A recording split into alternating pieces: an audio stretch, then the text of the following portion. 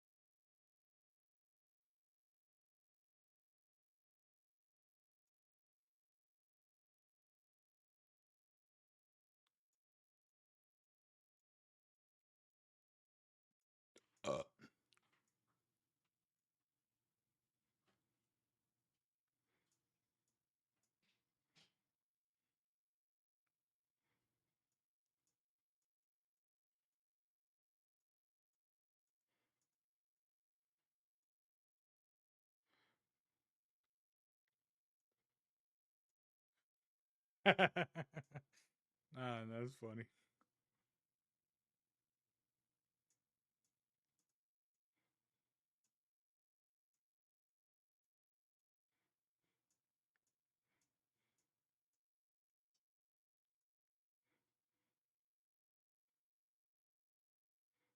Do I be a fat fucking buy snacks? Oh, Jonathan, you and your words. Oh, sweet, it's got words on it.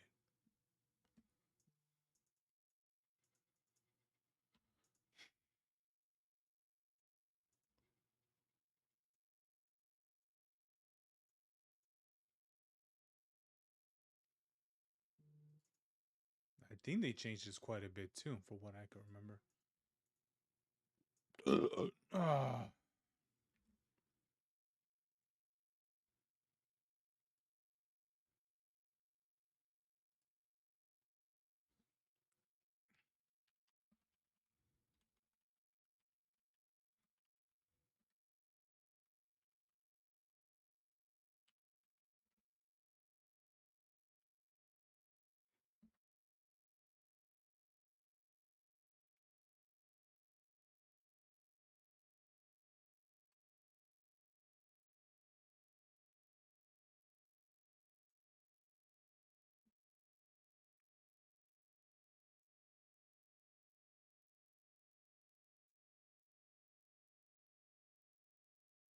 all right, this one.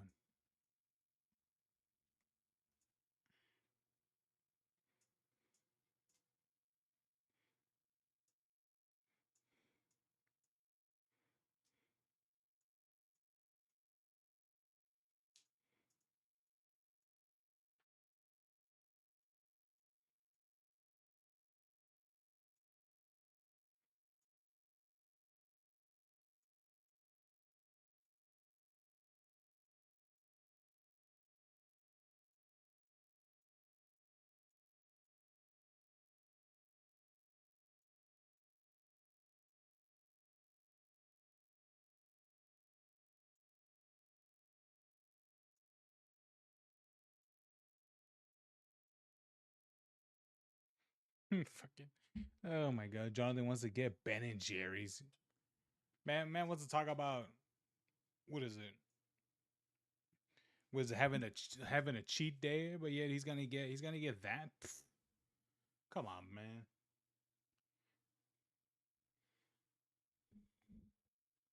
You can't be talking about having a cheat day and have that. What's wrong with him?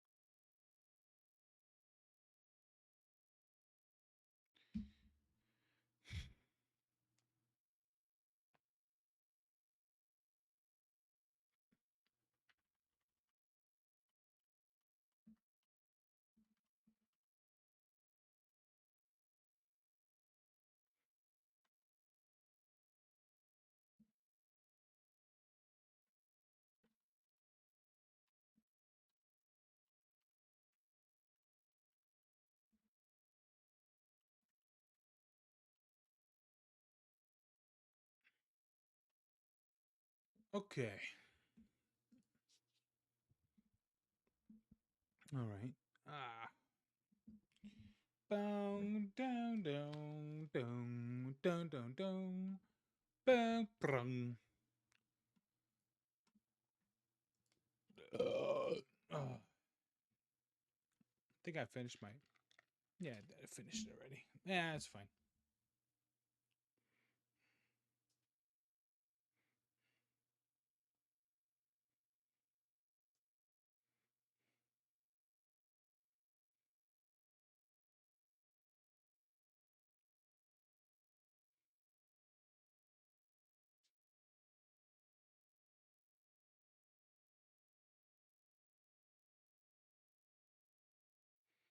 You were really nice for not eating me. Bro, fucking oh my god, yep, that's Shondo, alright.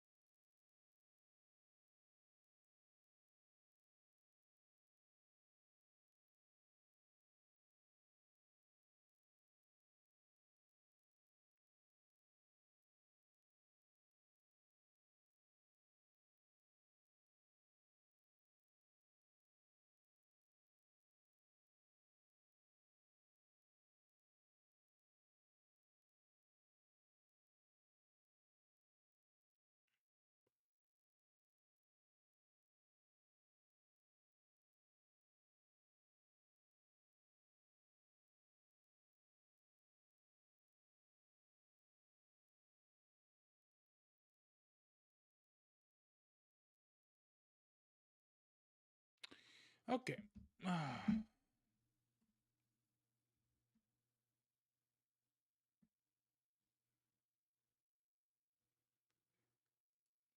Alright then.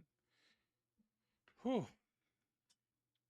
Well, it looks like we got some interesting stuff today for sure. Yeah, huh?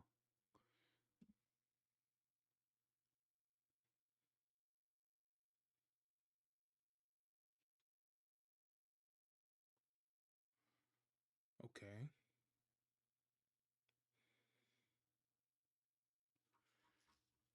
Alright, let me see. OnlyFans girl murdered and impersonated by her killer. Impersonated in what way? It sounds like this is going to get pretty interesting, weirdly enough. This is Nastya Alright, I forgot to try my thing. Whoops. There you go. Grishman, a very popular Russian influencer, TikTok star, and OnlyFans model. She's into cars, cute Hello Kitty aesthetics, she likes tattoos, which cover almost 80% of her body by the way, and also she's very active on social media. But around August of 2022, descriptions under her Instagram posts started getting kinda weird, and her name changed from Grishman to Grishman.dead, and that's because her socials were ran by somebody else, while her lifeless body was lying in a bathtub for a week before it was found. The killer was talking to her fans and family, posting on her Instagram and TikTok, pretending to be her, while never even leaving her apartment. The story gets even crazier when you realize that she appeared on a talk show in television, but only a week after it went live, she was murdered. Could this be connected somehow? So who's the mysterious killer? Why did he pretend to be Anastasia by posting on her page and talking to her friends and family? Was he just an obsessed fan? A jealous friend? Or maybe someone with very, very dark intentions? Nastya's childhood wasn't good in any way. Grishman, or by her real name Anastasia Homlovskaya, was born on 7th of February 1996 near Petersburg. Her dad left family right after she was born, so she lived with her mom in one-room apartment. There was no privacy, mom would overwork, drink a lot of alcohol, she would give Anastasia basically zero attention, and overall it was a very toxic environment. The light at the end of the tunnel was a grandma who took care of Nastya when she was like 12, and her mom basically dipped from her life for some time. Anastasia and her grandma found connection with each other pretty quickly, and thanks to her However, she found interest in education and self-improvement. She finished school as an auto mechanic, learned how to code, wrote books, studied robotics, and so much more. At age of 15, she was making a living from tattooing people, and the money she made, she shared with her grandma. She was a good kid. Her friends described Nastya as a loving person with good heart and good morals.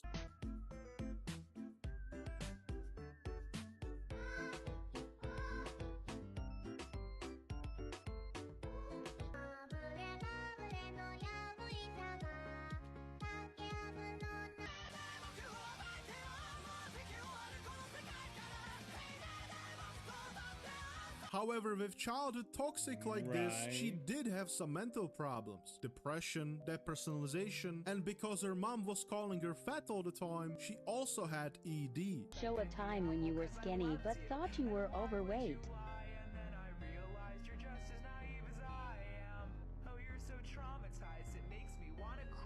Despite these problems, she still was a big inspiration for everyone around her. Been struggling with depression myself. Your videos make me feel better. Got the tattoo from here I last week. smuggle We'll on. get another one for sure. I told my parents about us. She was pretty big on TikTok and Instagram, Internet where some of her anarchist. videos would get 10 million views.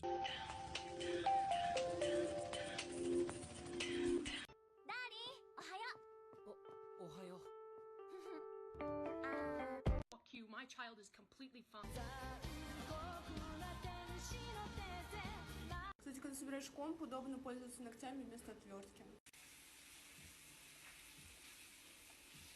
In those TikToks, she would post stuff about Alright. computer games, anime, cars, and even more cars. She was really into cars, if you cannot tell. Well, as you probably know, cars very aren't much. really cheap, right? Then where did she get the money? Well, since she was 12, she was making money pretty much by taking coding jobs here and there. Isn't that crazy? What have you been doing when you were 12? I was playing Payday 2, for example. Damn. Man, it's a great question. What was I doing at 12? I don't know. It depends. I think I was probably doing WoW by then. I think. Okay, now I feel like a little Sounds piece of about right. trash, not gonna lie. Nastya was always working hard, and so when time came, she was able to open her own tattoo salon, and then money started pouring in. I mean, it made sense. She was very talented, she did all the designs herself, and she loved her job. I mean, look at her. She tattooed herself even. The only place she didn't have tattoos on was her back, because she simply couldn't reach there with her hands. I mean, that's dedication for sure. Я крайне расстроен, что западная пропаганда делает так, что наши замечательные девушки начинают уродовать себя татуировками, насмотрятся дурацких клипов и начинают подражать. Это очень плохо, девушки. And if you still have doubts whether Grish That's because a lot of the ones, who tattooed themselves like that, tend to look like fucking freaks. That's why. Either that or they're like not pretty at all. And two, and here's the thing, I've seen some of her, I mean, I haven't seen all of the tattoos that she has, but like, you'd be surprised how some of them would have like very dark shit on their tattooed on their body. And I mean like very dark shit. Grishma was good with tattoos or not, even goddamn Grimes follows her on Instagram to this day. Look, we are on her page right now. I'ma click here. There she is, Grimes with the check mark. And if you don't know who Grimes is, she dated Elon Musk, they broke up, and Elon never got over it, I guess. Okay, I'm joking. I thought it was kind of funny. Whatever. Grimes is a very popular musician. She made that song, Oblivion. I really like the song, but I cannot put it here because I will get copyrighted, sadly. But you all know the song, okay? It's good. And speaking of Oblivion, have you guys played the new remaster yet? Well, I did, and I think it's kind of goated. I spent like 20 hours in it already. It's you. Hi.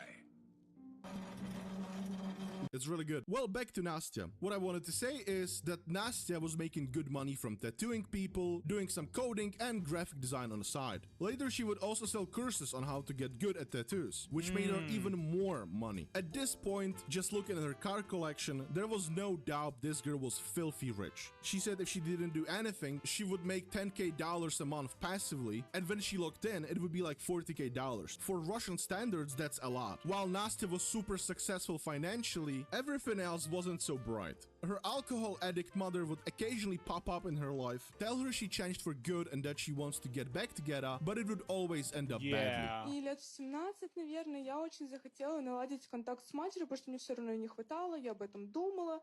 И вот как-то случилась такая ситуация, что она мне звонит и говорит: меня там очередной мужик избил, мне негде жить, приюти, пожалуйста. Я думаю, ну ладно, вот только на месяц. В общем, она жила со мной где-то год. Раньше у нас была очень бедная семья, то есть мы жили в какой-то общаге вчетвером. God, I feel like they're saying so much for such little words. It's like, you know, honestly, I really believe that in a way that she is that for me, I think she's saying so much syllables for just basically one fucking word, and that's why I'm a firm believer that English is the superior language. That's the reason why it is taught in like 300 different countries. 15 квадратов и так далее. Когда я жила одна, я уже жила в хорошей квартире, у меня были хорошие вещи, хорошая косметика, хорошая еда. И вот она приехала на все готовое. И, в общем, она максимально неуважительно относилась к моим вещам. Она все брала без спроса, все там трогала, вела себя как ребенок. Когда ты ей предъявляешь какие-то претензии, она просто хихикает, убегает. То есть она ведет себя просто как 12-летняя девочка. Я за ней постоянно следила, там с этим мужиком туда не ходи, тут тебя разводят, сюда деньги не кидай. Вот как-то раз она сорвалась и забухала жестко. Соответственно, я ее выгнала.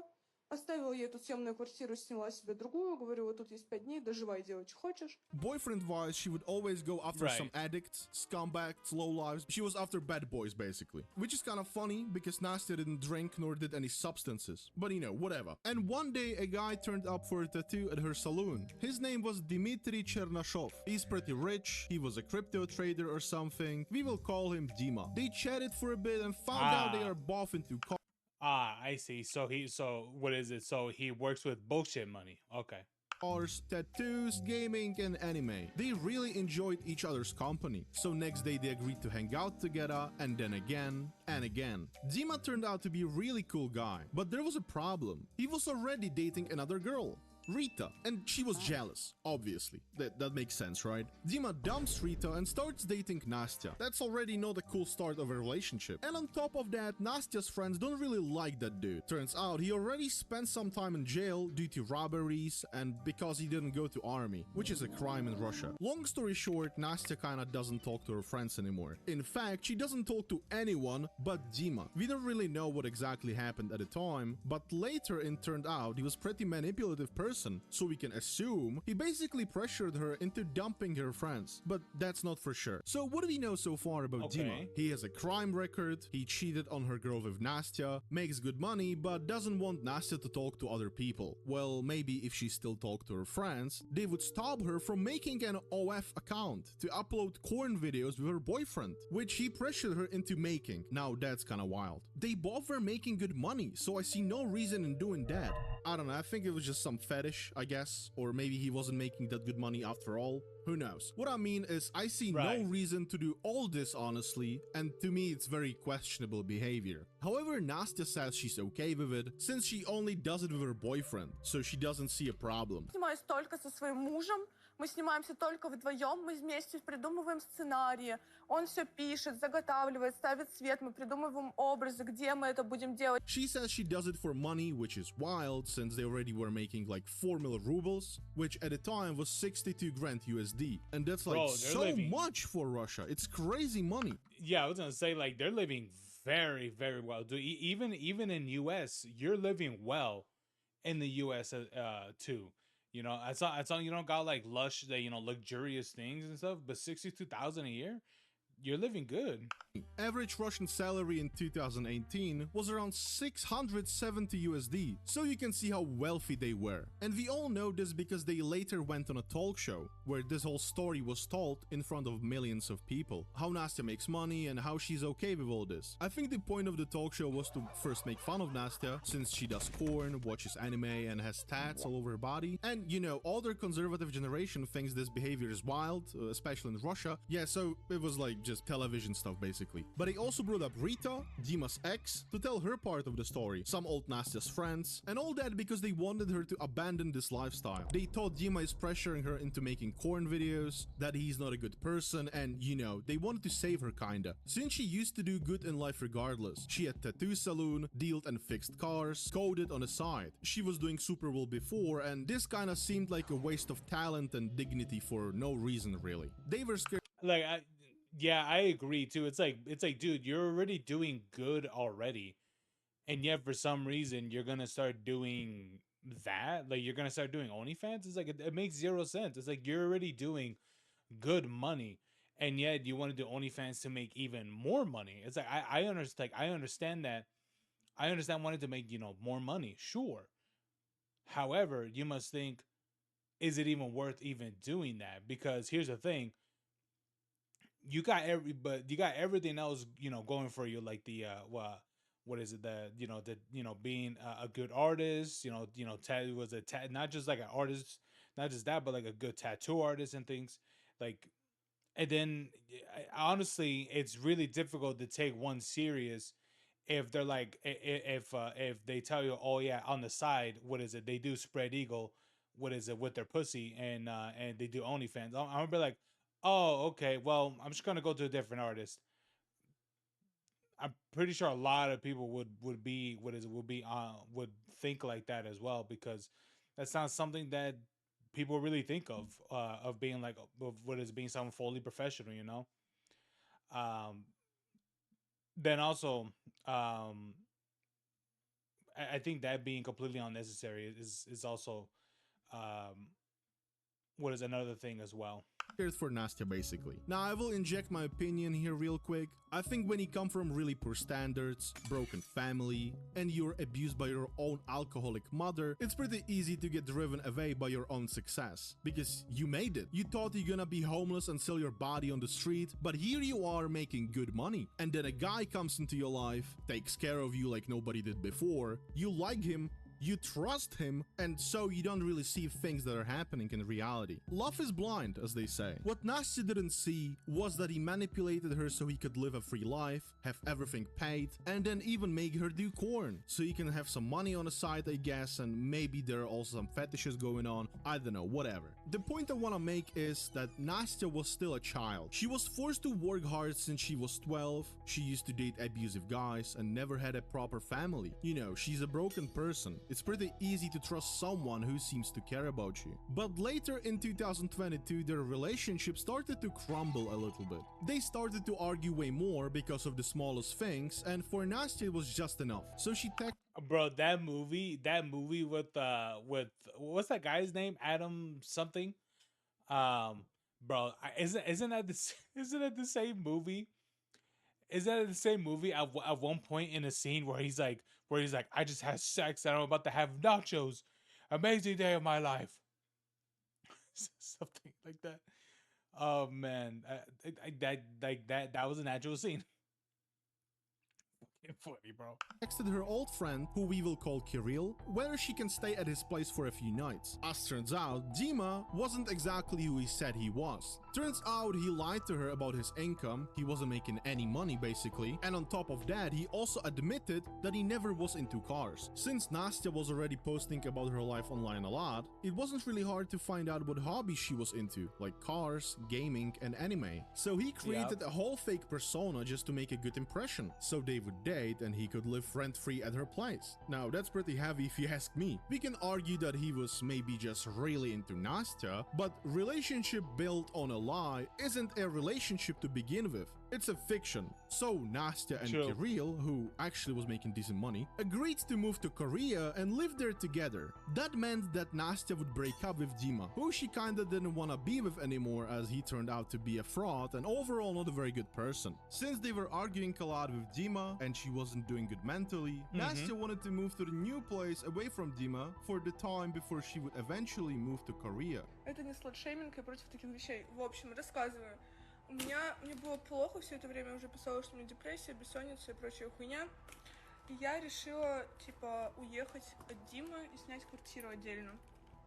И знаете, на чем мы сошлись в итоге? В общем, он попросил меня не уезжать и сказал, что он мне будет платить за то, что я существую вообще. В общем, там просто, чтобы я с ним жила, разговаривала и спала в одной кровати, выходит 150 тысяч рублей в месяц. Оплату, соответственно, он вперед уже внес. И там еще всякие дополнительные услуги будут. Dima was kinda losing it seems like. He was desperate. Paying 150k sounds like rubles it. for a person to stay with you? That's pretty delusional, man. And let's not ignore the fact that she doesn't want to be with you anyway. That's pretty bizarre. What, are you gonna make her be with you? Dude, sometime after like a week or so, Kirill... You'd be surprised how there are some women that would absolutely stay for a man for paying, what is it, that they're paying them. But the interesting thing is that she's already doing significantly better than him. So technically, like, what, he's gonna pay her from the OnlyFans that they're making because of her? I'll be honest with you. I bet you. You know what? Let's be for real. Let's do, let there be 2 feature films, okay, or 2 special edition films. One is mainly about her, and the other is mainly about the man, or the dude. Which one is gonna get more views? Because I could guarantee you, people are subscribed for her and not for him. That, I'm pretty sure his special feature or whatever would probably get, maybe it'll get like $100, while hers will get $100,000. Be for real. I'm just giving a realistic giving a realistic answer. The new guy gets a message from Nastya, and it says that she doesn't want to leave Dima, that she wants to stay with him, she loves him, and she won't leave to Korea with Kirill. And she asks him to not message her ever again. Kirill was shocked, obviously. It's quite a strange turn of events. As for past 2 or 3 months, Kirill and Nastya were almost sure they're gonna move to Korea, build their relationship together, and live happily ever after, I guess. And all of a sudden, she changed her mind, just like that. It's kind of fishy. Yeah, she's dead already. Nastya's online presence was even weirder. She started re-uploading her old videos. Her replies in the comment section felt really off. And out of nowhere, she started selling her car collection, most of her stuff, and even asking for donations in the Instagram stories. And when her old friend, who we will call Masha, saw all this, she messaged her, but Nastya didn't reply to her. So then she messaged Dima, and under some pressure, he told her that, yeah, he killed her. He claimed she directly asked him to do it, that she wanted it, that she didn't want to live anymore, and it was an act of mercy. Masha was shocked. She immediately called the police, and when they arrived, they found Nastya's lifeless body in the bathtub. Я жил в этой квартире, здесь я убил. Мы находимся в спальне, в которой я убил. Лежал так, и в один момент я вот так чуть приподнялся и нанес в шею. Я ее перевернул и положил на колени. После вот я перевернул уже на живот, вот, и все. Через какое-то время она скончалась. After they later sent it to the lab, they found out that it was laying there rotting for a week. While that rat Dima was chatting with her friends and family to make it seem like everything is good and to buy some time so he could successfully sell all the stuff, get some donations from her fans, and travel out of the country. Maybe, I guess. I think that was the plan. Eventually, Dmitry got 8 years in prison. It could have been 15, but he admitted to the whole thing and showed remorse, which maybe means that he was like not mentally there and he truly believed that he was helping Nastya. However, come on, dude. You cannot kill people even if they ask for it directly. It's just messed up. And on top of that, I don't really buy that she asked me to do it because in my opinion, Dima was just jealous of Kirill. If you remember, I said that Nastya sent him that message that everything is good and her and Dima are gonna stay together. Guess who sent it? Like, come on. Of course it was that spineless goblin Dima. They argued a lot. Dima was manipulative. Nastya wasn't mentally there overall. And when Nastya finally decided to leave for another guy, it seems like Dima just snapped. However, that's just my opinion, of course. That Masha friend I talked about before posted this on her story, where she says, "Please understand that it's more complicated than it seems. It wasn't a fight, it wasn't some act of anger. It happened because Nastya wanted it and he helped her out. She had a terrible and a tough life, and she didn't have enough strength to end it herself. And a lot of people left her when they realized she was asking them to help her out." Alright, look, if it really I don't believe so. was an act of mercy, yada yada, why did he leave her in the apartment for a week? Like, he says he loved her, yet he left her rotting there for a week. That just makes no sense. Why did he try to sell all the stuff, ask for donation, and then he acts like nothing happened? It makes it seem like it was all planned. And if you add that love triangle with Kirill to the painting, it just doesn't look good. Regardless, guys, if anyone asks you to help him out, I would find a really good professional help. Like, there's always a way out, and I don't think you just should kill them, you know? Nastia's grave is now covered in flowers, her old friends frequently come around and leave their various toys and such, and I would love to leave the story here, however I can't, because her own funeral that was supposed to be private for only few selected people from her closest friends and family members, out of nowhere a goddamn television crew appeared with like a lot of people with cameras and such who didn't really respect the funeral. They were there just to record the whole thing and capitalize on it, and what's worse, they didn't give a damn about it at all. They were eating and laughing like 20 meters away from the grave. That's messed up. And turns out Nastia's own mother signed a contract with them for like 1000 USD for them to be able to record it. Imagine Oh my god. your own mother Dude, oh my god, dude. Her own mom sold out her own dead, her own dead kid's burial site so she can make a little bit of money. Oh my god. basically destroying your childhood with her alcohol addiction and then eventually leaving you when you were young, and then randomly out of nowhere coming back claiming she changed just to do the same thing again. And this person eventually literally sells you to some television crew for just some $1,000.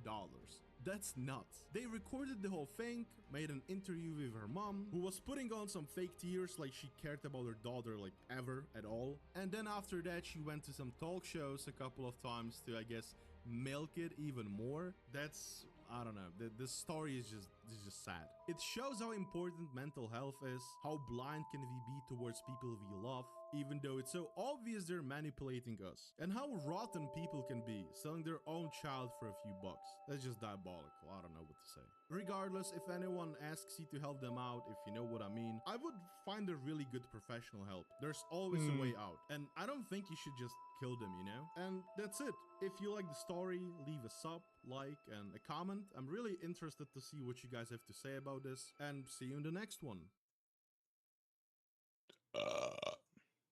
Yeah, man. Pretty, what is it? Pretty interesting ending. But honestly, I don't believe any bit of what it was saying, what it was saying right there at the end. I don't believe it. I'm a firm believer that he killed her out of pure jealousy.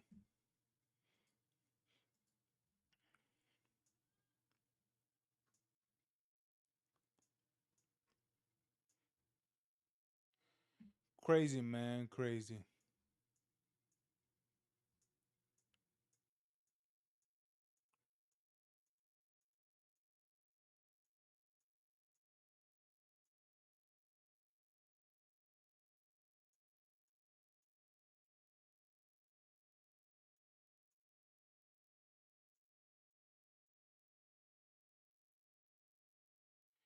Why is the documentary about murder filled with memes and brain rot? Because that's the only way people are gonna pay attention, my guy. Welcome to fucking 2025. All right, when did this come out? 2025, August 27, 2020. Welcome to 2025. Sorry, that's the way how it is. Like what? They wanted to be just straightforward and be like, this was Nadia. She was blah blah blah blah blah, and she was murdered. It's like, shut the fuck up. Even you yourself wouldn't watch something like that. Okay, shut up. I bet you anything, all the people that are like, oh my god, they should have filled it with memes and all that. These are the same people that got fucking TikTok installed. Shut up.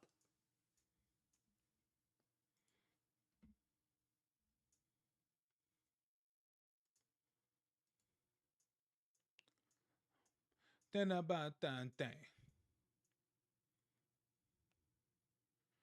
All right. Dude, we got the two most prolific anime content creators. We got Akidiris and Joey, and what technically this is, I believe this is his main channel now, or this is a secondary. I think it's secondary technically. But yeah, but the anime man pretty much. Dude, Hey friends, Takadaris. So I won't lie to you. Them reacting to this, well, especially I'm pretty sure they both seen it. Well, this one's, I think Aki clearly wanted to record wanted to record the actual thing with her actual reaction. I'm pretty sure Joey's already seen that before or seen it already, I guess that's to correctly put it. But yeah. Let's see. Okay, put that there. Okay.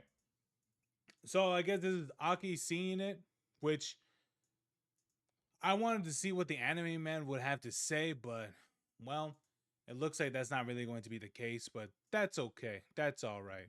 You know, that's all right. Let me see.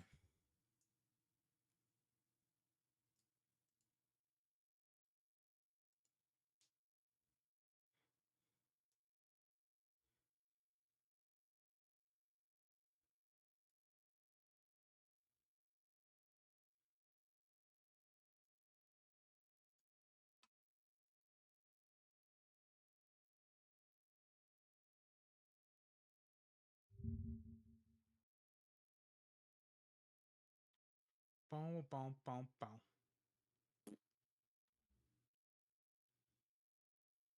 Let me see. Oh, here we go. I wanted to look at that.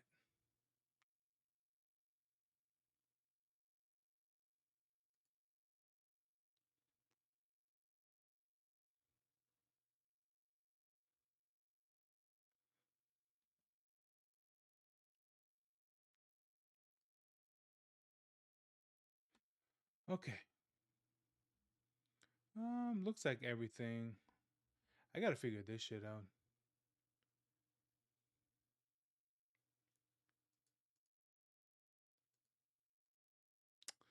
I don't know. We'll see.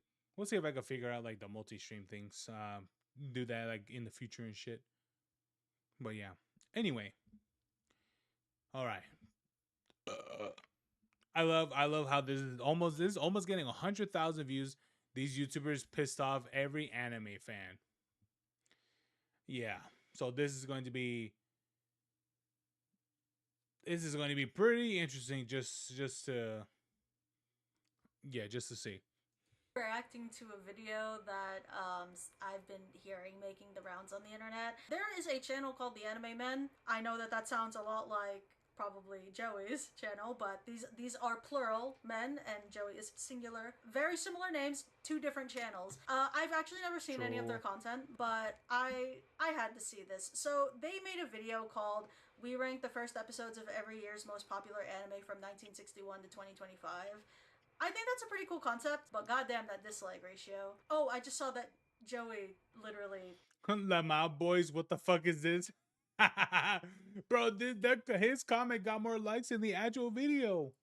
Okay, look, I get that the anime community is like always up in arms. It always invites a lot of criticism because, you know, people have different tastes in anime, but my god, this is like... I don't think I've seen an anime take be received this badly. So that's why I have to see this. I'm gonna react to it, give my thoughts on it. I'm not here out to bully because I feel like the internet's already doing it, but let's just see where this goes, alright? So... Today we're going through 100 years of anime history, ranking the most popular anime from each year to decide once and for all. We're starting with this. It's on YouTube and it's 35 seconds long. It was 30 seconds. It was about some sushi chef with like octopus arms. That anime is F tier. First one is Otogi Manga Calendar. There's honestly not too much going on here that grabs my attention besides some little tune playing in the background and a still frame of some character looking at a painting. It's not looking good so far for anime. This is going to... Again, it is literally the 1960s. There was only so much that they could do, but at the time... I'll be honest with you. I remember I saw that bit and I thought that painting that they had in the background comparatively how the actual character looked, it's like, dude, it looked very good compared to like the character and things of the design, but the person who decided to do the art, the art in the background, that painting, it looked very, very good. But okay, this was like, you know, enjoyable for kids, and you have to understand 1962 is like a really long time ago. Okay, so anime is where it is now because of these anime, even if you don't necessarily like it. Tetsuwan Adam. But look at this Looney Tunes ass fall. He's abandoning his son, and then it's literally just like, it's like, come on. So that's 60s anime. I mean, that was 60s cartoons. Like, what? Have you not watched Scooby-Doo or anything like that? Oh no, I forgot. These are fucking Gen Alphas. No, of course not. All cartoons were like this. That style went on until like the early 2000s. So they all did that. Yup. Astro Boy from 1963. I give it an absolute bottom of the barrel F tier. F tier. Ooh, yup. Yup. There it is. That face of disgust. Like, what the fuck? I'm the same way too. I'm like, Astro, dude. I've never seen Astro Boy, but I know Astro Boy. Even me, never seen Astro Boy. Even I know the history, the foundation, the history, the impact that this show has done to the anime community, and all in the most positive ways possible. Astro Boy, it is literally like one of the golden animes to for people to see. It must be rage bait. There's no fucking way. I want to believe wholeheartedly that this is just rage baiting. Like, I can understand if you haven't watched Astro Boy or you couldn't get into it because it's old, but to say it's a bad anime, again, like, all of these 1960s anime are the foundation of anime. It's something that is not supposed to be ranked. It's something that's just supposed to be respected. Also, you know what? No, fuck that. Astro Boy is good. It's genuinely good. Like, bro, you're telling me people used to watch this? I'm actually upset that I watched it. But it was just beyond bad. Like, this anime shouldn't have been made, bro. Alright. I think they genuinely just, like, don't like old shows. I think that's what it is. Alright, this next anime we're watching is from Jungle Taiti Kimba the White Lion. It starts off with a look. Now after this, the lion's wife gives birth by the help of some rat doctors on a cruise ship and gives birth to a white lion that suspiciously looks like a rat. It's also The Lion King. The Lion King was absolutely taken from Kimba the White Lion. So if these guys at all like The Lion King, they are basically watching the origin of that movie. Yeah, well, we're going D tier for that one. Alright, guys, watch. Okay, Yeah. now I understand. There it is. Yeah, Kimba. I forgot that they did Kimba. Yeah, that's another show that was very, very, very popular as well. Now I understand what anime tourism is. I've never even looked up the term anime tourist, but I get it now. Okay. What the dog is a dude? What the heck? Osumatsu-kun. Jeremy, what are we giving it? Below Astro Boy, bottom of the bottom. Bottom of the bottom of the bottom of F tier. Speed Racer? No. It's colored. Guys. If they say anything bad about Speed Racer, I'm going to scream. Speed Racer walked so that Initial D could run, okay? On the S tier list, I wouldn't even give it F tier because at least it's bearable. I'll give it D. So now it is time for me and Ethan to watch. Bro, I want to know, did they review Initial D? Because if they actually did do that and then they give Initial D like a fucking D or an F, I'm like, you know what? I would not get upset if someone T-bones your car. Watch Cyborg 009. The rage I have inside of me of these takes is immeasurable. Alright, guys, we're watching Doro Doro, whatever the hell it's called. Just starting with Dororo is actually a classic. Dororo is actually in the Hall of Fame of anime. It had promise. It did have promise. Yes. Watching it, you could definitely see where a lot of modern anime things come from. For what it was. That applies to every anime that they have watched up until this point. Next anime we're watching is Lupin the Third. Yeah, we recognize this character and we're giving this anime a little bit more respect. As you can see, the foundations were laid and it leads to what it is today. And it's going in the D category. The D category. You said all of That's what I'm saying. Like, I think these guys only watch literally I'm a firm believer that these guys only watch the best anime of like this season. I could guarantee you that's what it is. Every season, and like every quarter, right? There's always like this is the anime, that you know, every single quarter there's always like a batch of animes to watch. I bet you anything these motherfuckers only see like the top 3 anime of what is of the quarter. I could guarantee you that's exactly what happened, bro. Like I haven't watched anime in fucking years. I haven't like dedicated my time to watch anime and shit. And honestly, even I myself kept kept up details about like what was going on in the shows and things like that for quite a while. Even after when I stopped watching it. Now I don't really pay attention to it much anymore. Because I kind of stopped watching some of the like anime YouTubers and things like that. But even then, I knew what was like what were popular shows and things like that, and I feel like these guys only watch like these shows. I'm pretty sure their top 10, their top 5 anime is probably like was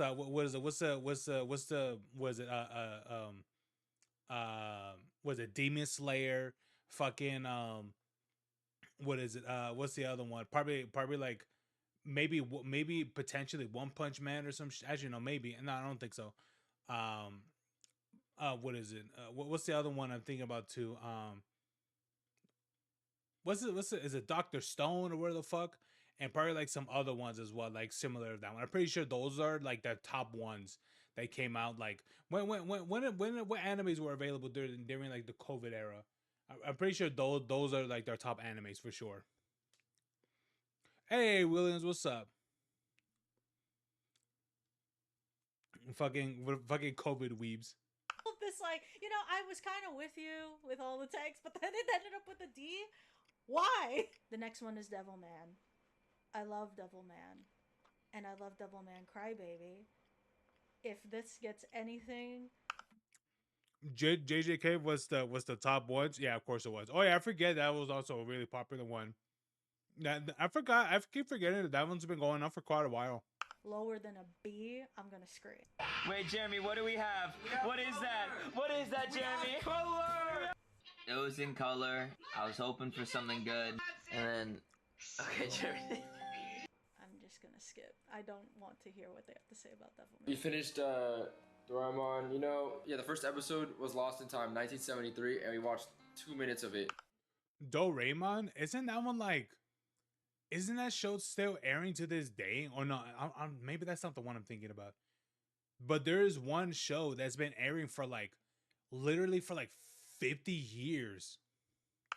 No, just slideshows. Doraemon's F tier. Doraemon's F. No! I think I might be thinking about the right one. Really?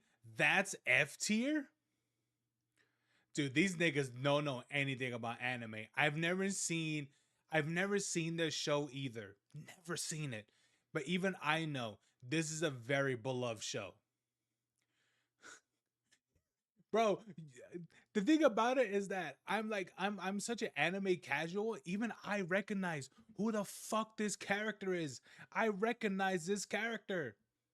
I may not know who this is, but I recognize it because it's a very prolific, series and anime and character as well. Crazy, man.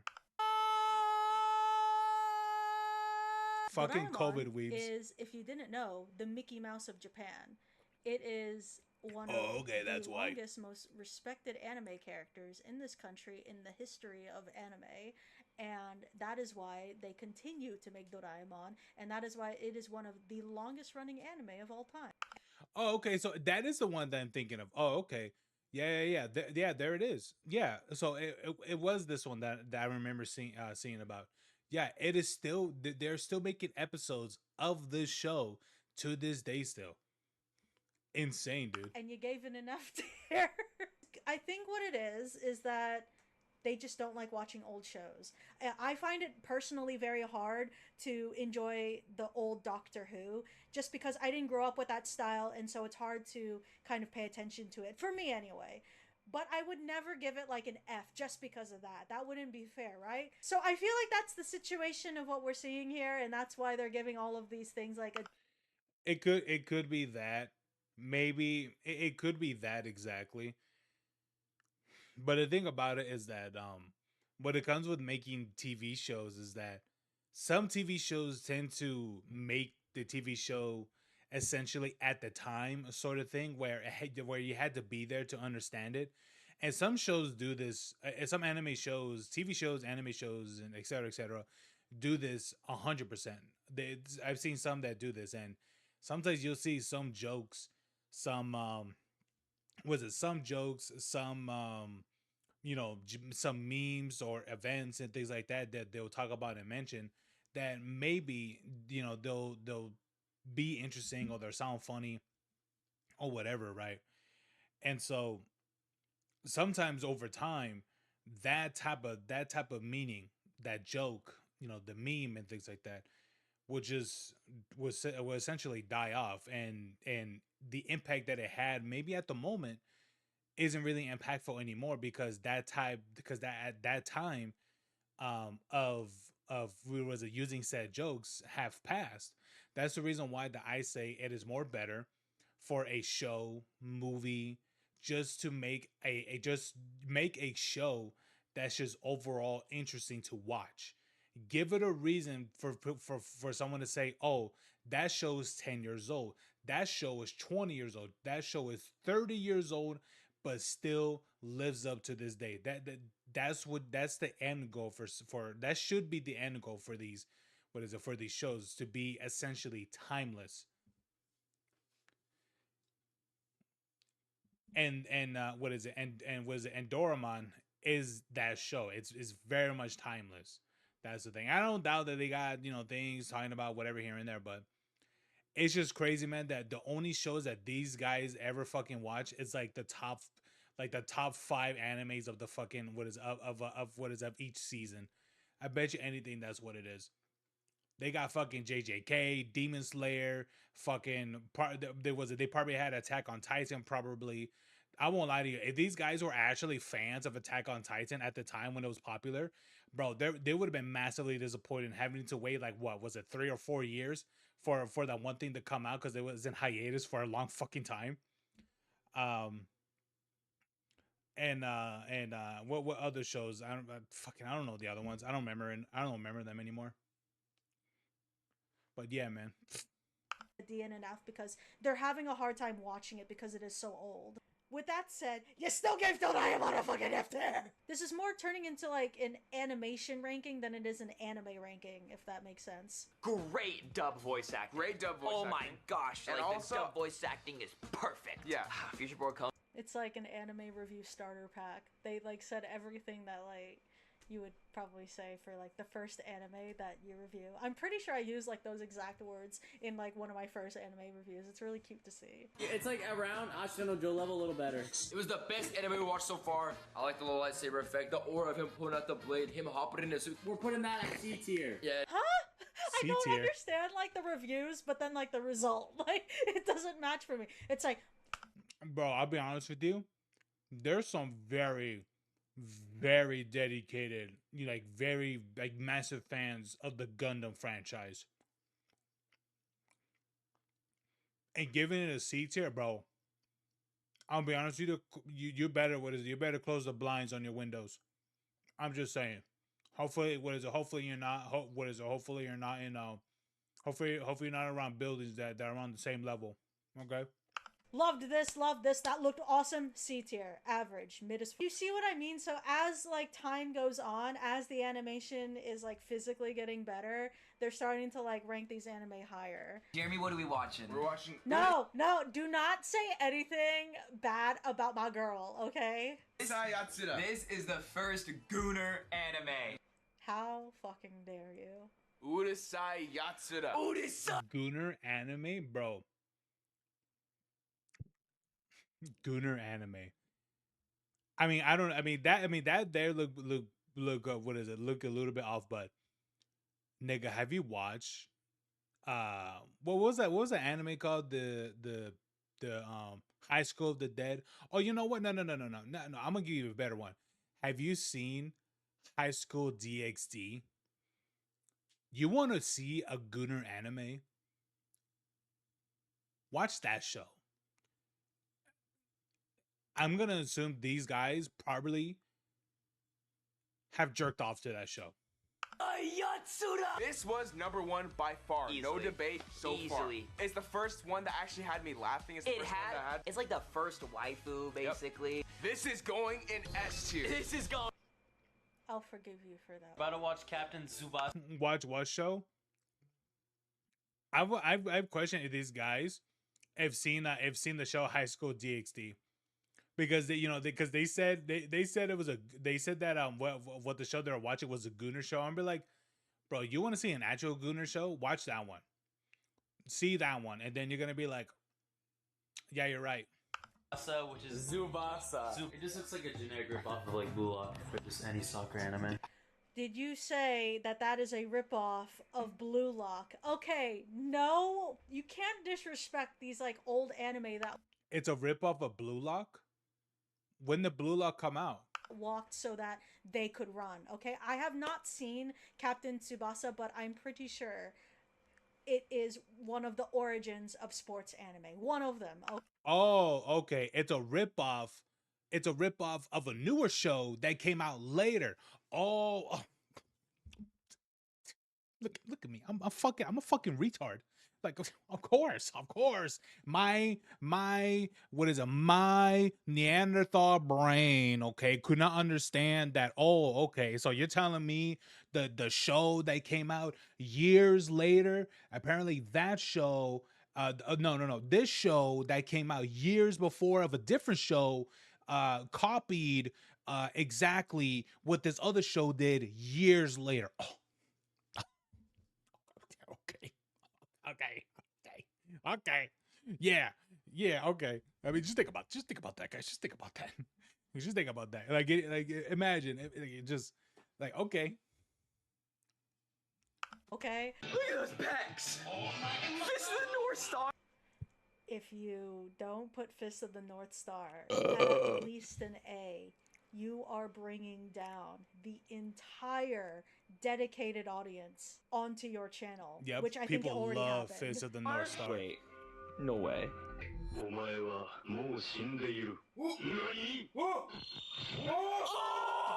gonna give it a B tier. I agree. I have a feeling that the only reason that they gave it a high I feel like the only reason why they gave it is because of the fucking meme. grade is because they got to see their favorite meme. Dragon Ball. Yup. I can guarantee you that is the reason. That is the reason why they put that in B tier, because of the meme. I bet you anything, if it wasn't a meme, I would think they would give it like a C or a D. I could guarantee you that. Ball time. Dragon Ball time. Dragon Ball. I don't want anyone attacking me for what I'm about to say, but It's I gonna mean, be they've already been It's gonna be attack worthy. It's gonna be attack worthy. doing it like this entire video, so I don't think it makes a difference. what the hell did I just watch? Goku with a tail. I've never seen that before. Goku with his... What? Mr. Anime Man, He doesn't even know why these niggas don't even know why Goku has a fucking tail. Bro, how long has Dragon Ball been around? Oh wait, it's been around since somewhere like in the 80s. A series that's been around for over 40 fucking years. You're telling me to this day you don't know why people that are Saiyans have fucking tails? Have you played a single Dragon Ball game? Like, you haven't, like, you never played Kakarot. You never played fucking the Xenoverse games. You never played any of what about Fighters? Have you played Fighters? Or no, maybe not Fight. No, maybe Fighters is too. What is it? Is too. What is it? It's too recent. Too early. I don't know. Fucking what other game? It's like, bro, what are you talking about? You don't know? You don't know that? These are fucking COVID weebs. That's what it is. These are COVID weebs. These niggas know nothing about anime and shit. They know nothing. And the thing about it is that all of these are these are TV shows of what set the standard for so many other for other shows later down the line. They don't even know why Goku has a fucking tail. Oh my god, these guys are. Oh my god. I cannot. No. Hold on. It must be rage bait. I refuse to believe. I'm not even halfway through the video. Oh my god. Oh my god. Ah! There's no way. It's honestly not a very good start to the anime. This is going straight into the D tier. Oh goddamn. Oh. Okay, if that dislike bar wasn't the Fist of the North Star fan base, I know that was the Dragon Ball. That was I would think 1,000% that would be. Hey, you know what? What is this? Show this. You know what? This video should pop off in Mexico. I bet you anything that dislike bar will go from what is it? Will go from 20,000 all the way down to 100,000 dislikes.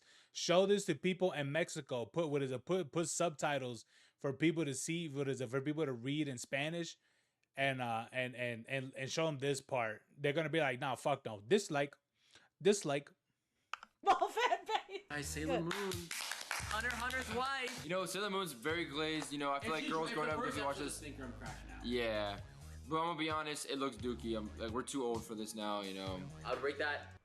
I It think looks I'm dookie. older than you. I am 32 years old, and Sailor Moon still looks fucking amazing. Top of C tier. Yeah. Evangelion lovers, don't get mad at me.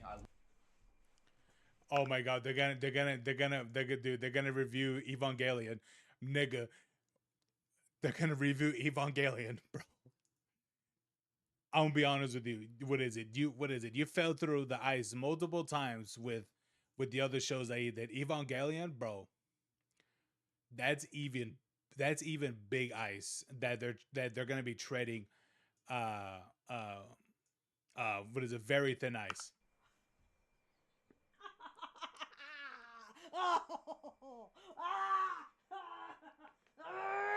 I can't take this. Guys, we have Death Note finally.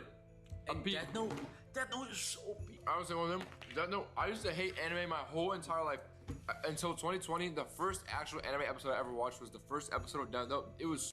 Huh? You hated anime for all your life until 2020. So during COVID, pretty much. This nigga's a COVID weeb. Did I hear that right? Wait, let me go back. I used to hate anime my whole entire life until 2020. The first actual anime episode I ever watched was the first episode of Death Note. It was so good. Absolute masterclass, masterpiece. 3, 2, 1. S tier. Okay, thank you for the S tier. Death Note definitely deserves it. But okay, I had a feeling that these guys probably started watching anime in 2020, or at the very least 2015. And you hated anime up until no wonder it was. No, I'm a firm believer that these guys started watching anime during the COVID era. That's what happened. And yeah, you disliked anime. Dude, I'll be honest with you, I didn't even know like the phrase anime until like years later.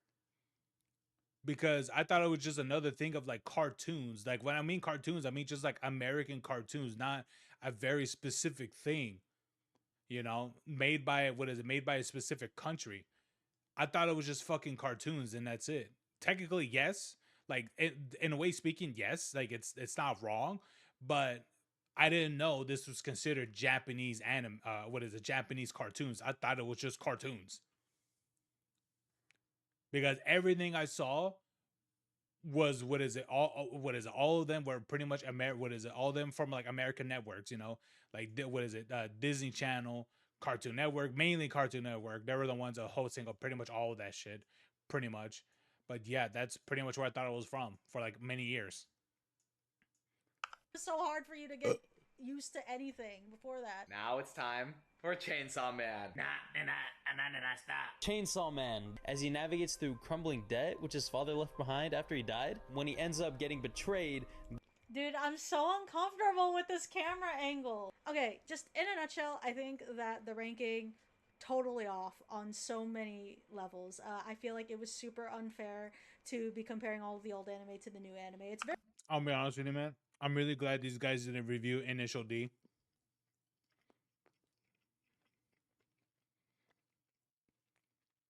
Because Initial D is such a classic show that I feel like if these guys would have reviewed Initial D and gave that shit a low rating,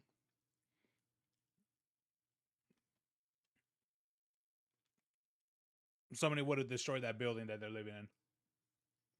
Very clear also at like what point they even remotely start getting interested in anime, maybe 2015 to the 2020s, and they really didn't give, I think, the older anime a shot.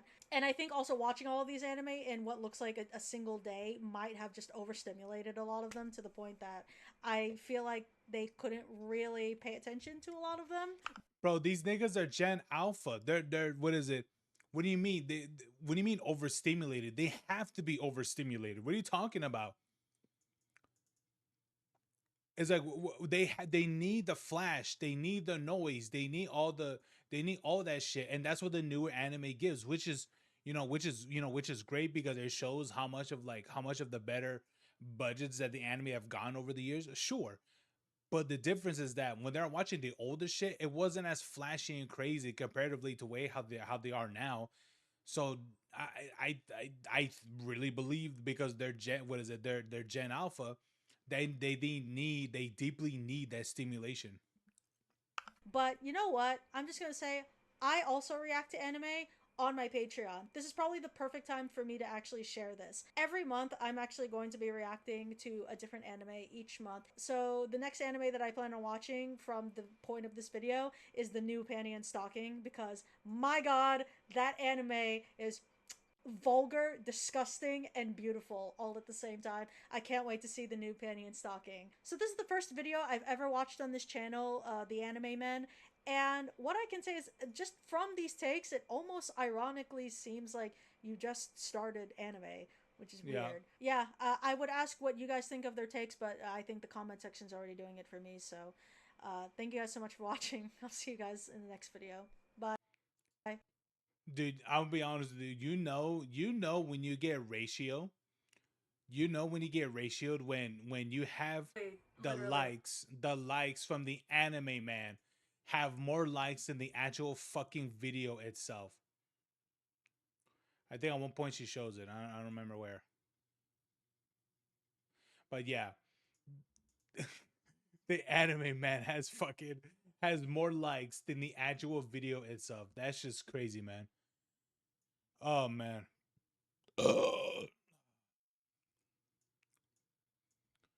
Sword Art Online is repulsive. You just don't get it, man.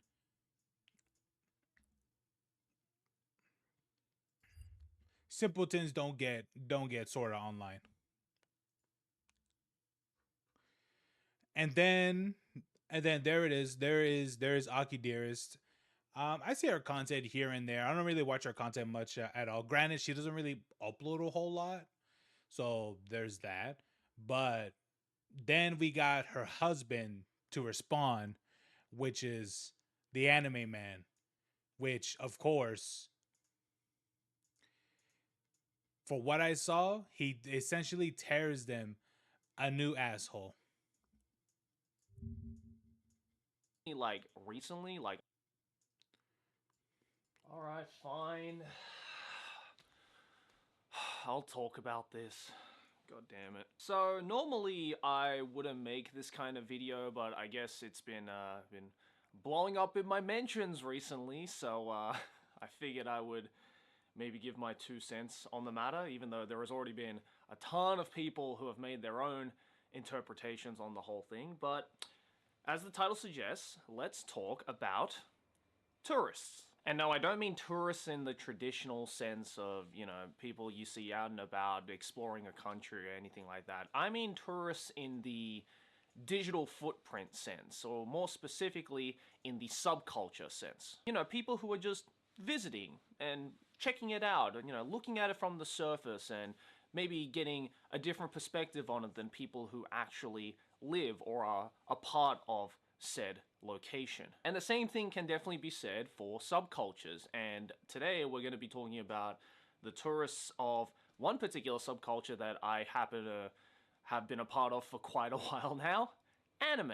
I think it's really nobody's surprise that, especially over, I would say, the past 5 years or so, basically ever since COVID happened and everyone was forced to stay inside, and a lot of people over COVID very much got into anime when maybe beforehand they didn't even have a split thought about it. And it was due to those extreme circumstances that we were all put into all over the world that a lot of people who previously didn't give a rat's ass about anime or Japanese animation of any sorts came out the other end being anime fans, or at least self-proclaimed anime fans. These, ladies and gentlemen, are what we call anime tourists. Or I guess Yep. that's what the internet decided to call them, because I only just found out about this term maybe like 2 weeks ago, and it's fucking hilarious. And especially funny. over the COVID pandemic. What is that's the thing is like it is absolutely funny because it's literally the same terminology that the even the gaming community has as you know, for people that are like gaming tourists, you know, where they say like, oh my god, this one thing's disgusting or whatever, or and some people will try to do something about it, do some like changes or whatever, and of course those people are also called what is it, gaming tourists as well, because they don't know that gaming has been this, you know, whatever it is for a long time. Like one of them, like what is it, one of them being pretty pretty popular, which is GTA. That's a very massive very massive game where that it is very offensive in what is in a lot of ways, but people that don't know about it or maybe even just discovered it or whatever will see a game like that. They're like, oh my god, this game's, you know, disgusting for what it is and all that stuff. It's like it's always been that way, and it doesn't hide it. The game is literally called Grand Theft Auto. It's like, what the fuck, like it's literally the name. And it's and not only just that one, but various of other shows or very other games as well that are you know, similar like that too.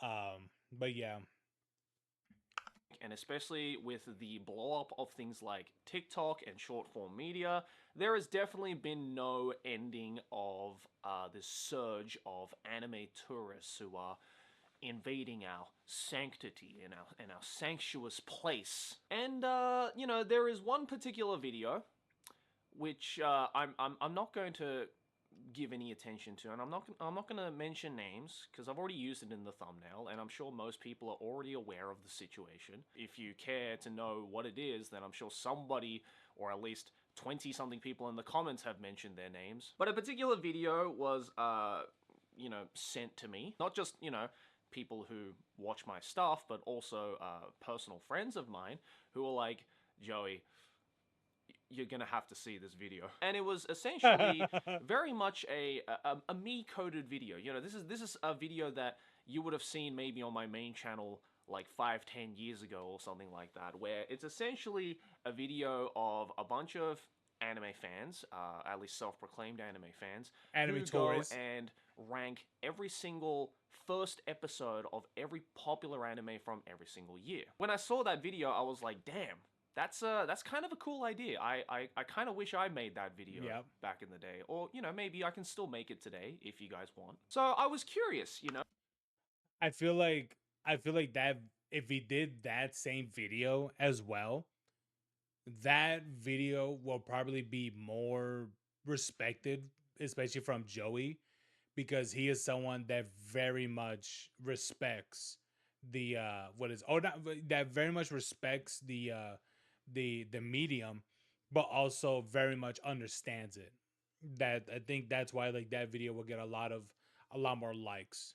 No, because it's not often that we get to see anime fans, or at least anime content creators in this platform, talk about the medium from that big of a spectrum. You know, most people are usually very quick to talking about the hot shows that are currently trending right now, or, you know, maybe shows that they grew up with, you know, maybe from like the 2010s or the 2000s or the 90s or stuff like that. But it's very rare that we actually get to see people going through the entire lifetime of anime, at least in the popularity sense or the popular sense of televised anime from, you know, the 1960s or whatever. You know, I've done a couple of videos like that in the past, as you guys have hopefully watched and liked. And, you know, although I didn't grow up with the older stuff, I try to understand the significance and the history behind it, because the medium itself would be nothing without these giants whose shoulders all of these other shows have stood on. But man, this video,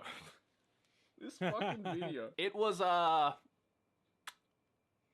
up to the standard that I was hoping for. Look, this isn't supposed to be some kind of like drama video, obviously. You know, I don't give a fuck about that kind of stuff, but I just find it really amusing as to just the visceral reaction that the online anime community had towards this video. Like, God, I don't think I've ever seen such a visceral reaction. You know what's interesting is that this is one of the few moments where you had people probably from different sides, the different sides of anime come together to shit on this, to shit on that video. It's so fucking bad. Like, you know when you messed up that bad when a show when a different sides of people that, you know, that like anime or whatever all come together to essentially dislike your video. Says a lot. To an anime video in my 12 years of being an Anituber. I thought I had some bad takes. I have been thwarted. And I had a lot of people being like, Joe, you gotta make a response video to it. You gotta make your own version of this video. You gotta come back and save Anitube, bro. And you know, look, I respect that, and I appreciate all of those kind comments. So if you did, you know, on social media and stuff like that, kind of, you know, weirdly defend me in a weird way, even though I had nothing to do with this video, thank you. But I think I want to use this opportunity instead to just kind of talk about the more broader underlying issue, the elephant in the room, if you will. Because anime tourism, or anime tourists, are a kind of a real thing. And, yes, you know, even though this may be the first time I'm talking about it in a long-form video like this, I have been kind of subtly talking about it, you know, using my short-form content on, you know, things like Instagram Reels and TikTok and stuff like that, which, you know, if you missed that whole train, check this video, links in the description. There is a big reason why I, personally, kind of took a break from making anime content, and it was basically because of this very issue. Like, a lot of people think this whole anime tourism thing started only like recently, like I'm talking like a couple of years ago. No, it's this problem has been around for quite a while now. As much as I think this is the very thing that's been going around for like almost 10 years. I would definitely say almost 10 years. I mean, you really think about it, COVID hasn't, like, if you really think about it, like how far back, like the lockdowns and all that stuff, it's like, bro, we're almost reaching a decade. You know, it's like, they just think about that. Because I think that, yes, it is a problem in a weird way, I do also think it's an inevitability. So to start with, why is it a problem? Why is anime tourism or anime tourists a problem? Well, it's a problem for a number of reasons. And I think the biggest one may have to do with, you know, the perspectives of those who have been in the anime community, the online anime community, for as long as it's been around. Basically, I would say since like the early 2000s, you know, maybe the early 2010s, at least on YouTube and stuff like that. Because believe me, when I started the Anime Man channel back in 2013, there wasn't really an Anitube community. There wasn't really an anime community. There were, of course, yes, you know, great Anitubers who came before me and who were around before I came onto the scene, and there was most certainly an anime community online on things like forums and stuff like that. But it wasn't so much a community as just like a gathering, because the medium was so still niche and especially new in the Western world, and especially on the online Western world, that there wasn't so much a community of sorts. And it wasn't really until, I would say, like mid-2010s that it really started to become this like community, if you will. You know, because before then, it was very common in the real world, and I was a big victim of this, that if you came out and said that you liked these Japanese cartoons, you would just be bullied for it. Oh, Yep.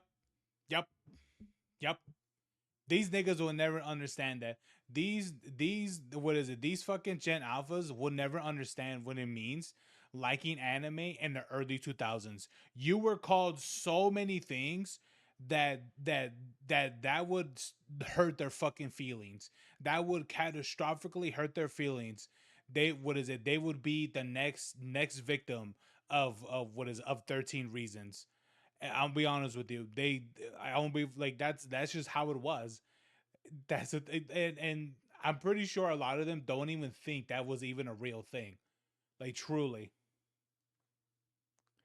You like these weird Japanese cartoons with like your anime schoolgirls and blah, blah, blah, blah, blah. I mean, trust me, I was there. I got bullied for it in school, you know, and not only being the only remotely Asian kid in my school, but the only kid really who knew about this weird and wonderful world of Japanese cartoons. And so imagine my shock when over the COVID pandemic, especially, and even a little bit before then as well, I'd say ever since the rise of TikTok, all of a sudden, those kids who were definitely at school bullying those kids who loved watching anime, then turned around and went, hey, you know what?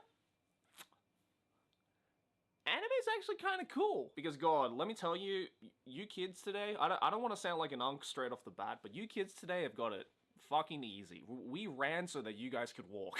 Now you don't get bullied for liking anime. True. You get bullied for liking the wrong anime. Can you imagine the amount of privilege that comes with? But all jokes aside, you know, True. there is most certainly now, because anime has become so much more of a mainstream thing and so much more of a hip and cool thing and an okay thing to enjoy, there is certainly now a new group of people who previously, again, did not even want to say the word anime out loud, but, you know, True. didn't take the medium all that seriously. And then now, because of things like shorts content and because of the COVID pandemic pushing everybody inside for years and years, and basically people getting so bored to the point where they're like, all right, fine, let me give this anime thing a go, and then ending up enjoying it, it created a bunch of anime fans. And let me just say right off the bat, I don't think that being an anime tourist is necessarily all a bad thing. I think everybody went through that phase at least once in their life. I think when back in like the early 2000s and stuff like that, or like the 2010s, if you started getting into the anime community and stuff like that, I think everybody at one point was an anime tourist. But we didn't call them anime tourists. We called them weeaboos. It's like kind of the same thing if you think about it. It's just like, now it sounds less like a slur. You know, what is a weeaboo? A weeaboo is essentially just somebody who is non-Japanese, who loves anime so much to the point where they think they understand everything about Japan and Japanese culture and Japanese subculture, but in reality they are completely misguided and base all of their information off of fictional Japanese cartoons. And they create their entire personality around that so that they could fit in with a niche and fit in with who they. Honestly, I don't think it's the same. I don't think anime tourists, the weeaboos, are the same thing. They're not. I wouldn't even say they're comparable in any sort of way, because, and reason why is that weebs or weeaboos absolutely believed. They absolutely believed, you know, all of that, what he just said. Yes, this was an actual thing that people very much convinced themselves they are that.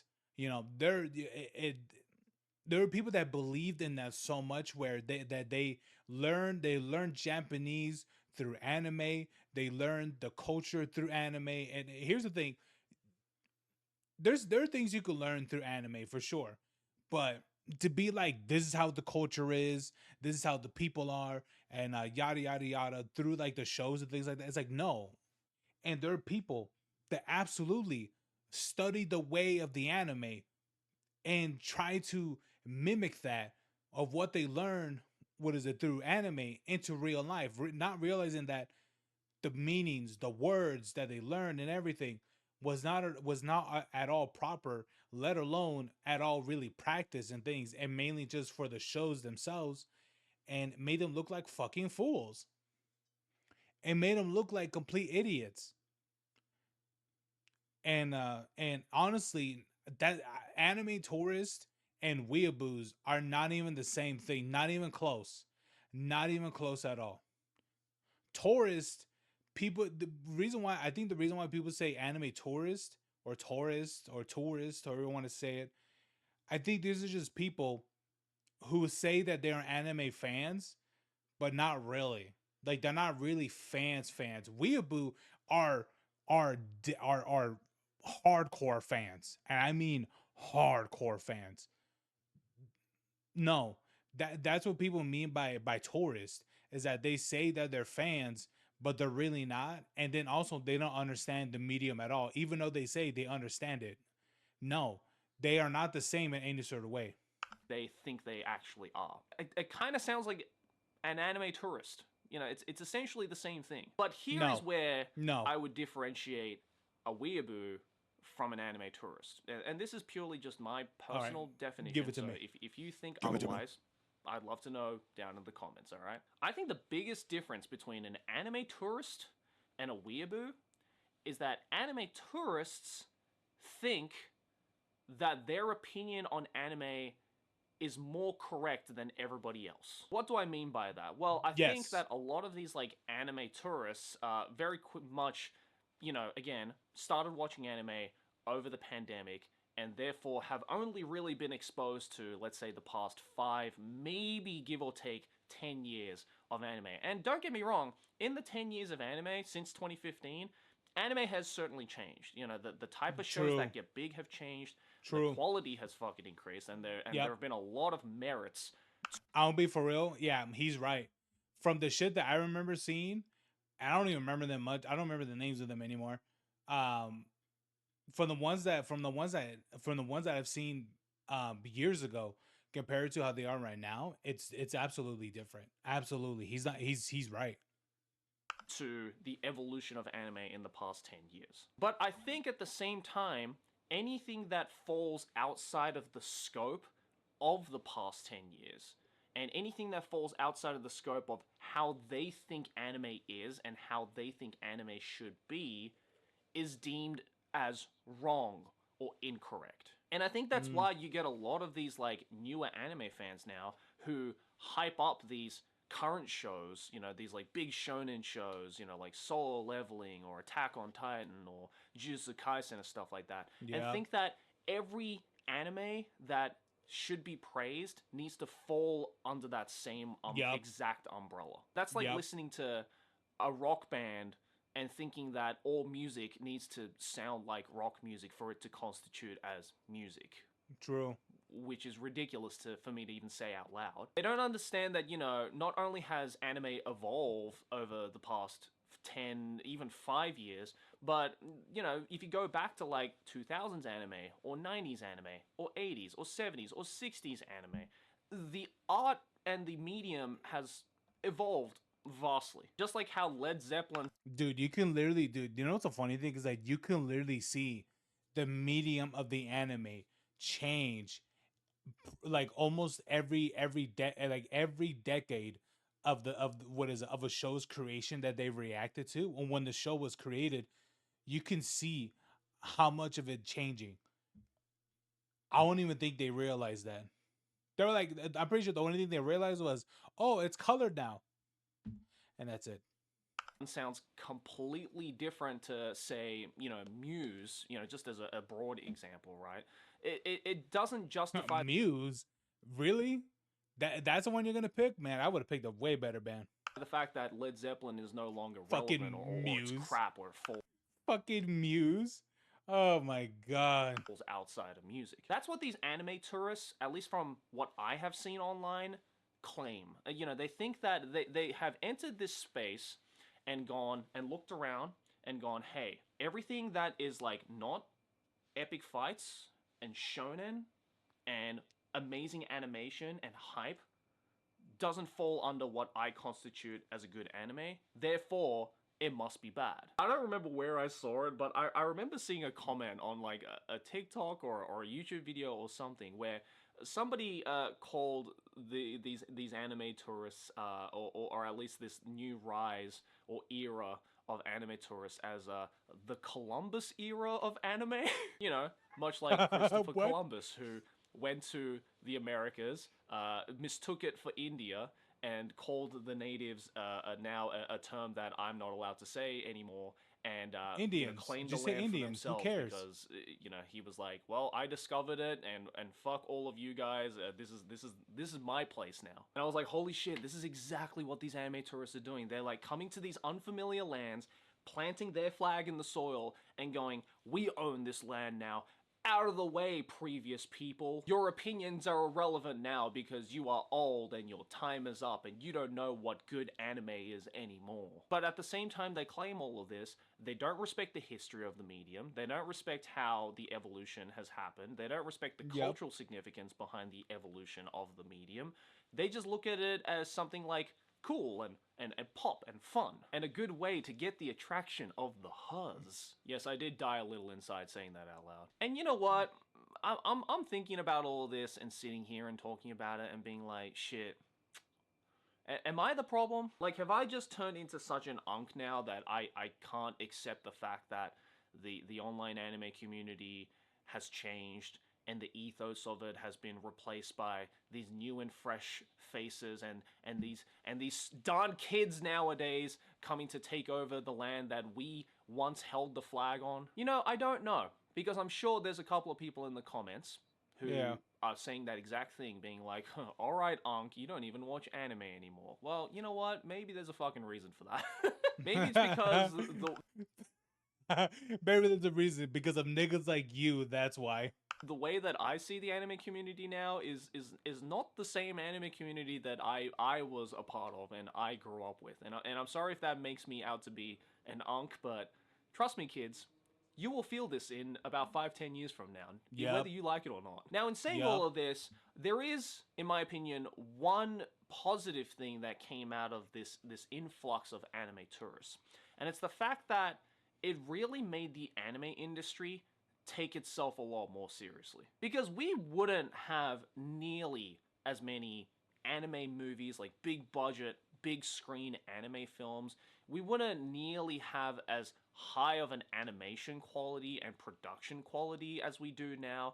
We nearly wouldn't have as many just shows being made if it wasn't for this new influx of this demographic that was previously uninterested in the medium. Regardless of how you like to view anime today and how quote-unquote mainstream it has gotten, I think as an anime fan, we like to see the medium evolve. We like to see the medium get better in terms of just quality. Like, regardless of whether you don't like One Piece, or you don't like JJK, or you don't like Solo Leveling, or you don't like all of these like big mainstream shows that are getting these like movies now, you can't deny that a lot of these shows look absolutely fucking gorgeous. Like, I've only seen clips of the new Demon Slayer movie that is out in cinemas right now, and it's fucking astonishing how good this fucking movie looks. Like, it's almost making me consider going to go watch it, even though I didn't even finish season 2. A couple of days from now, the new Chainsaw Man movie is coming out, and I didn't think that they would be able to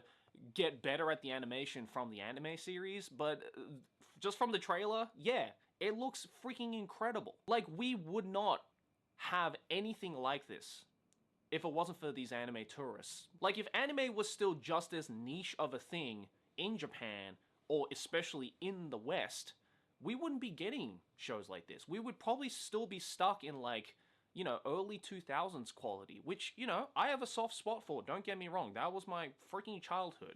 True.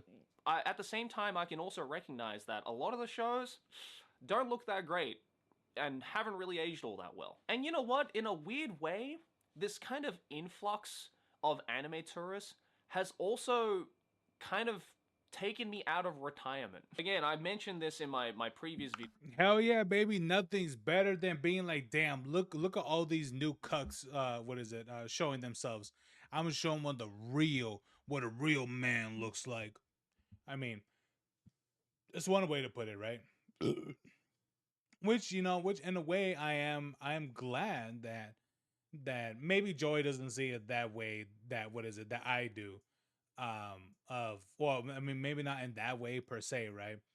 But I'm glad that he decided to come back and be like, hey man, let me show you how it really is, because he's not wrong. You know, the idea that they all believe that what their way is more better than everyone else's and shit. It's like, nah, man. I mean, yeah, sure.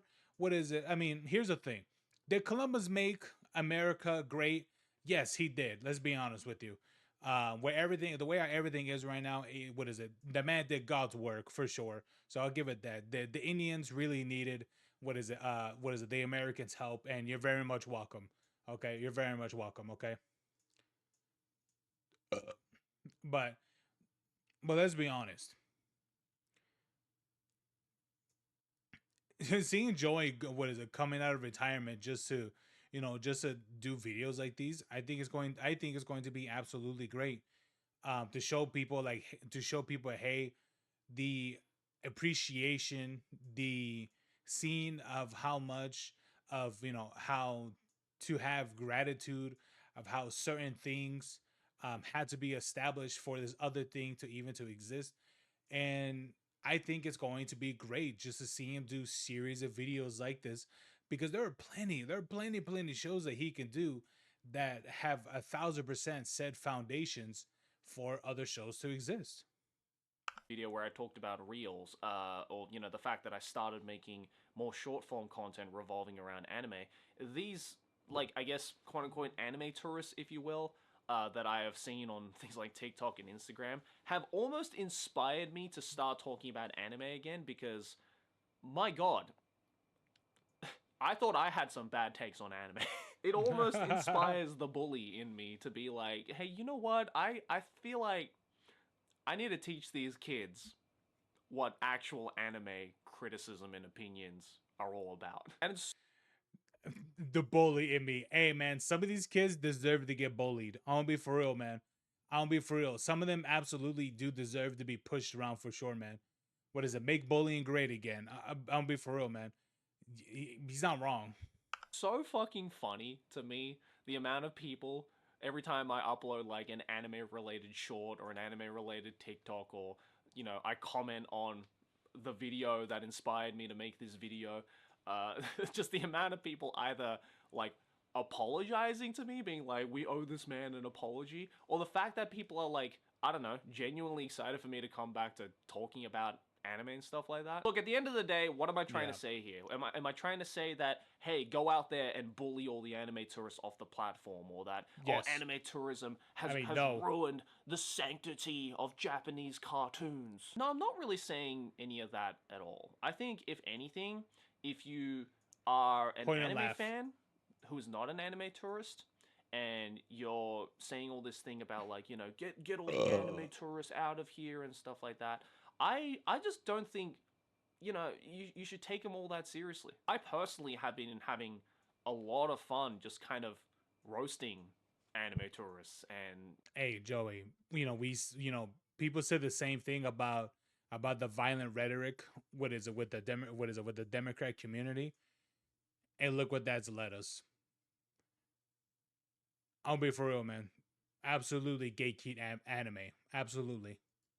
Just kind of in a funny way making fun of them for their bad takes. Because at the end of the day, that's all it is. They're just opinions. And yeah, some people might be like, oh, but if you have a big following online, then you have some responsibility to, give the right information, blah, blah, blah. But, at the end of the day, they're all just opinions, man. If you want to believe that Solo Leveling is the next coming of Jesus, or you want to believe that Astro Boy is the greatest anime ever created, that's cool, dude. You can feel that way. That's totally valid. But what these anime tourists need to realize, that as valid as it is to have opinions like that, you're also not free from any criticism either. So look, I'm not going to drag on this video much longer. All I'm going to say is this. If there are any people watching this video who identify as an anime tourist, or as someone who maybe got into anime over the COVID pandemic, I'm first of all going to say, welcome. One thing you will come to learn very quickly is that the anime community, the online anime community, are the biggest bunch of unforgiving dickheads on the internet. But at the same time, don't take it all that seriously, okay?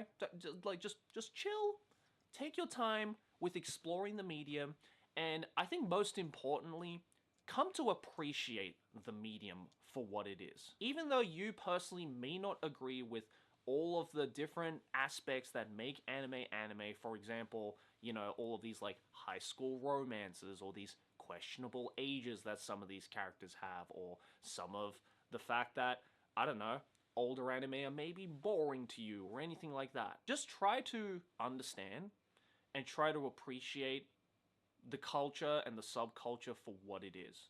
Because regardless of whether it goes against what you morally believe is correct or superior, it ain't gonna change for you. You are just one person who watches Japanese cartoons going against 70 years of history that was created by a bunch of Japanese people back in the 60s. Just enjoy those shows for what they are, and if you have opinions on some of them, I say, don't be afraid to express them. Because you know what?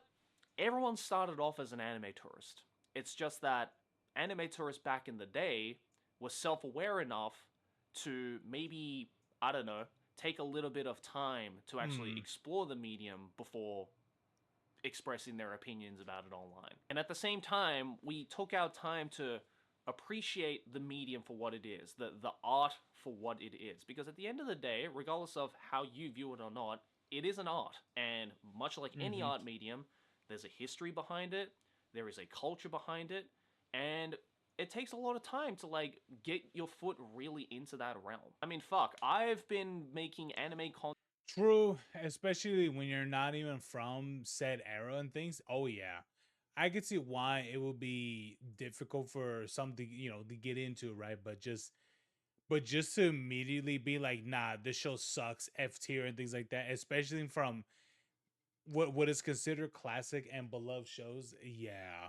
Content online now for over a decade, and I still go out and want to learn more about the medium and you know, learn about how it came to be and what it will become. Because yes, even though there are a lot of shows in the medium that I absolutely love and some that I absolutely despise and a lot that I still haven't seen yet, I want to know more about the medium, and I love the medium for what it is. And if you are one of those people who don't appreciate the medium, don't understand the medium, don't give a shit about the history, don't give a shit about the cultural significance of all of this, maybe don't make a tier list video trying to dissect every single anime.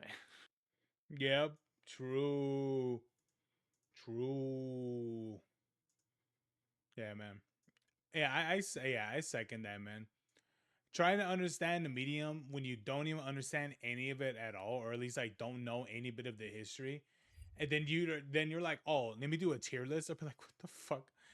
Oh man, like truly, like what are you doing? Jesus Christ.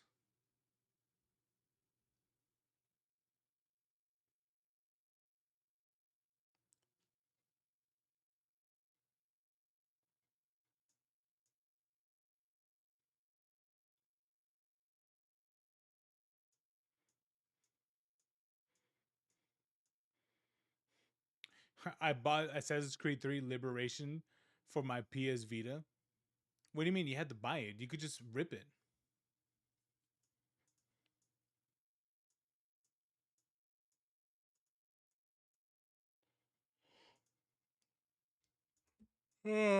Oh fuck.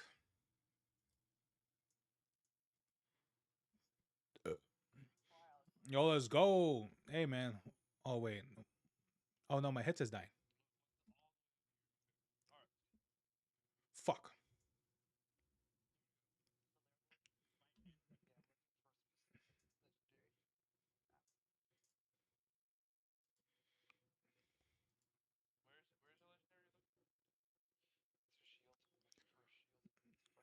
It's called the Sham Shield.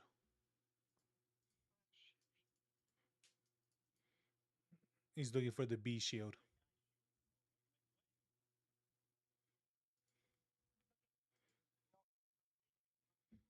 They don't? Fuck.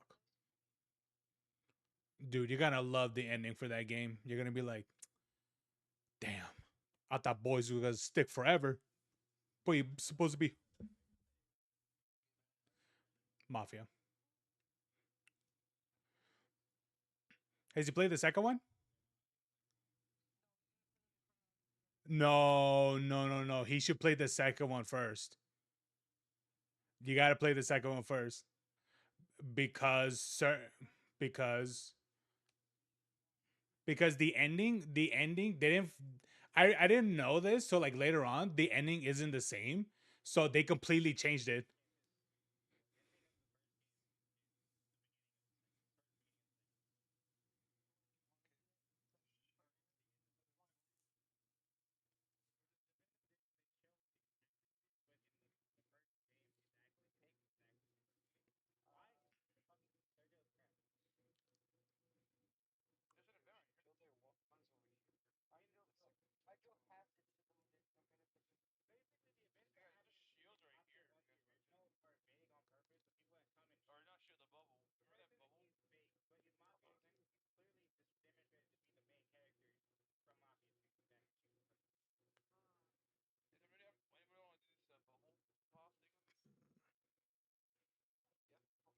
True.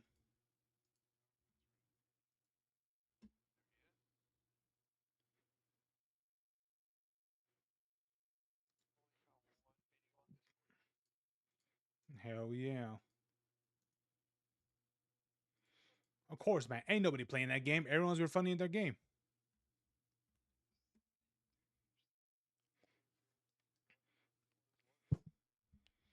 I don't know. The game just came out, dude. Like you really didn't. It's like the game just came out. You think there's gonna be a guide for all the guns?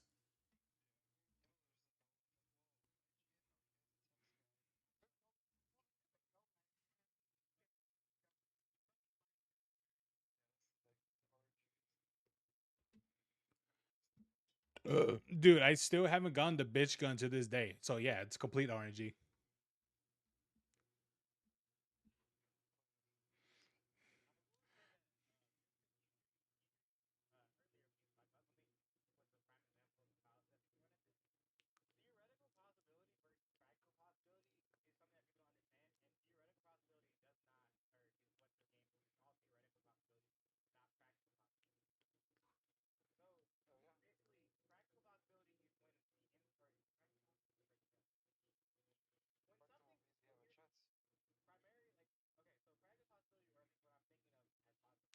Ooh.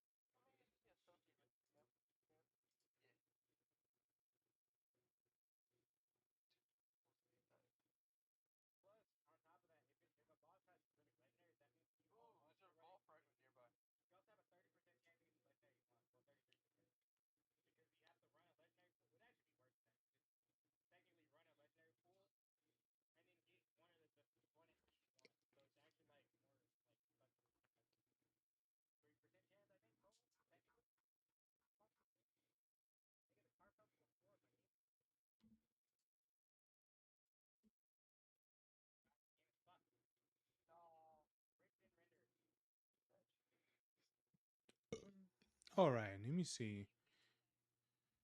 There's really nothing much in the docket today. Not much interesting.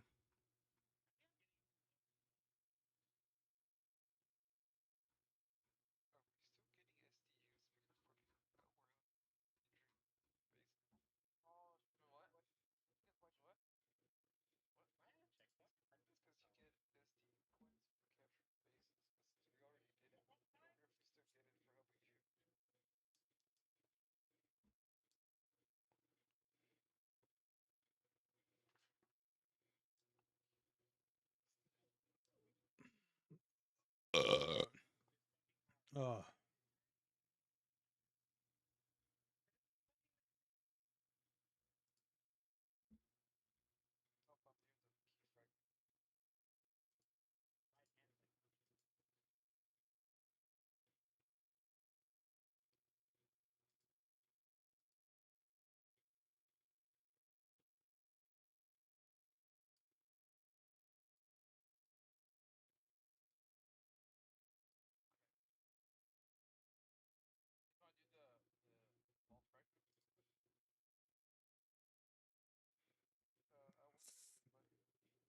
Ooh. The fans of things they're doing a Persona collab for Overwatch 2. Damn, could they even afford to do so? I guess so if they're doing that, but okay.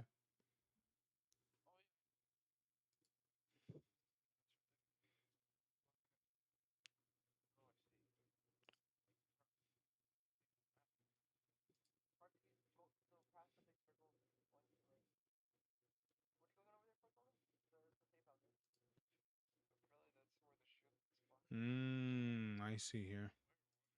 Let me see. Was there anything interesting to play?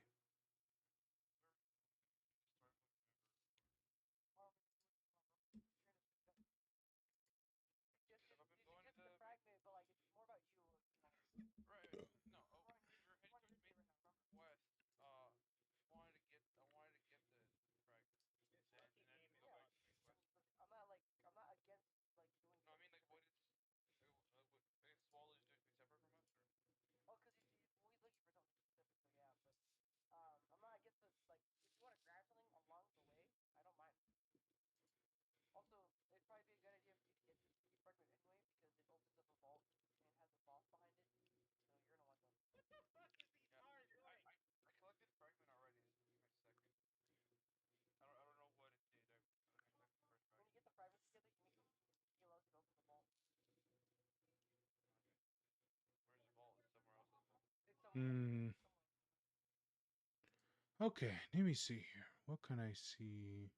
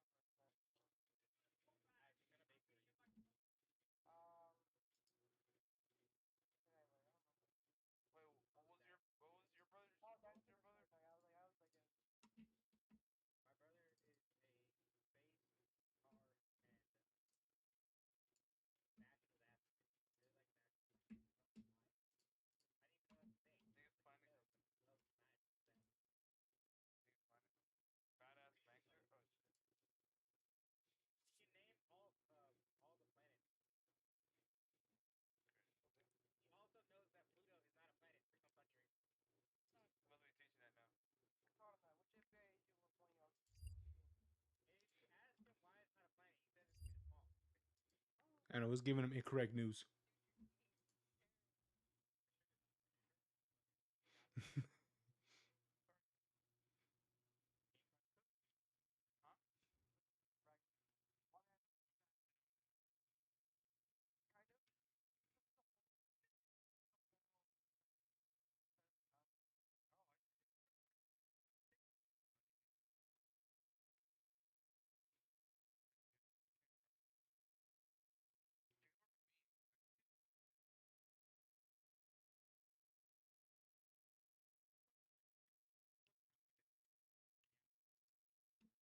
I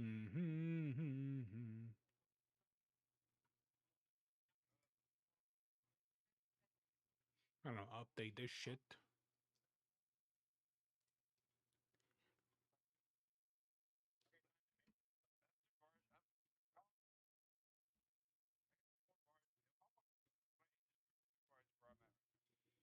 Is there anything?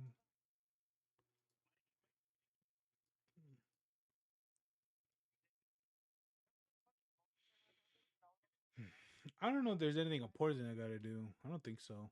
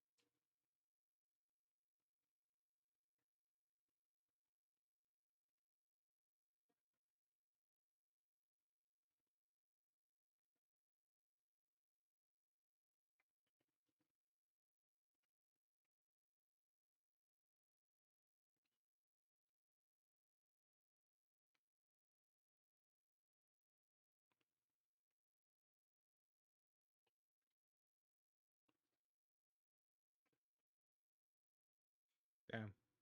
Blew that joint too hard.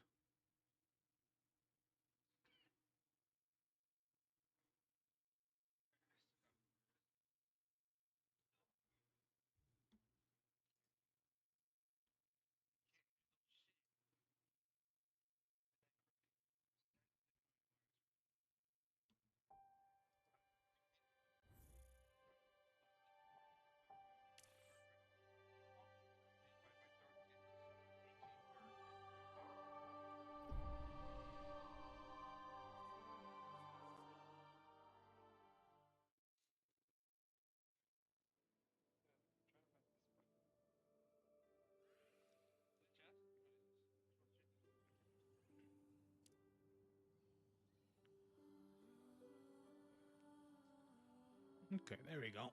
Ah.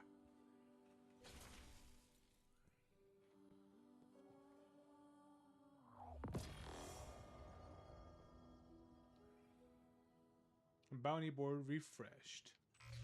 You're gonna like this.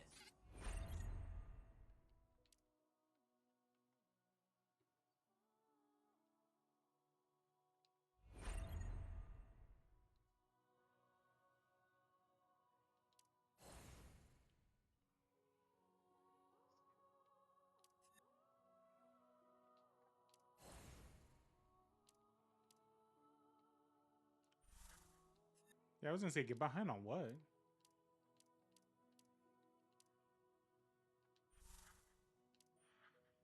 Ooh. The gallows.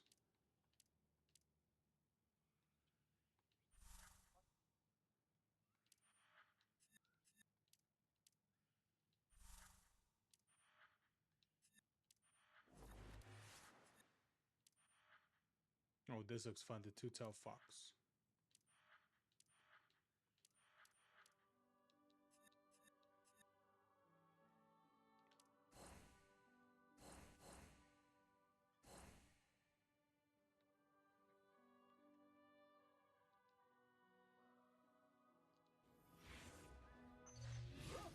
What's that?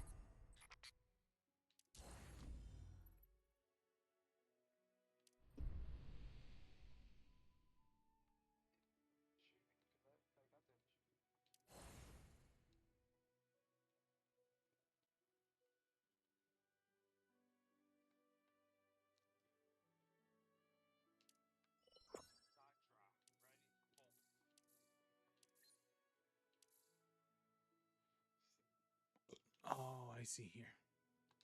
Okay, I want to do some of these.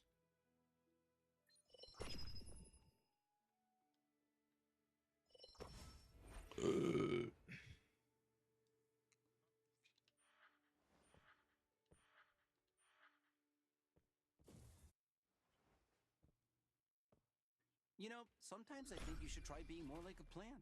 What? A plant? fun of me?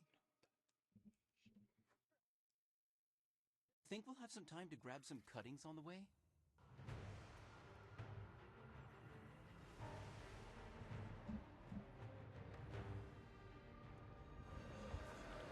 Oh my god, it's Mogrid. It's Mowgli. Chaos.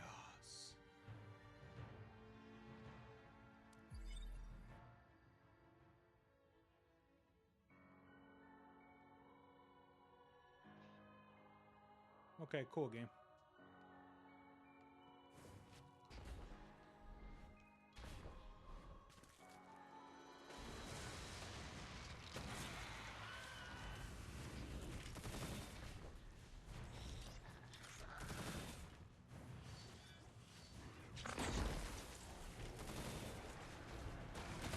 Airborne.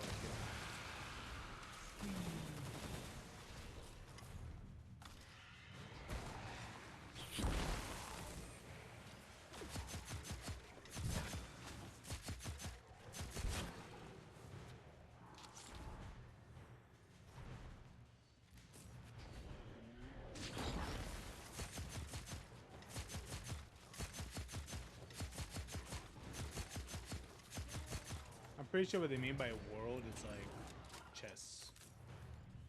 Yeah. Yes, exactly like Fortnite. Well, time to farm those chests just like last time.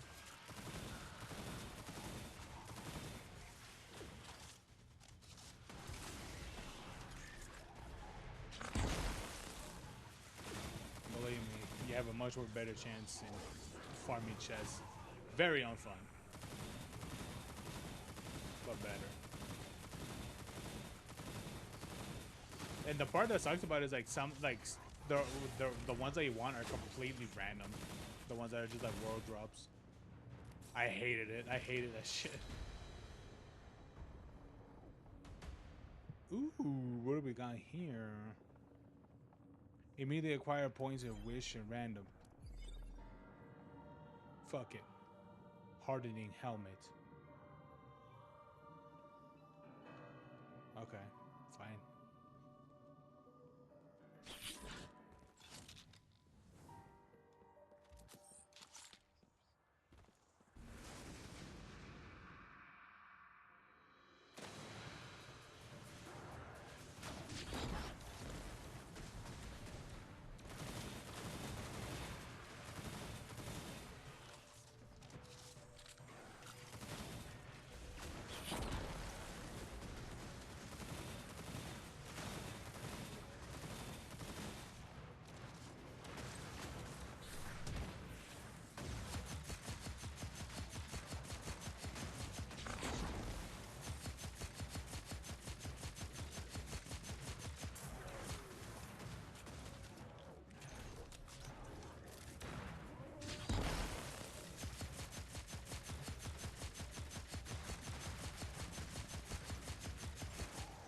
It is literally more better to shoot him in the body instead.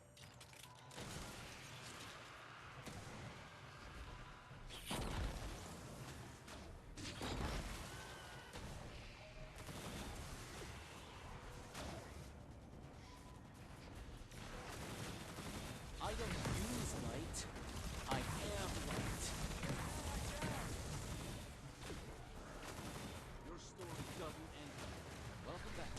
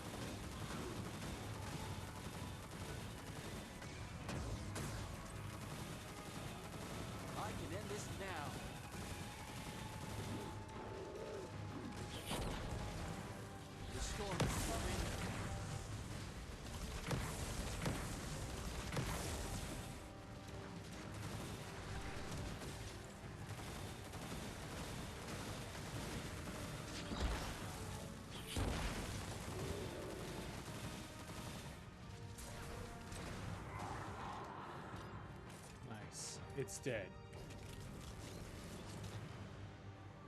Oh, sovereign mind, you'll be happy to see it all too.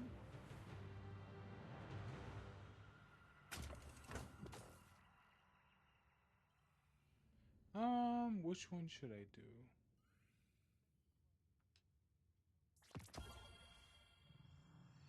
Nice.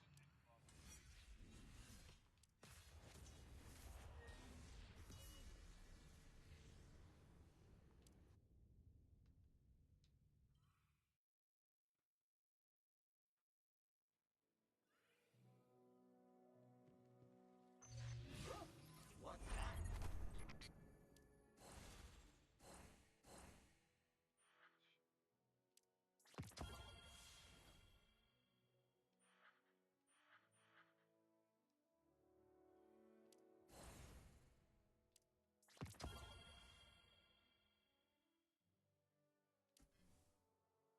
Eclipse.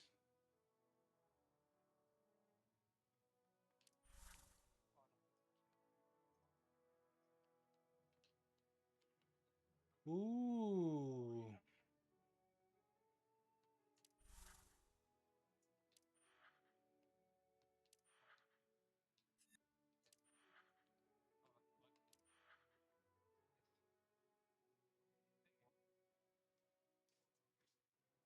Oh, look at that.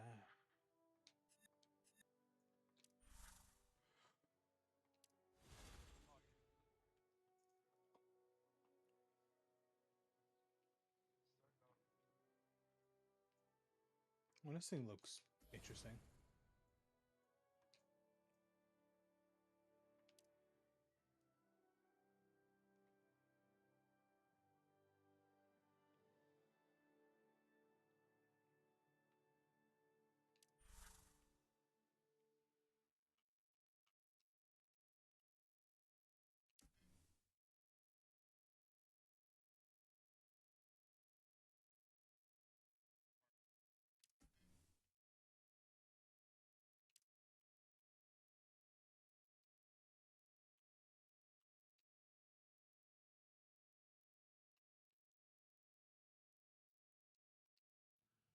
Yeah, can't even do that one.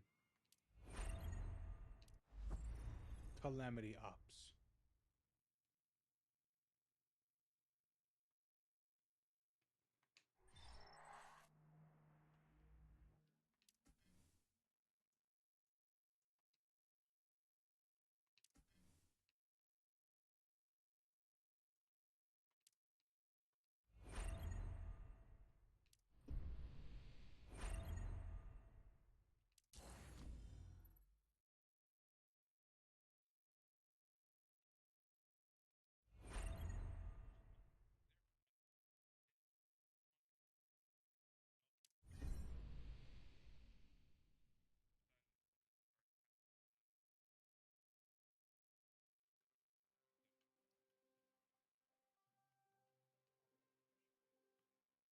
Ooh.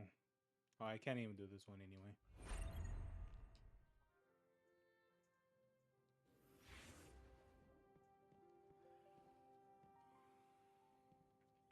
A new journey, huh?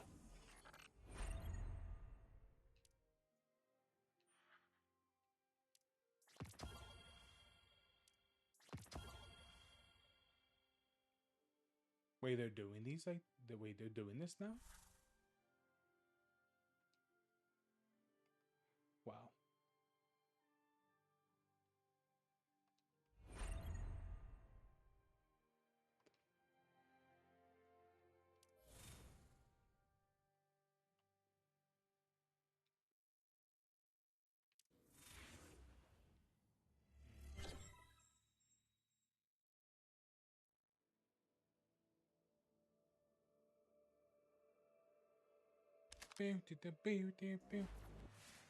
Wolf, did you notice the safe next to the command desk? I knew it. You're gonna ask me to steal something, aren't you? I'd prefer to call it borrowing. Come to my place after you get the stuff.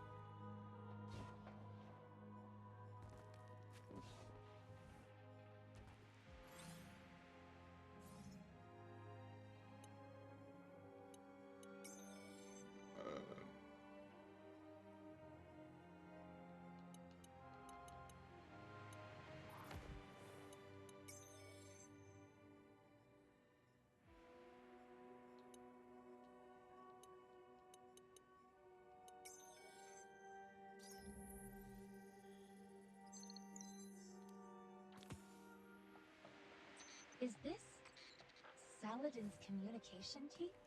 I see. Let's hurry to join up with Hera.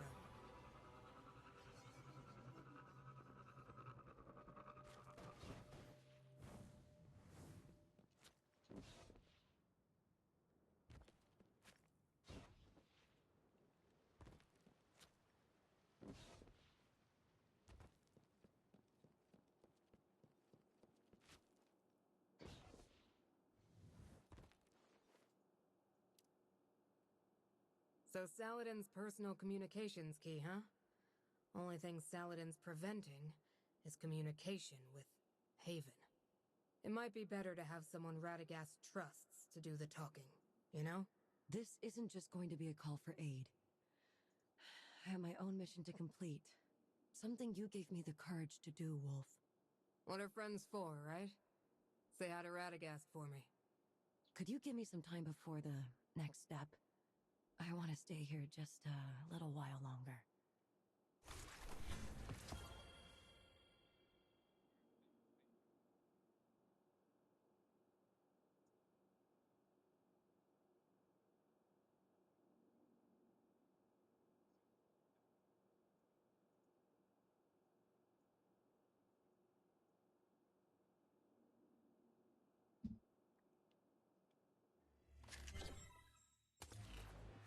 Wolf, it's time. Meet me at the coordinates I sent you.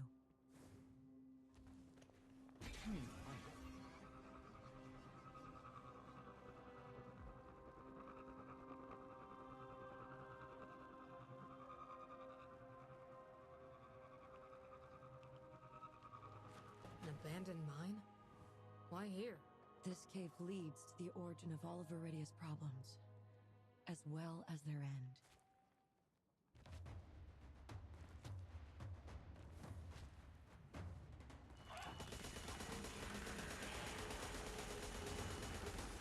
They're shooting their allies? I wouldn't call them allies. The Scions came from a civilization conquered by the Cabal. Some of them still have a deep hatred for their masters. I don't care about these guys' miserable pasts. I just want to know what you did to them.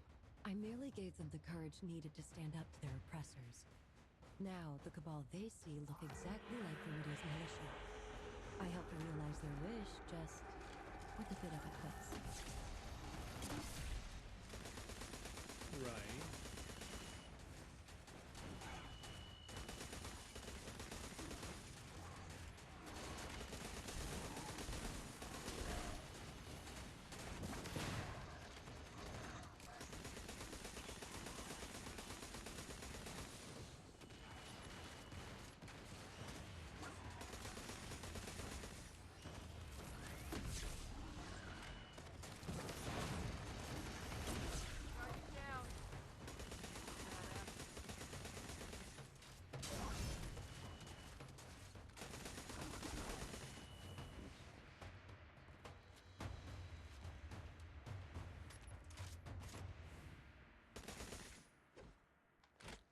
There's a hidden exit near the top of the cave. I'll wait for you there, Wolf. Okay.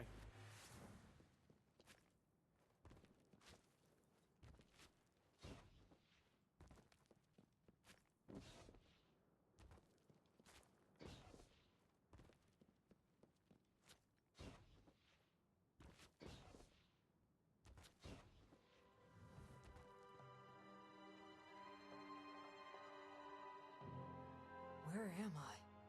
For a long time, I've been troubled by a dream. A dream of a steel giant hundreds of meters high, fighting against a great serpent in the waves of the Red Sea. Their battle blocked out the sky and evaporated the waters. Sometimes, I'm but an observer, watching them slaughter each other. Other times, I throw myself into the fray. The fight rages on until finally the serpent crushes the giant's armor, and the giant's spear pierces the serpent's body. The ending of that dream I've had so many times is right before me. It's like a calling, one I've always been terrified to answer. Who am I? Or rather, what am I? Perhaps, at the depths of the Red Sea, these two combatants' final resting place, I'll find my answers. Then let's go. We'll do it together. You can deal with all that paracausal magic, and I'll handle anyone who blocks our way. The next step, right? There are no more next steps, Wolf. Not all paths can be walked together, and Viridia still needs you. But Saladin doesn't. If Saladin's corruption is really being caused by my presence, then perhaps once I leave, he'll return to the leader he once was. Wolf, I can hear your wish thundering in my mind, but this journey ultimately belongs to me and me alone. Then, I guess this is it, Harrow. No matter what you find out, don't forget. You're still Viridia's Harrow. Until we meet again, Wolf. Okay.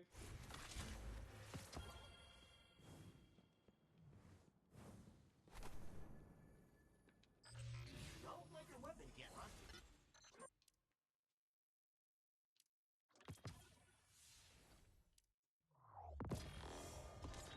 There we go. Oh. Rise to team level.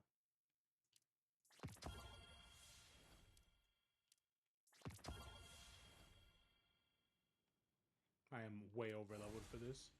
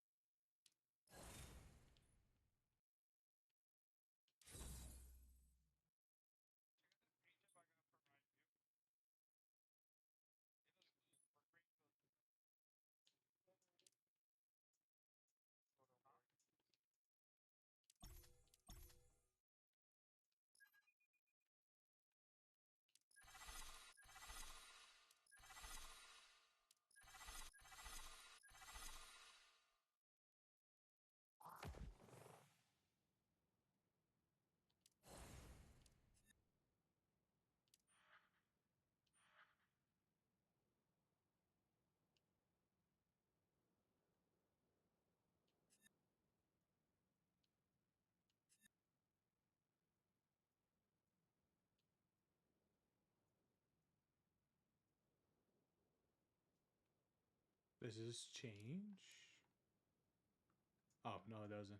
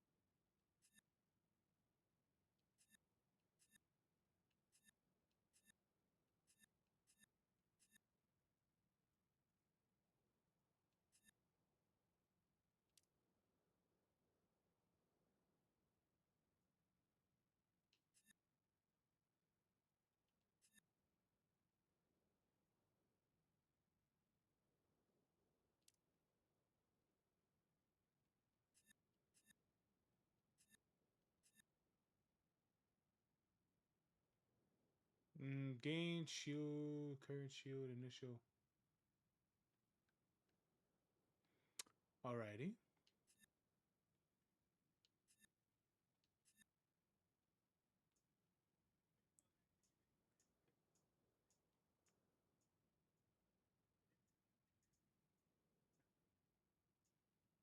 Grants rampage effect.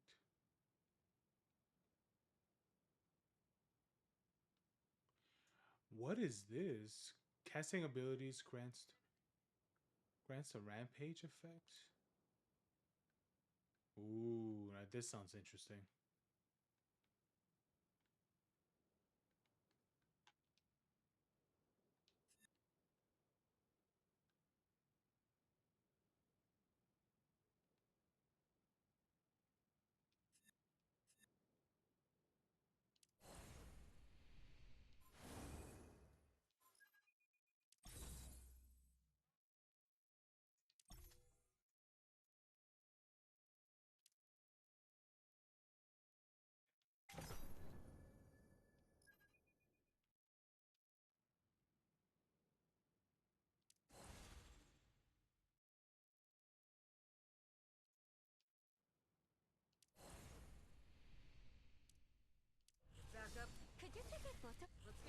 This world needs is fairness and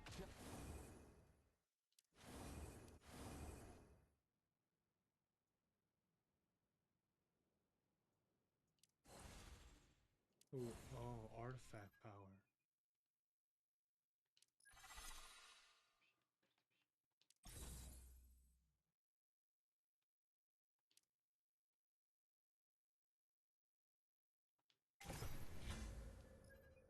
There we go.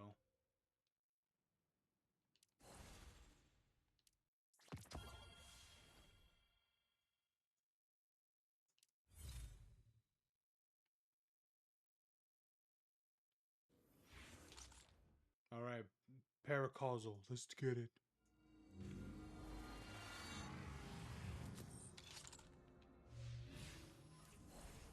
One step at a time. A new pimple! I knew it! I'll blast through whatever I have to.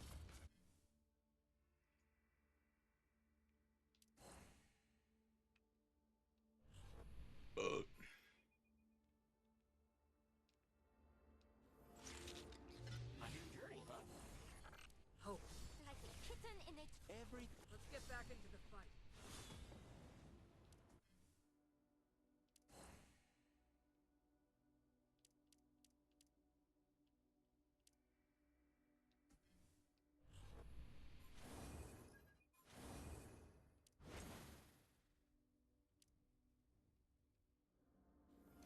An emissary is necessary. The Nine have many needs. An agent cannot bend to them all.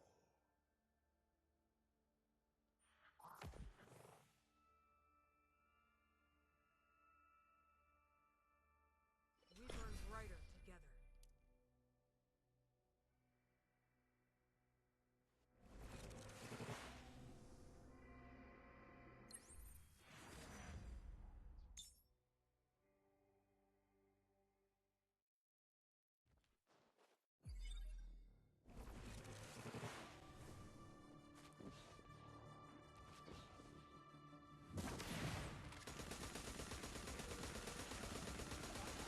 Ooh, he's dead.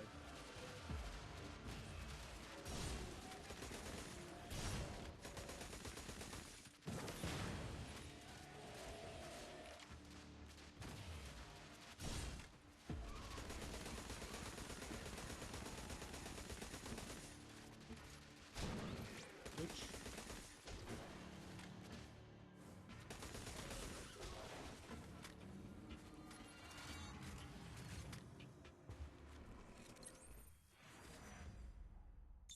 Ooh. I am interested.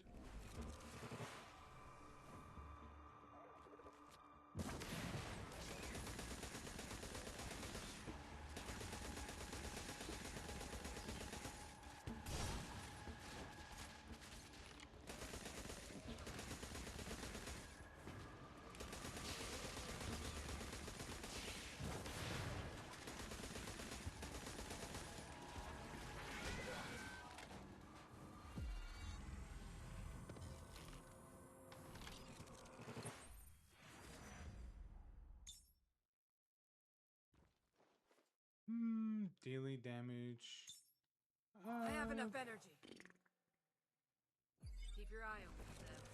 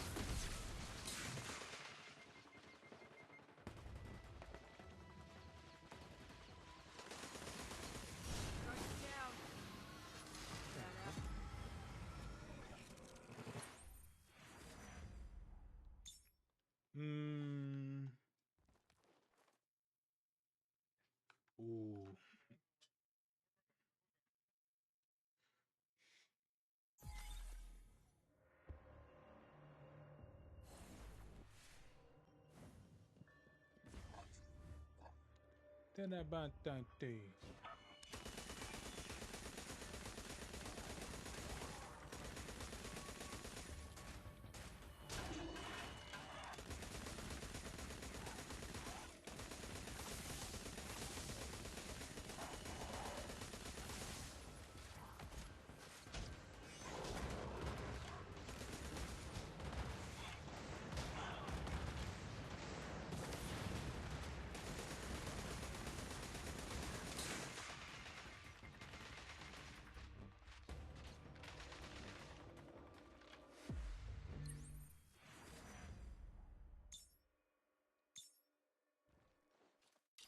Reroll.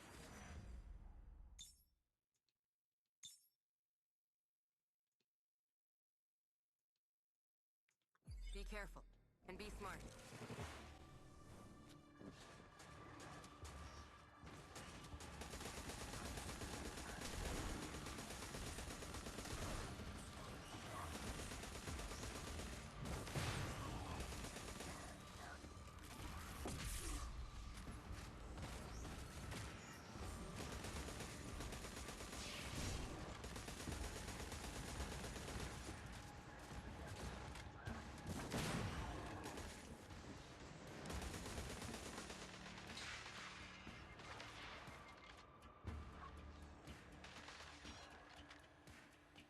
Nice.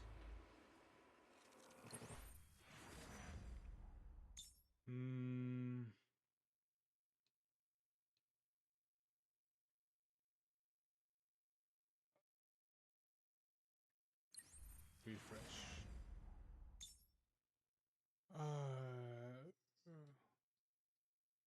Going in. No pressure.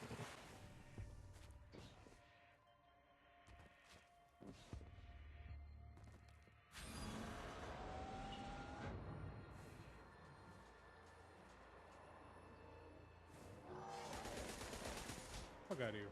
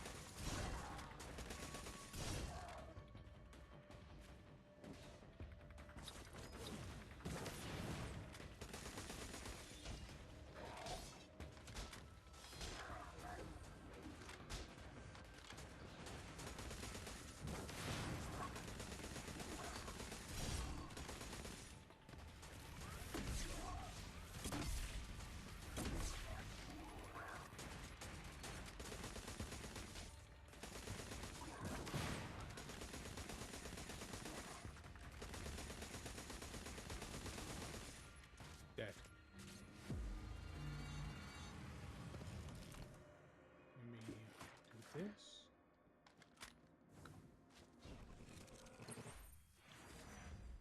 Bring, bring.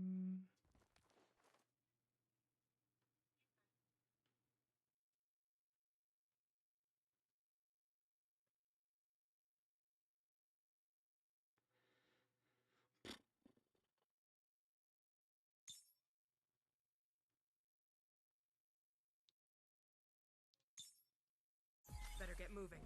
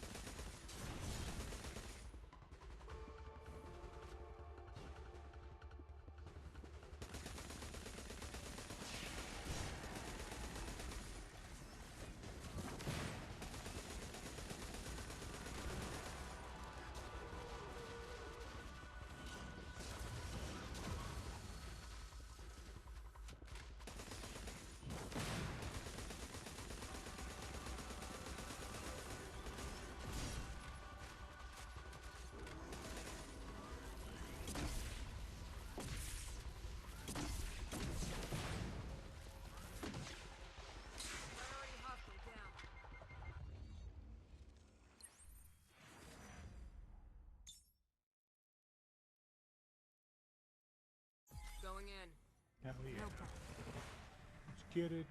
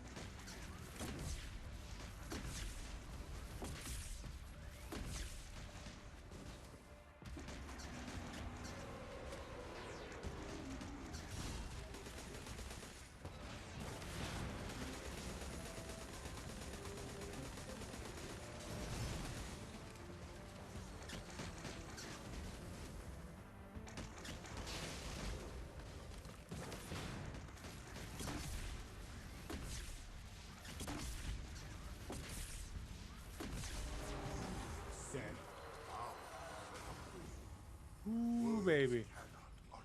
They were good, Williams. They were good. Target's down.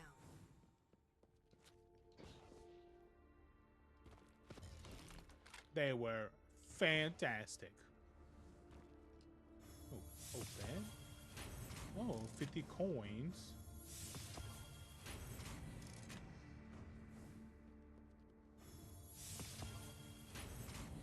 Ooh, I got 15 of these. Very nice.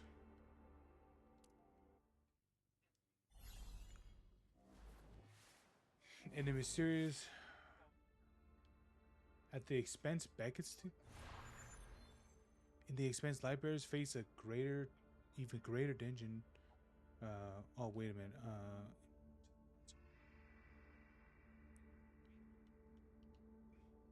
Library will face a boss every 10 stages. Defeat them to receive a ward.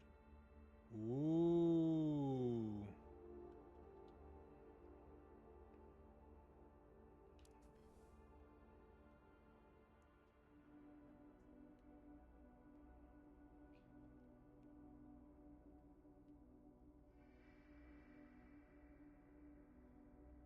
Ooh, comment. Okay.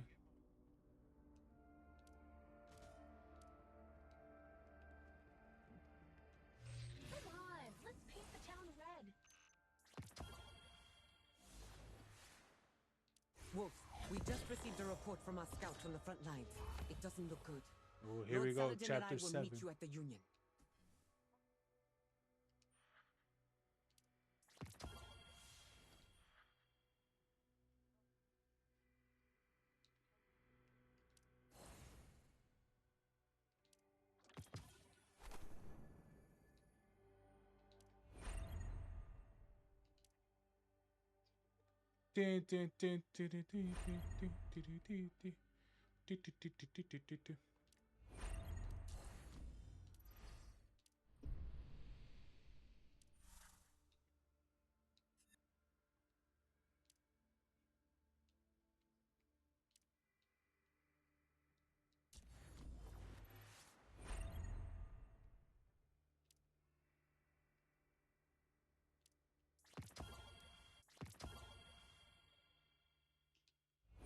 Oh, wait, I gotta do the dailies.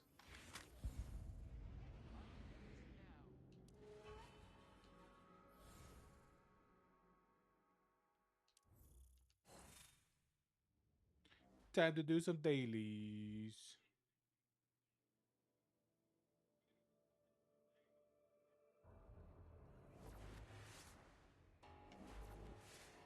I bet you are ready for some new stuff. Maybe one day I'm here to help.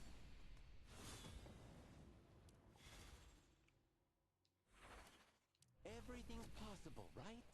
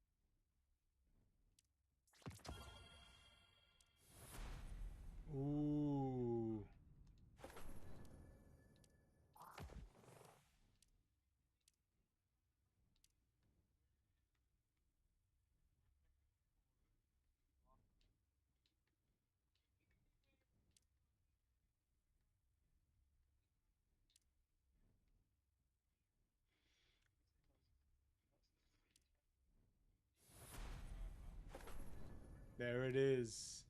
Hell yeah. I gotta do the same for this girl too.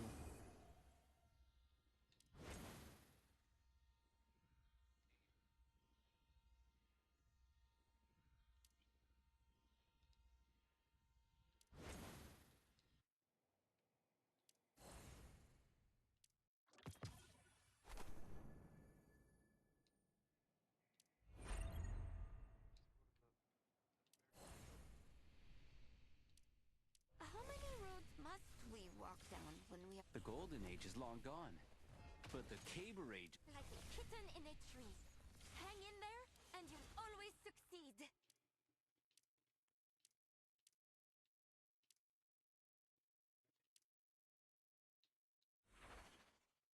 I'll become the leading shield and bring glory to I don't what this think world using needs him is matters. fairness and justice. Though few people really understand what that truly means.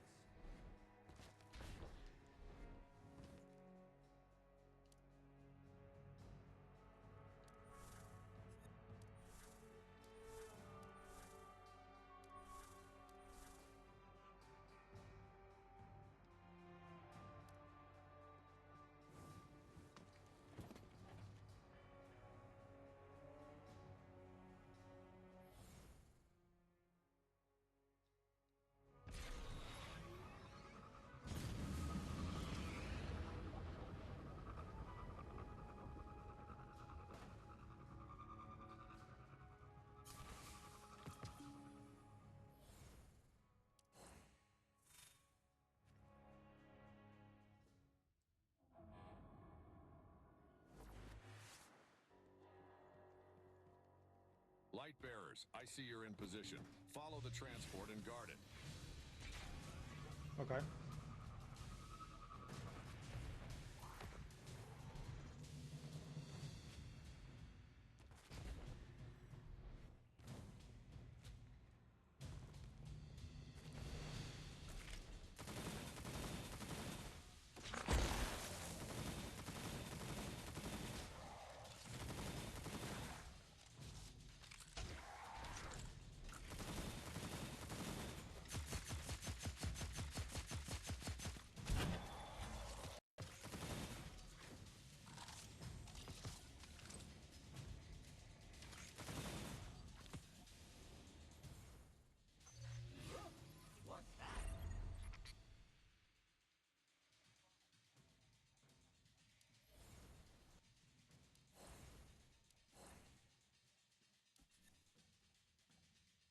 Ooh. That servitor's preventing me from opening the vault. Take it out. Here we go. Hell yeah.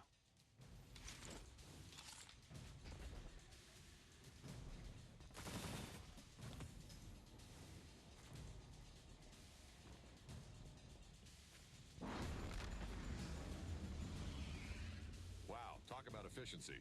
All right, let's evacuate quickly.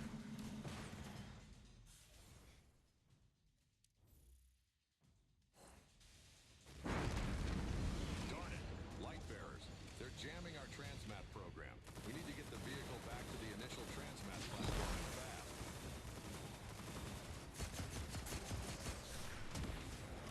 There was no one better. Hero always wins.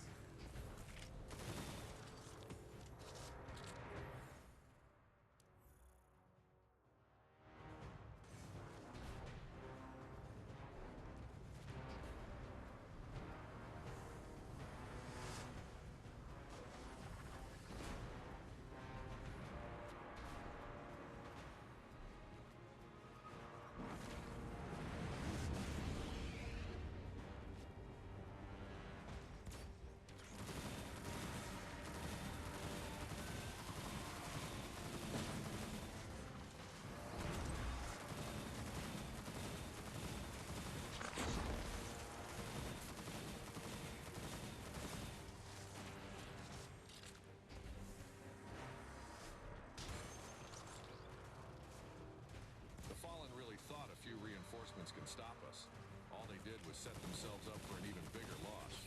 Well done, light bearers.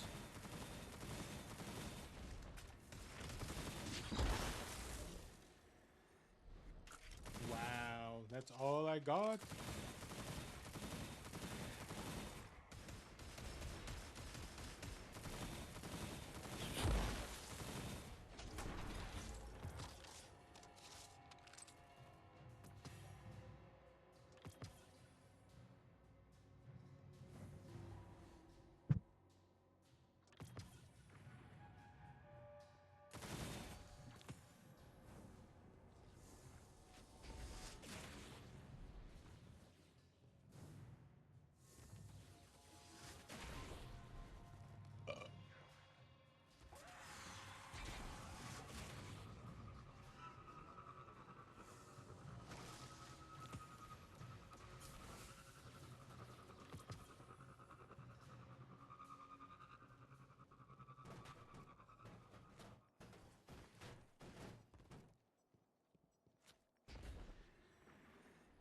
Is it in here? Oh, there it is.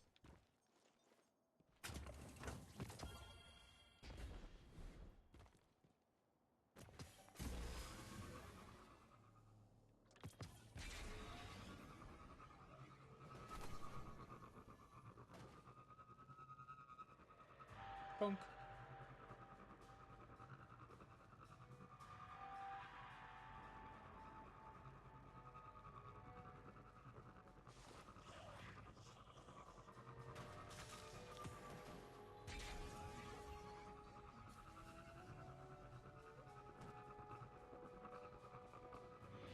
Oh, this is what they mean by the wizard.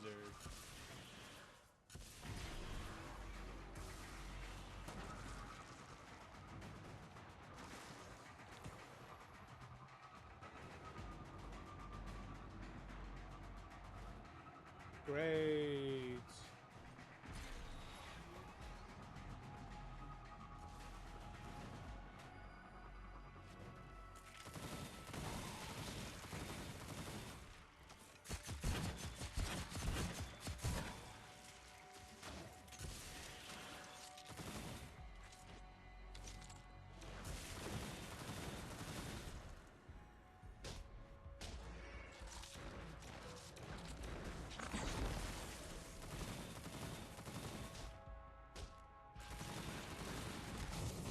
Punk.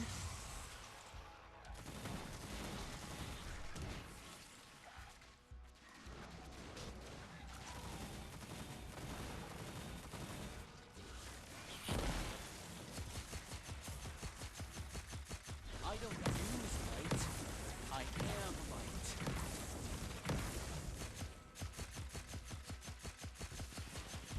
Perfect performance.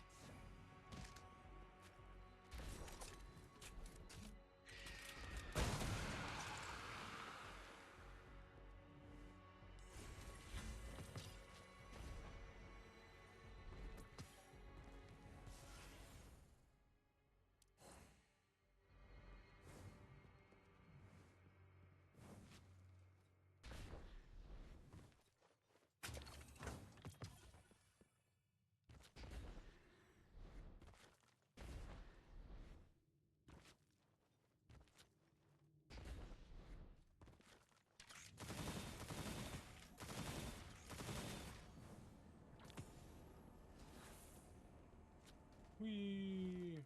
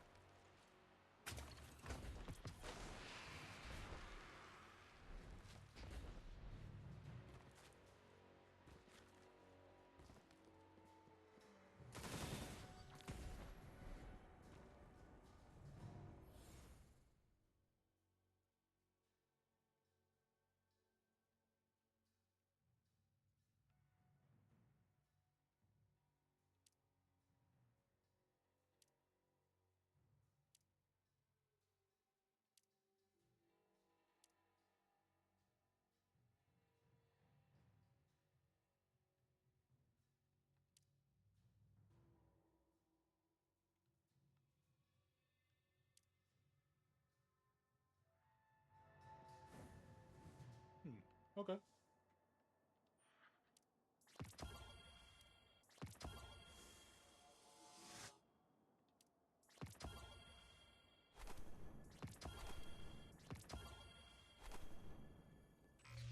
You're gonna like this.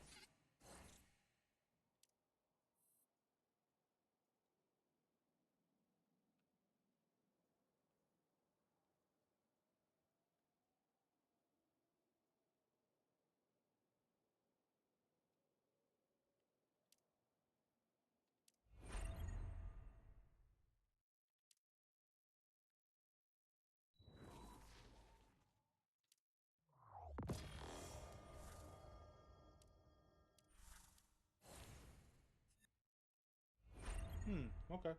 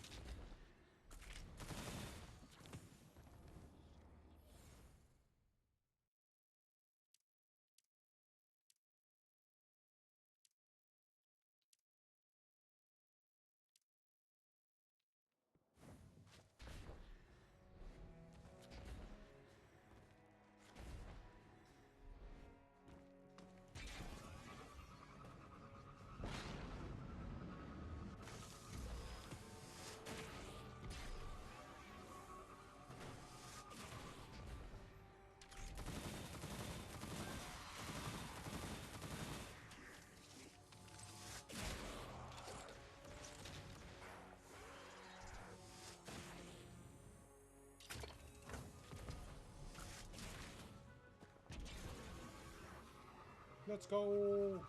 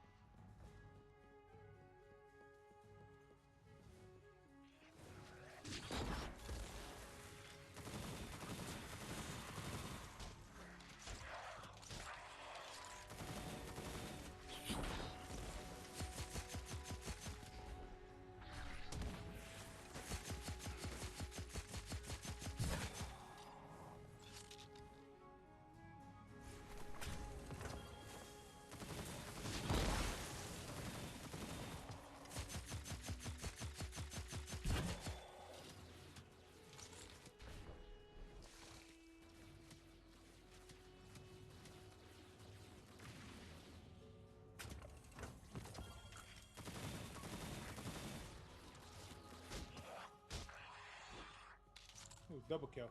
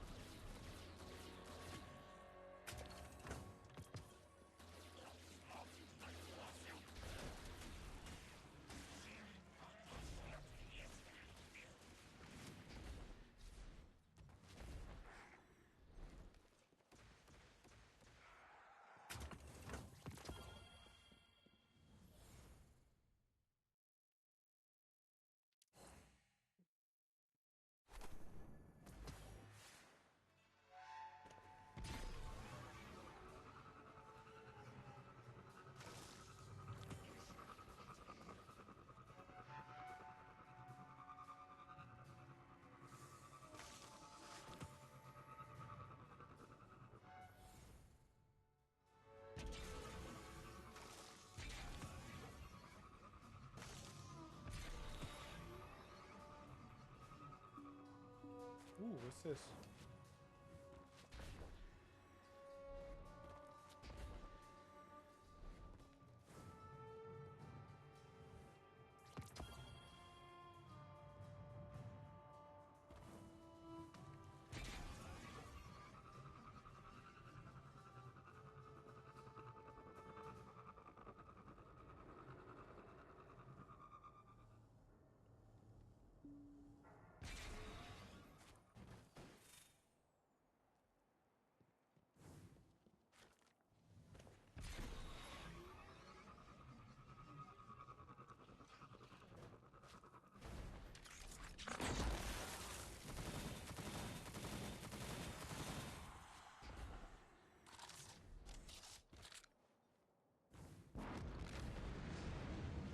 Oh my god.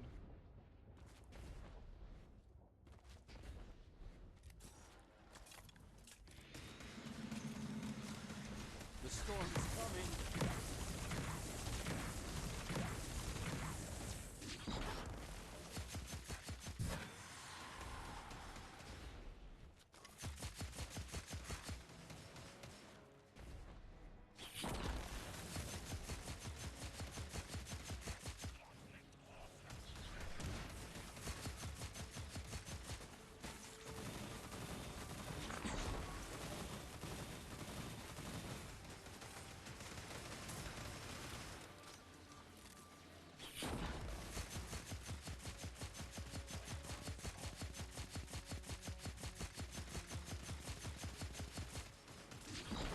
I dedicate this victory to the people of Haven.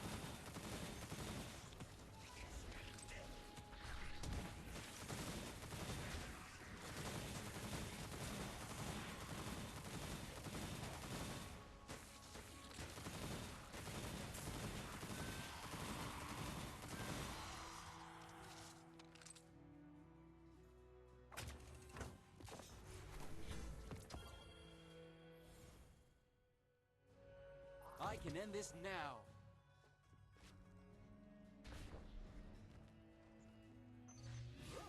What's that?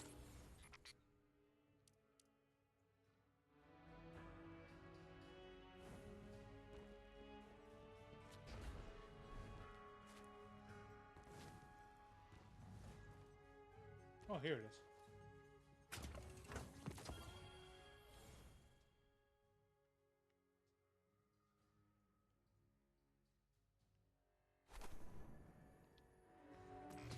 You're gonna like this. What's that? Relic power to 10,000. One step at a time.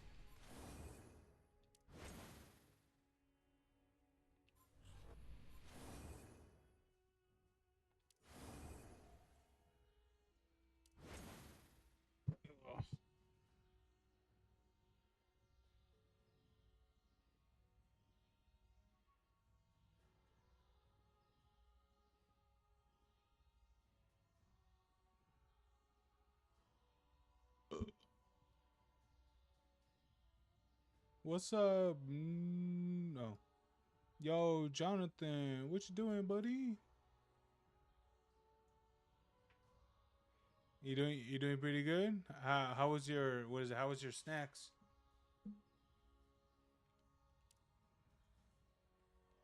Hey. How was your snacks?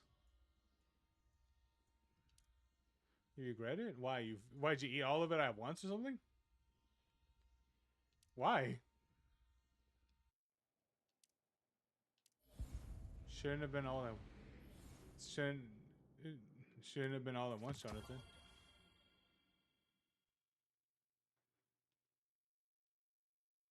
It should have been all at once, Jonathan.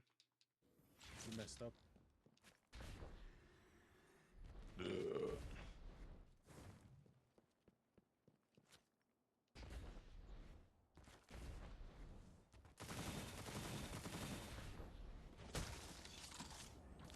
think it should be somewhere over here.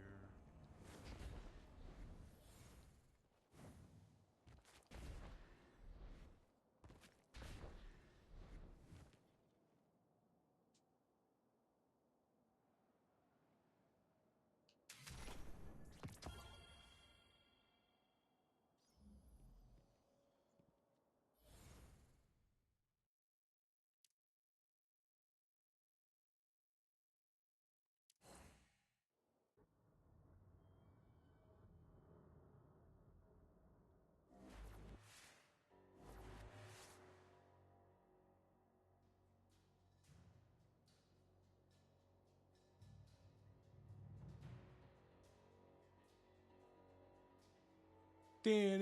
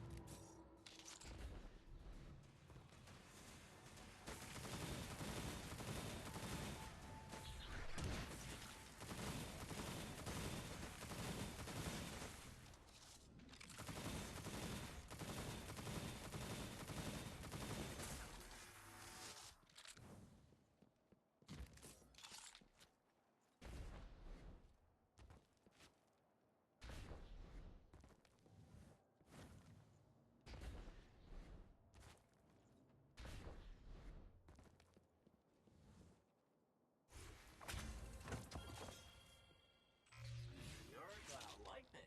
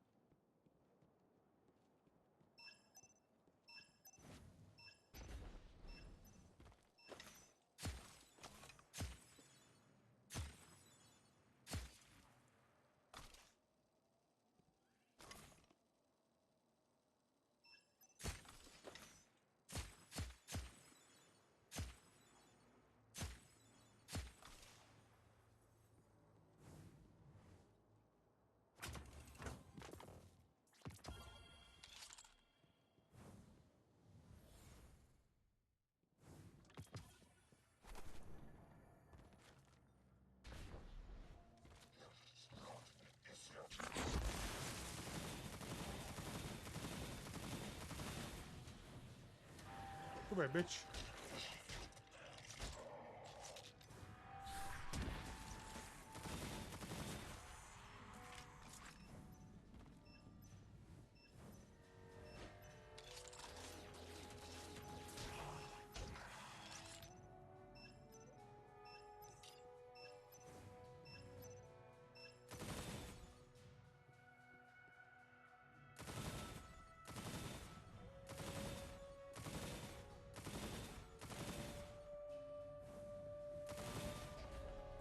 Oh, okay.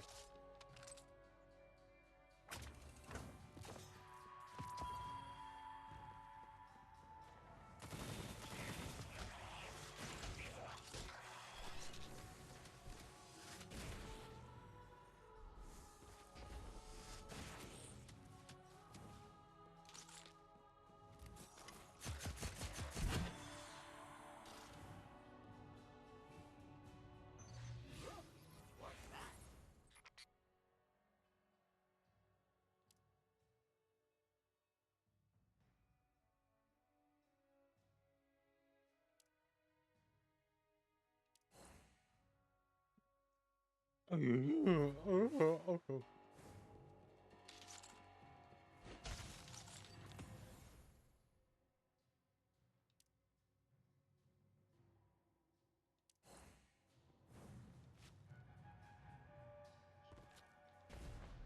Yeah, you do.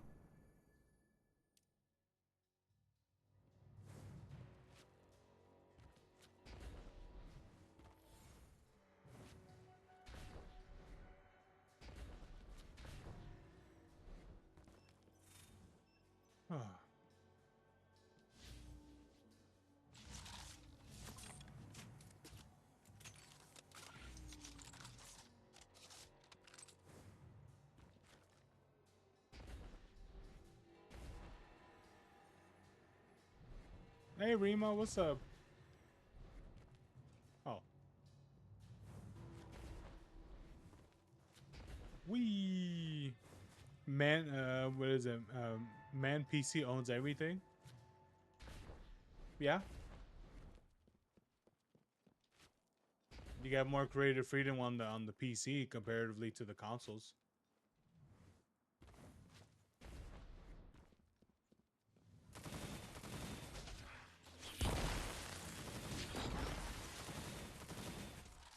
There we go.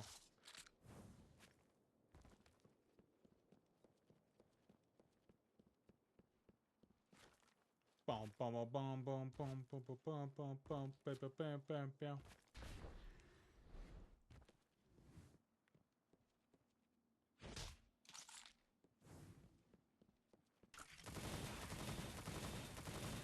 Bunk, bunk.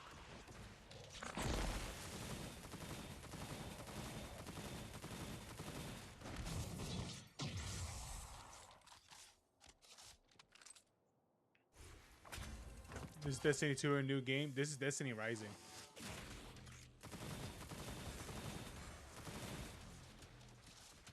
So technically, yes, new game.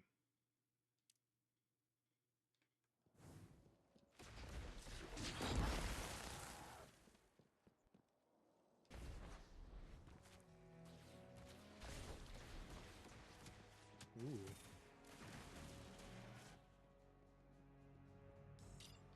Not a DLC, thank goodness. No.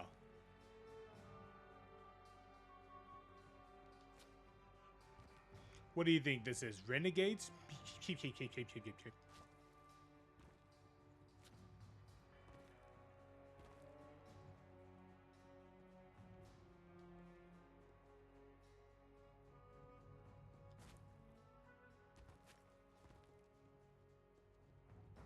Oh, here we go.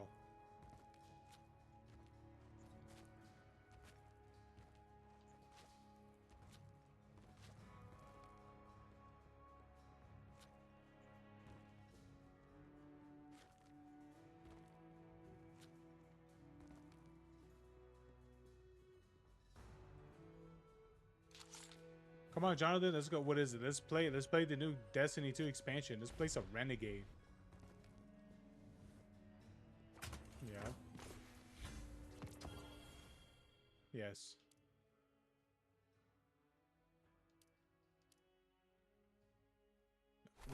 New expansion? Yeah. You don't know about it? Yeah, it just came out like...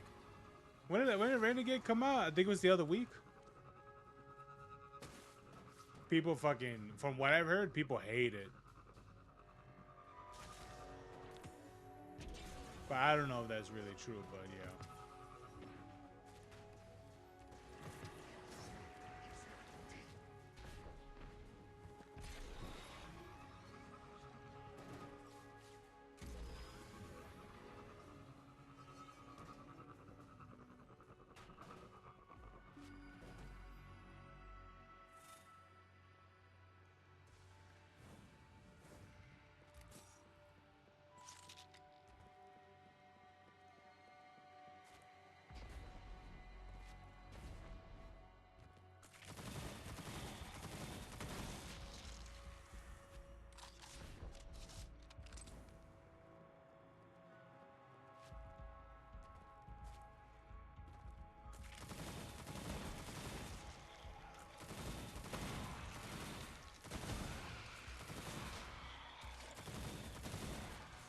Venture deeper.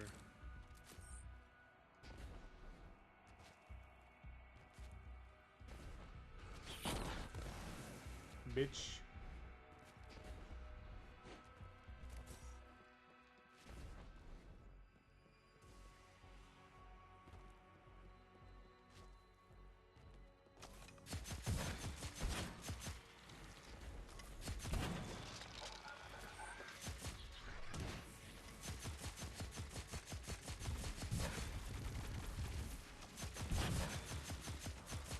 Holy shit, what is that? What is that?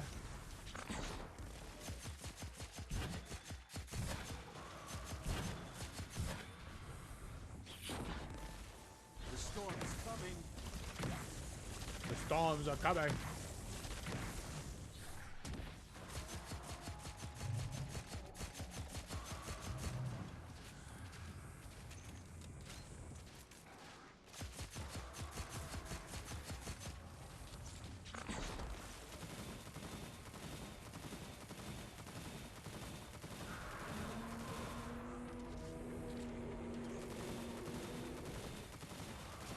What's something you did as a kid? You wonder how I managed that? What's something I used to do?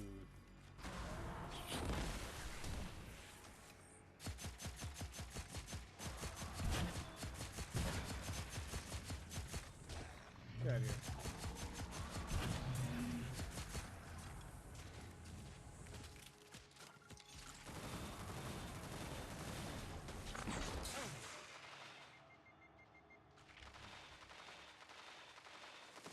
What was something I did when I was a kid?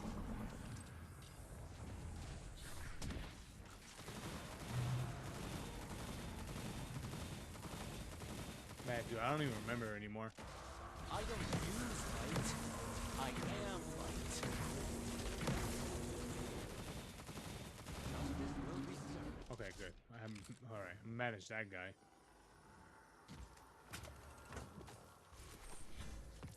Honestly, when I used to do sometimes, periodically, I would collect I would collect figurines and things like that. It was pretty cool, doing such things like that. But man, that was such a long time ago. For me, it was finishing 24 boxes of ice cream sandwiches in a week. Dude, I could do that like in 2 days.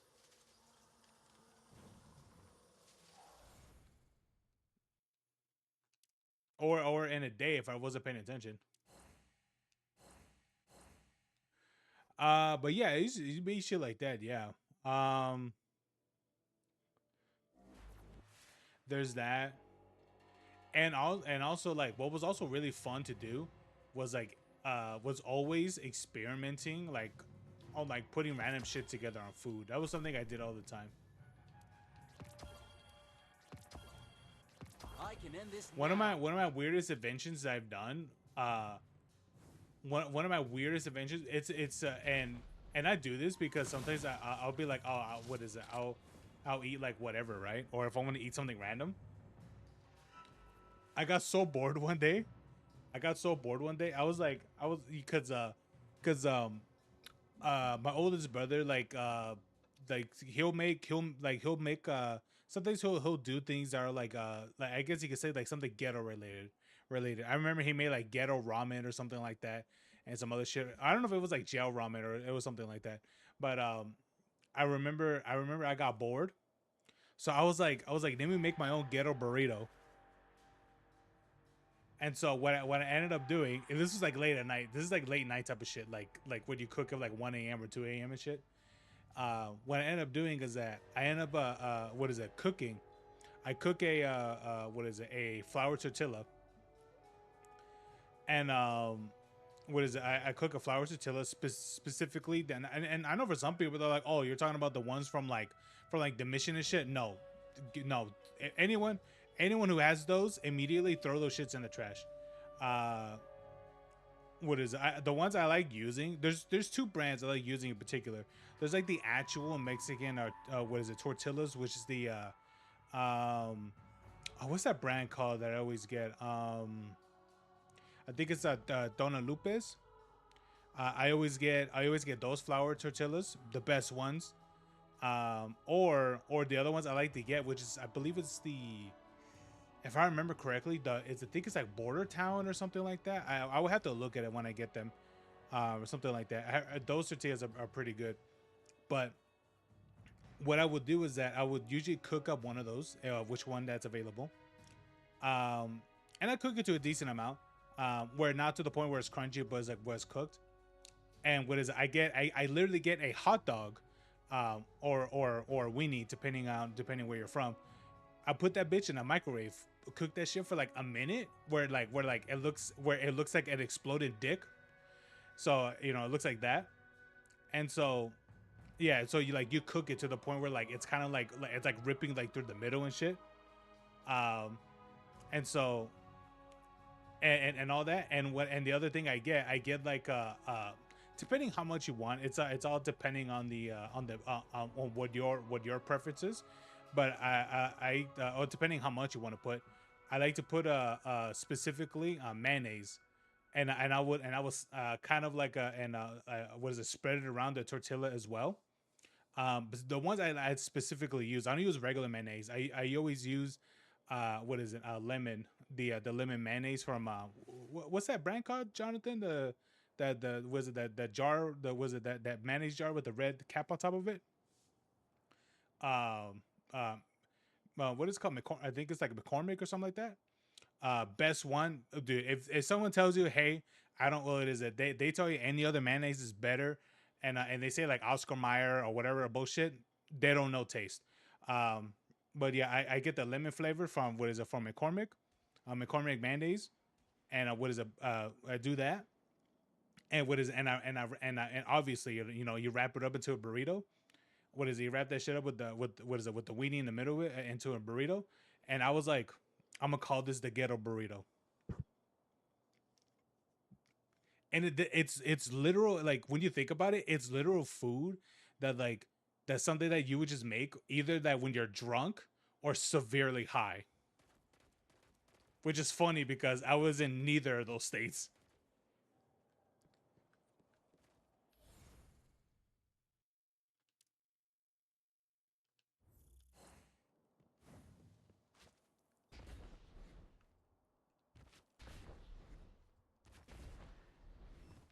Where is this thing at? I think, oh, okay, it's over here. No, there's one in here for sure. Bitch. There's one in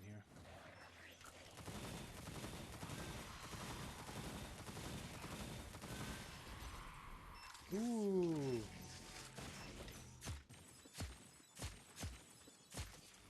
Oh, okay. Hold on, let me do this again. Oh wait, there's one up there. I didn't even see that.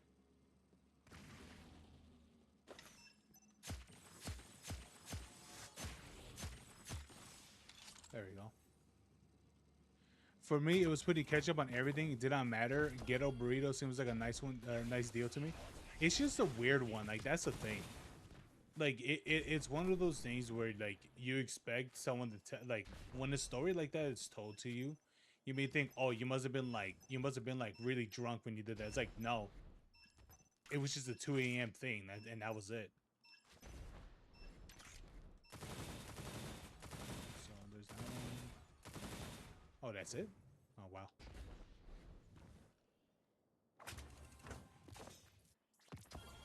All right, where's the last one at? There it is. There's that one I gotta get, and then there's also the sparrow racing, or the sparrow thing I can do too. Yeah, dude, it's kind of odd though, because at one point I used to put. Oh wait, I should get out of here.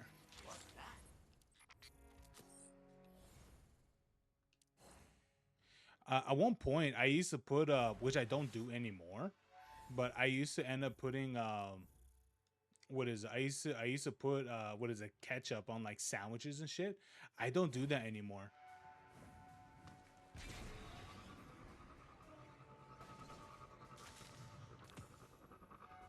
What is it? And I can't bring myself to do it. Like, I just can't. I can't do it.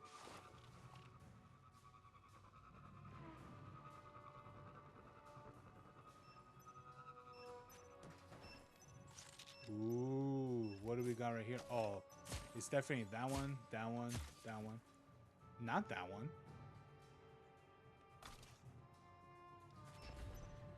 Depends how it goes. I mean, it would be like that, wouldn't it?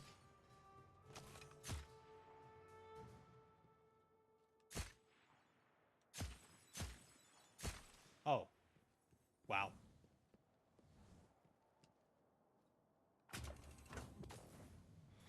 Agreed. I just don't know why I did that. It's just something that you do when you're a kid. It just has, it's just zero explanation. You just do it. You know, that's the thing.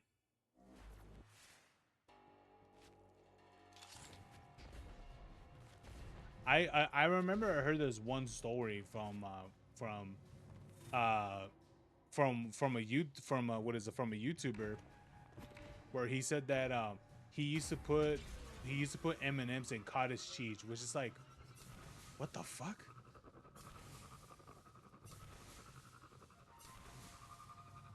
Which one?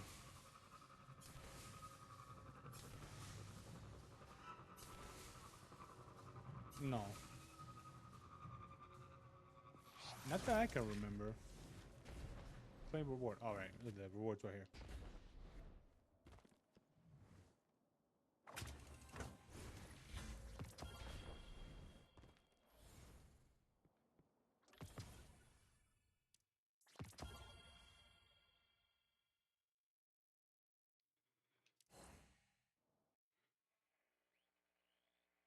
Every tortilla as a pizza. Tortilla. You spell that whole kinds of wrong. The Fallen took all the territory from these ice fields to the walls of the city. The supply lines can't get in. Well, like technically, If yes, this you keeps up, can. we'll Hey, like talk if to you later. want to do that, like you can, but I know, I'm pretty sure some people have 100% try to do what is it, tortillas with the. Ooh, I could do drops. Like tortillas with the one things try to do pizzas with those. All right. Oh look, Jonathan, what is? I'm gonna do some rolls. Hold on, Jonathan, where you at? You're doing, dude. You're still playing Baldur's Gate 3.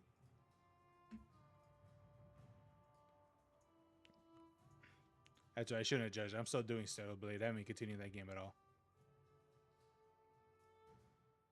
I think I'm almost relatively done with it. I think. I gotta show Rima Stellar Blade. I don't think this person will believe me of how sexy the characters are, or at least the main character is. Check this out, Jonathan. Check this out. Look, what is it? Look at the rolls I'm gonna get. Let's see if I get really good rolls.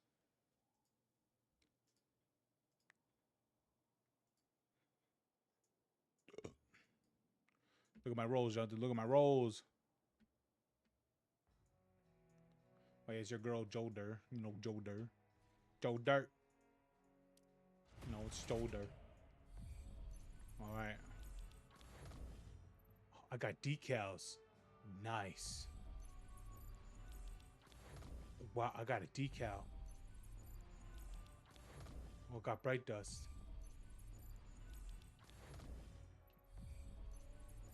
Not in this game. Oh, I got bright pigment. I don't know still. Oh, cool. I got a piece of a card. I got iridescent tuft, which I don't understand why this is even in here to begin with. Oh, nice. I got decal bundle. Let's go. I got a character. It's a purple. Oh, and I got Scory again. Great. Thanks. I wanted to get Finala again. I want this guy. I want this fucking character. But I literally don't think I'm not gonna be able to do that. And there it is. I got bullshit again. Fine.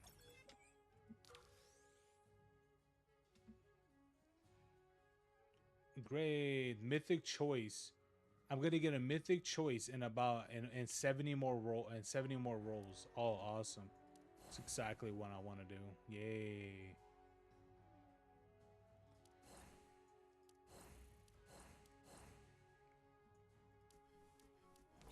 Got shafted. Yeah.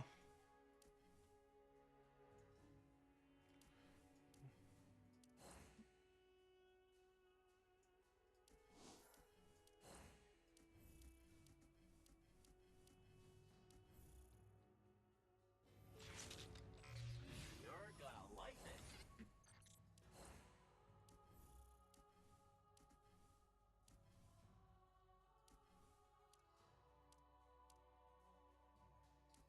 Who's cat?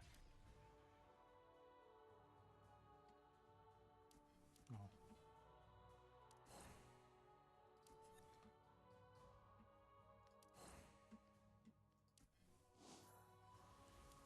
Oh, there it is. Bright Dust Store. Ooh. Oh, look at that. So cool.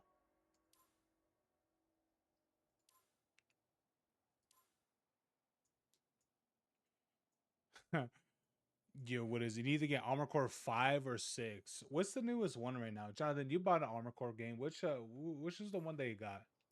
6 one? Is it good?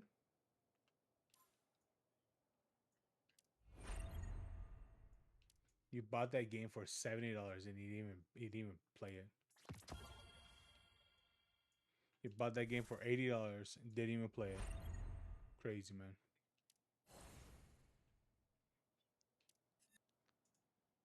Yeah, you did.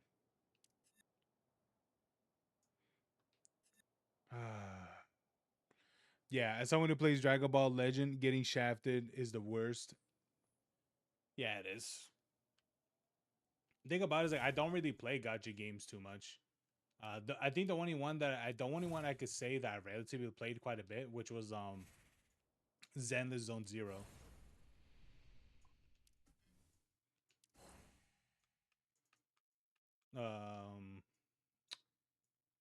What do you call it? It's a gacha game.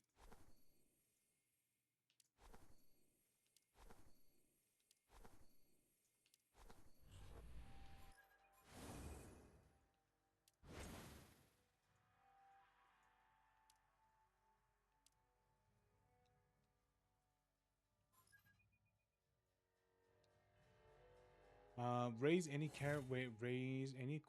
character's weapon. Raise 3 weapon powers up to 8,000. Okay.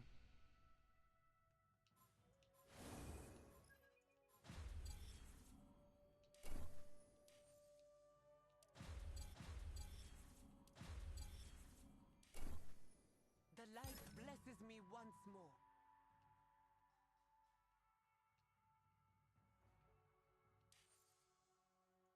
You mean Genshin Impact? No, literally Zenless Zone Zero. I mean, I don't know what's correctly called. That's how I've always called it. I'm pretty sure if you just type ZZZ, that game would just pop up.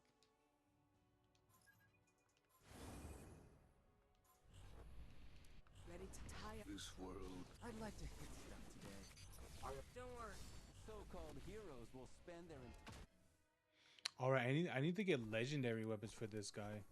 I think that's the problem. I need to get legendaries.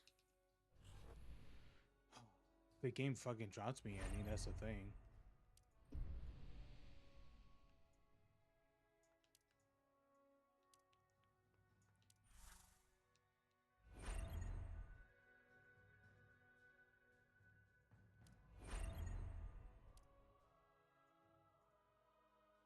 Oh, that's why, because of these things right here.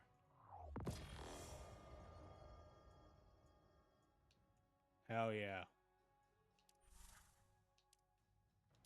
Yeah, I think I don't remember. I think I stopped playing ZZZ like I think like from when I think I stopped playing when they dropped what was that character called? I think it was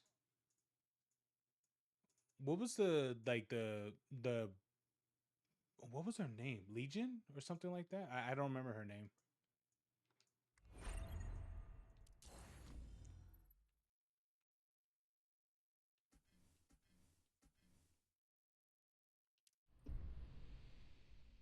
Ooh, Calamity Ops.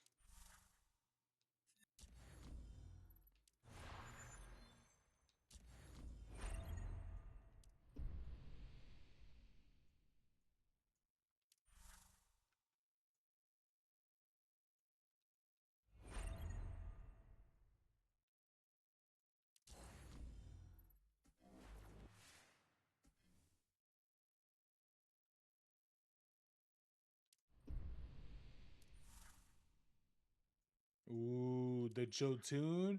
Yo, Jonathan, look at that. It's your favorite gun. Oh yeah, Jotun. Do you remember the Jotun? Dude, I want this one. The fucking the Widowmaker. Or whatever it's called. The Queen's Bow.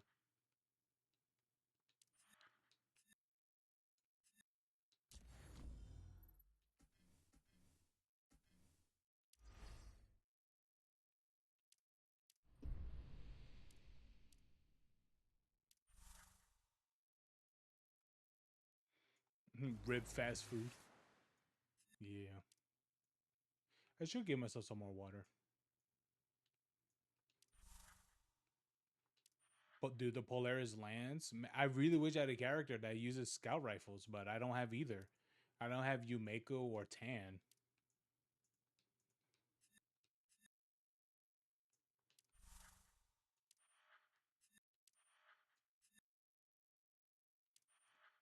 What up, nigga?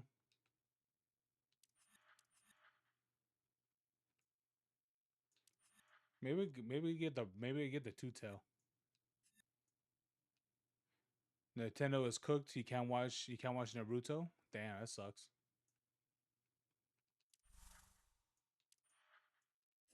I don't even think that's what they meant, but I just said it like that.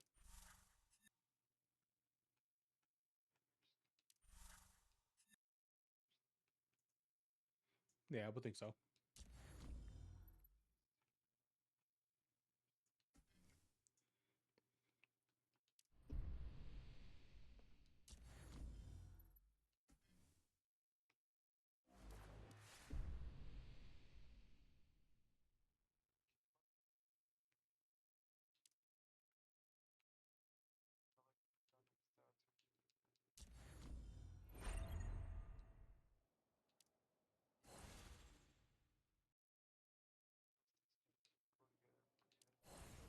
I'm here to help. What this world, one step at a time.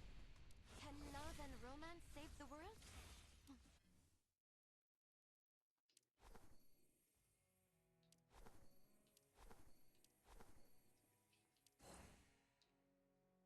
And eat it.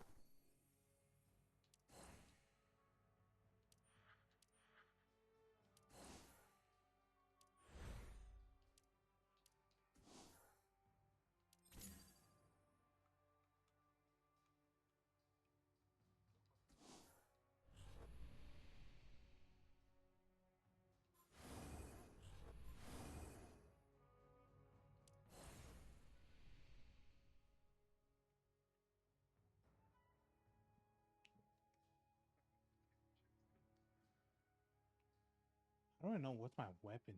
What's my weapon thing?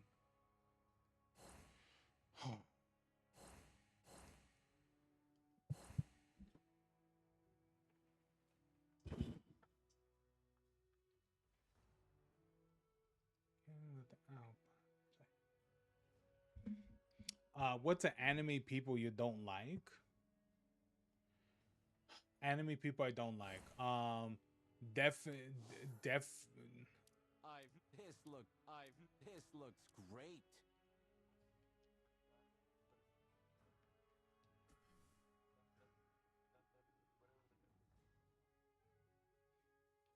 I don't even know who you're talking about. Ooh. I've never looked better.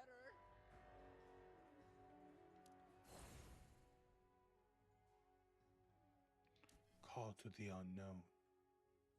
Ooh, this looks fun.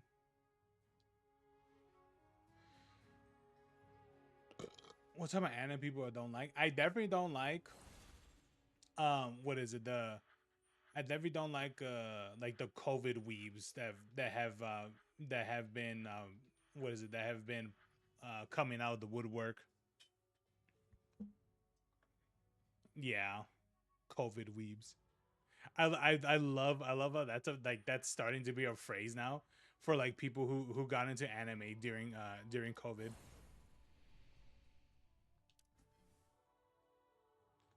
Funny as shit to me.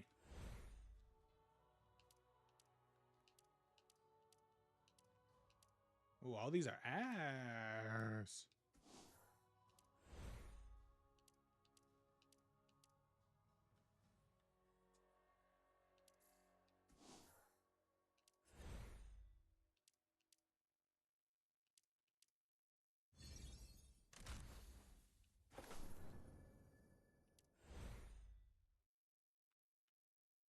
Oh man, I don't even got a better magazine for this one. Fuck.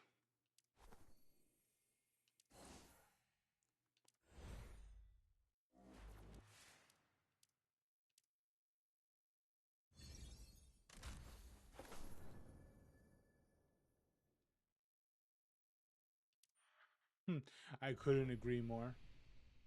Yeah. What character? Weapons, power.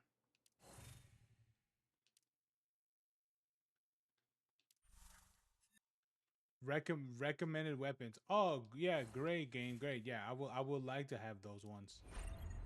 Maybe I'll get it. Hold on. Let me do an ops. Let me do a strike. Come on, time to be gangster.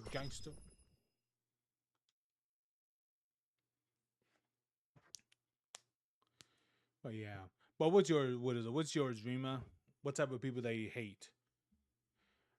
Before it used to be for me it used to be what is it? It used to be weeaboos, but I mean I think those guys are more funny. But definitely COVID weebs have been definitely been one for me. Cause knowing the fact that these niggas try to be like, yeah, I know anime more than you, but like, bro, I haven't watched anime in years, but even I know why Goku has a tail. I'd be like, shut the fuck up. Back to business. No, I know why Goku has a tail. Bro, there's a fucking dude, there was like a video that came out like I think close to a week ago or so. And it pretty much enraged a lot of the like hardcore anime fans because the shit that these people were like pretty much saying about the older shows, because like I definitely think it had to do with like how old the shows were, and just like how a lot of those shows were like in different time periods and shit, and that's all it was, just different eras, and that's it.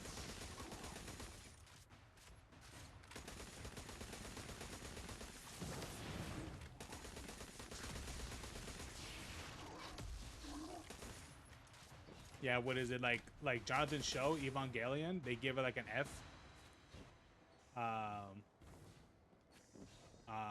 I think that's the show Jonathan likes, right? Is the mechs and shit like that.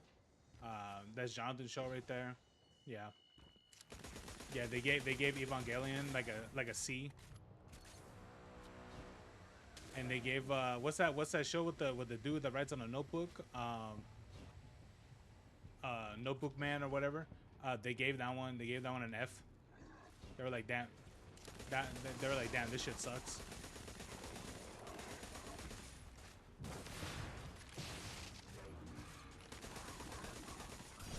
That shit was mad funny. Just seeing it, I was like, bro, what the fuck are these guys even talking about? It's like, I've never seen Death Note, but even I know that's a very beloved show.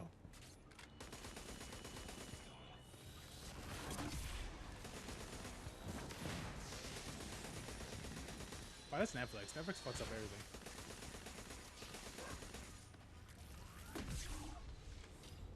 I got a bomb.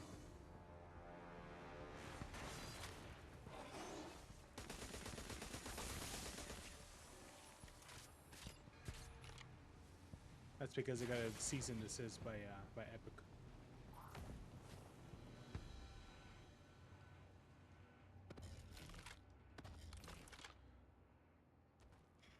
Football team now? Yeah, you already know it, man. Sadly, I don't think you could shoulder charge with it before.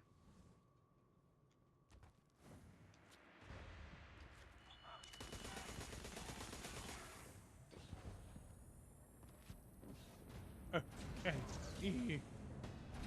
okay. Ow. Ally down. Get to that goat, quick. Stay with me, hero.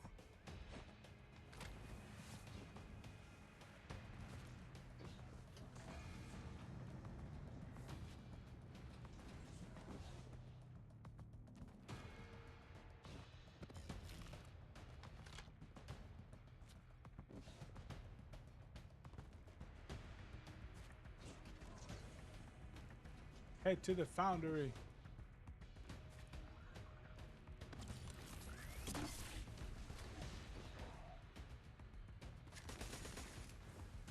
I wonder why people are really heavily suggesting teams to have Gwen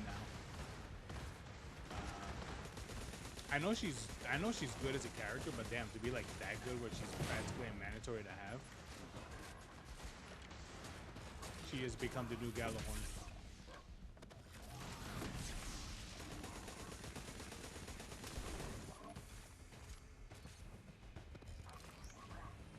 I already know for sure that's gonna be added in the game one day. What do you mean? Well, I mean she's becoming a mandatory character to have in harder activities.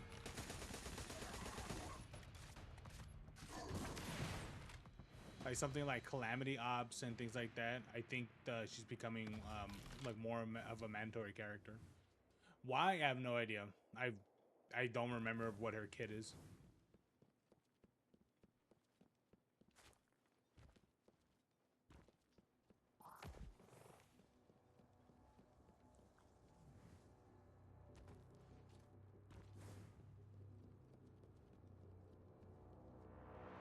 On top of that, she got dual pistols.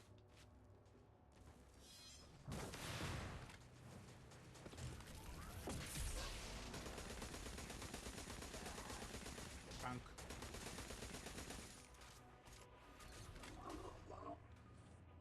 Dude, I just wanted to bring the chair. Come on, bring the chair, guys. Dude, I'll be honest with you, the chair. Jonathan, do you remember the chair? I don't think they ever fixed it. Yeah, the finisher.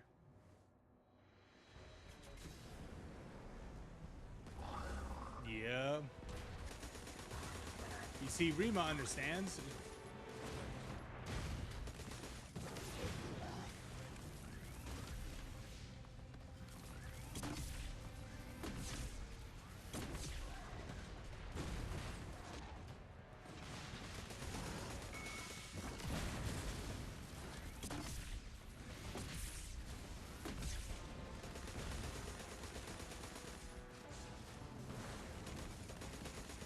Give him the chair.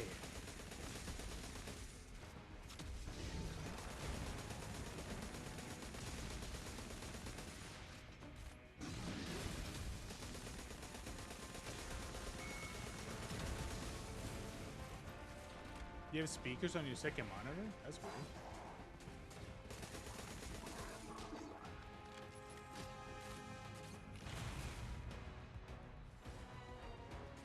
I'd be like, then where's the audio coming from? It's coming from somewhere.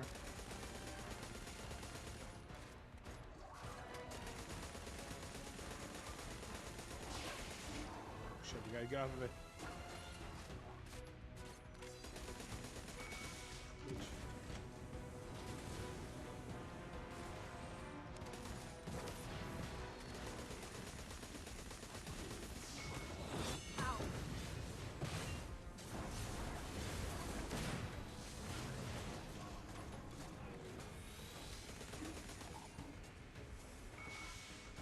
There you go. Dunk that shit.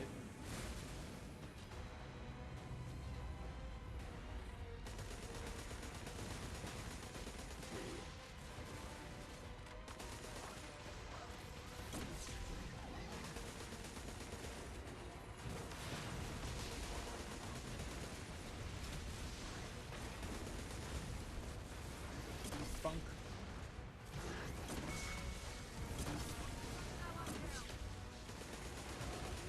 Okay.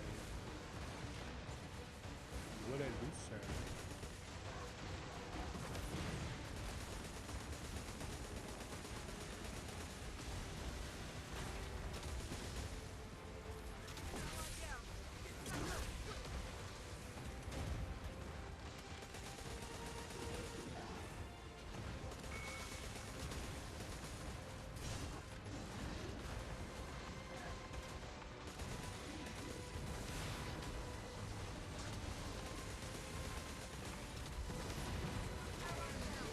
There you go.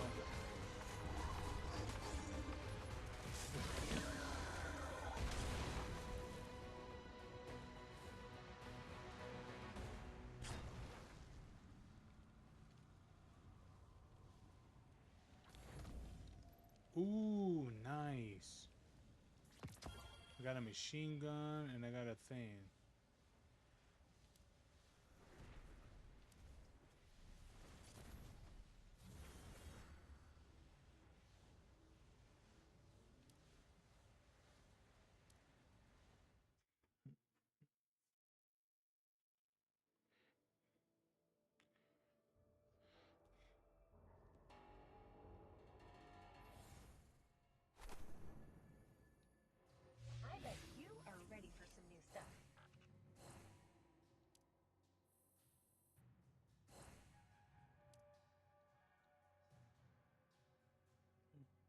god, I could get all this from the battle pass, so let's go.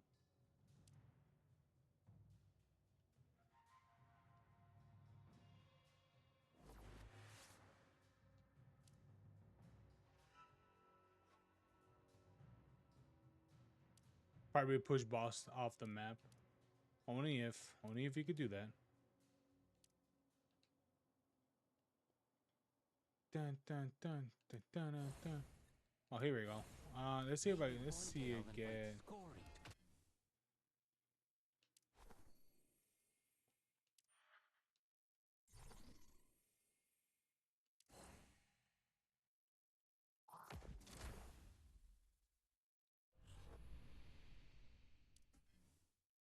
What is this? It's a.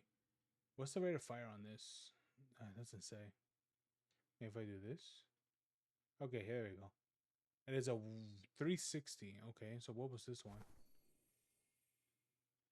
This one was a 365. So this one shoots slightly slower. Oh boy. My favorite to play on Destiny 2 was the Hunter. Oh, yeah.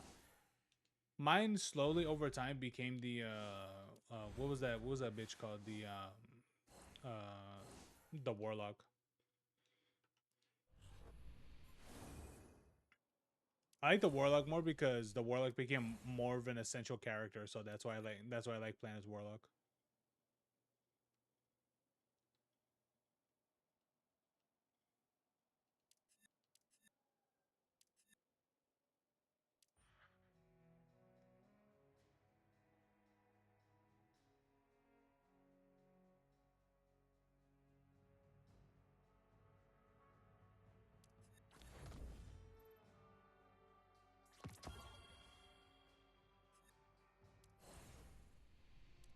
Just picture it.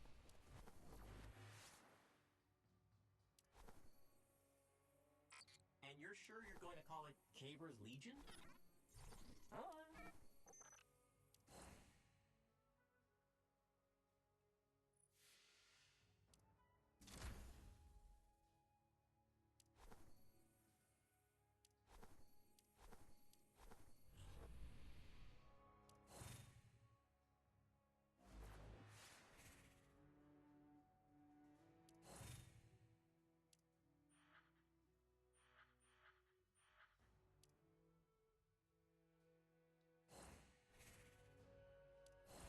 Space Magic. Yeah, that's kind of the reason why I like playing as that character. Space Magic. Please, Caber, that's just a flower.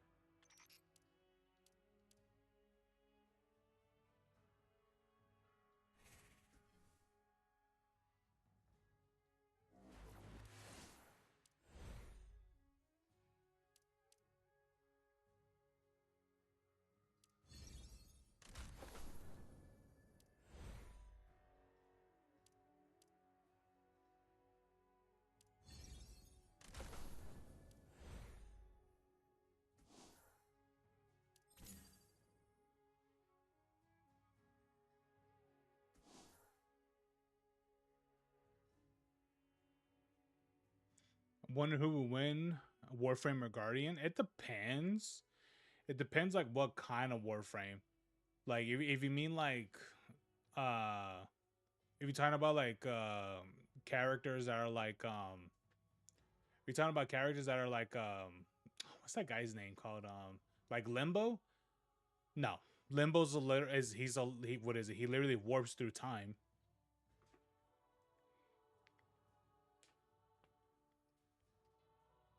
And also the what is a Volt? A Volt is literally a speedster.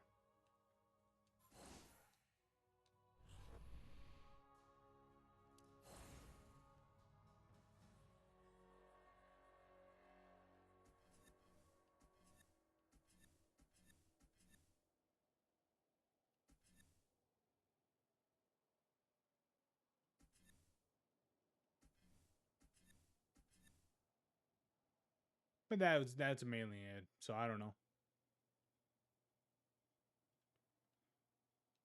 Oh yeah, seeing some of like the lore of the characters and things like that. Oh yeah.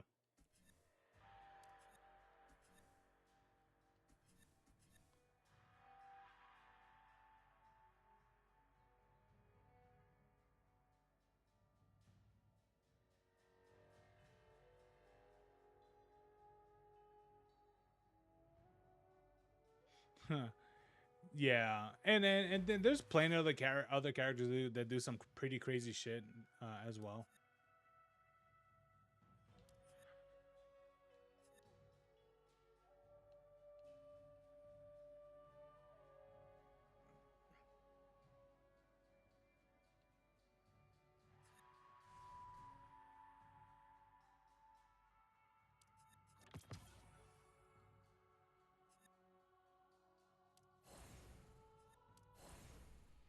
So-called.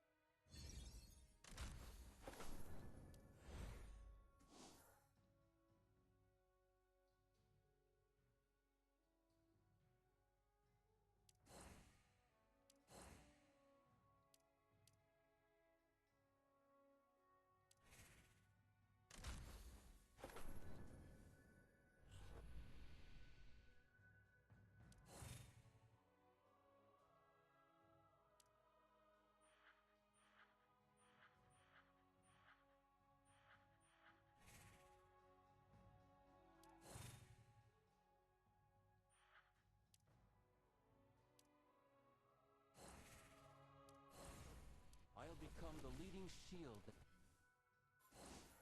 Shut up, Caber.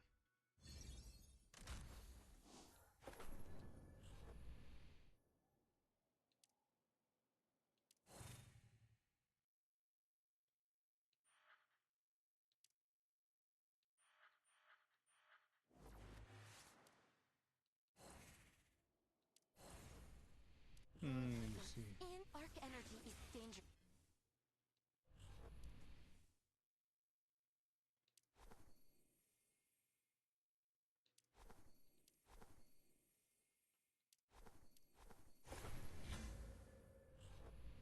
There we go.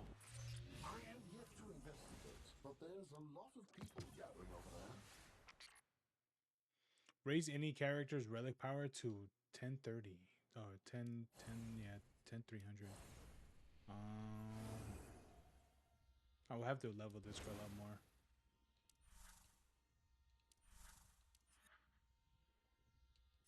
Okay, I know which one to do.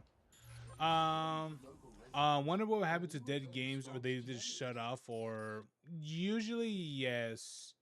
That would what would happen, you know. If a game isn't supported, then yeah, they'll just die. They'll just get shut off and that's it.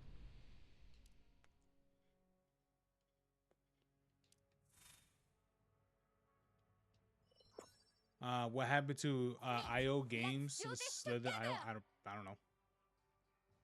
I know they've been. I know they were, you know, hit pretty hard with the like censorship and things like that. But I think from what I can remember, a lot of that was reverted back or changed or something like that. Stand there watching. You should charge right up to them and say, "Hey, the new guardian of the world is here. Anything you need help with?" I really need water. Think we'll have some time to grab some cuttings on the way?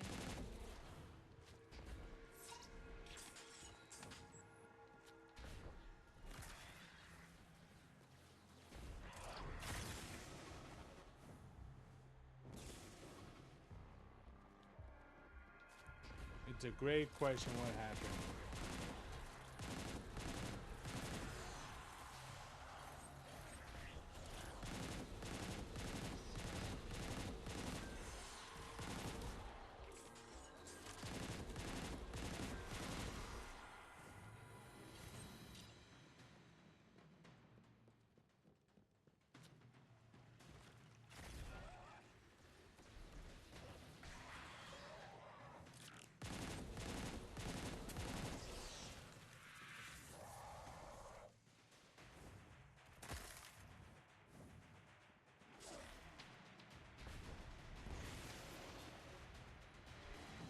Yeah, I got 4 of them. Let's go, teammates.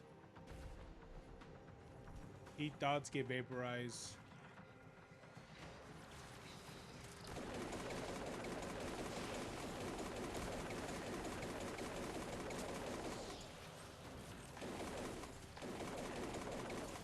fuck is this? What is this sound? Do, do, do, do, do, do, do, do. The storm is coming.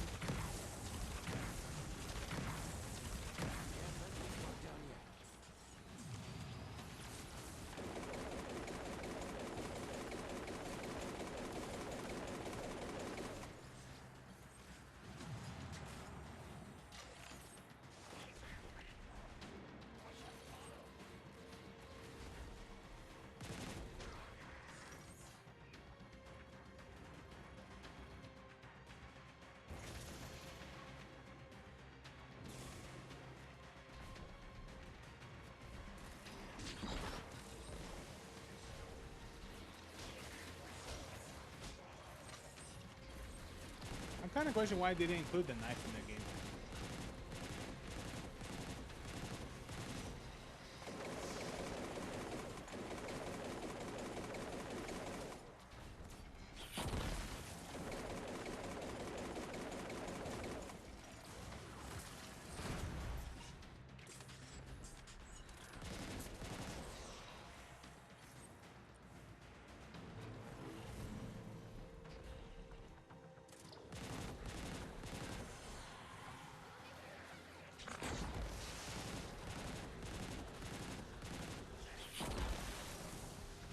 Nice.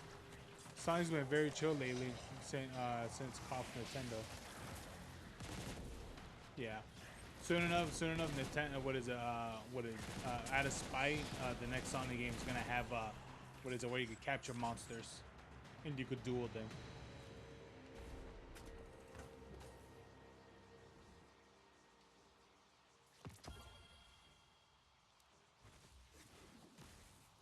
Liquid ass.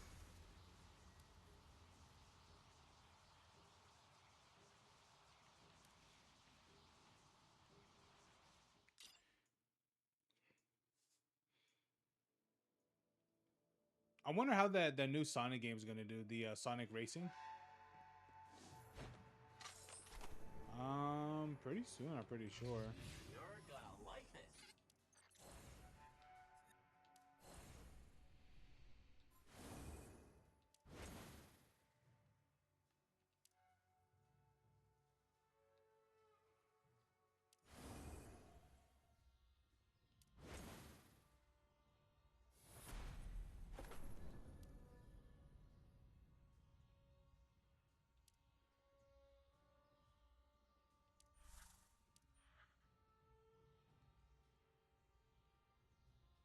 It's what they call hype.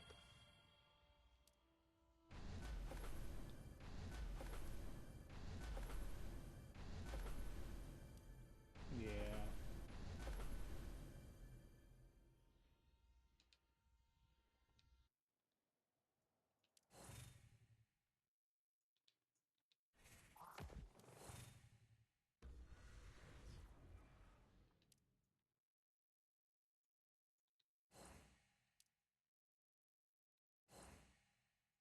Just waiting.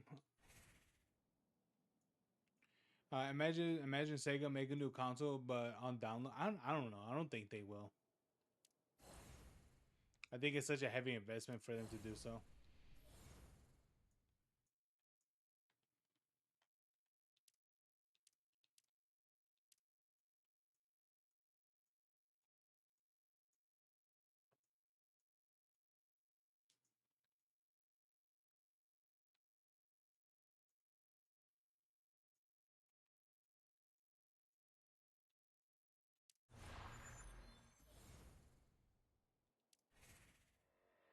It'd be cool, but I don't think they are.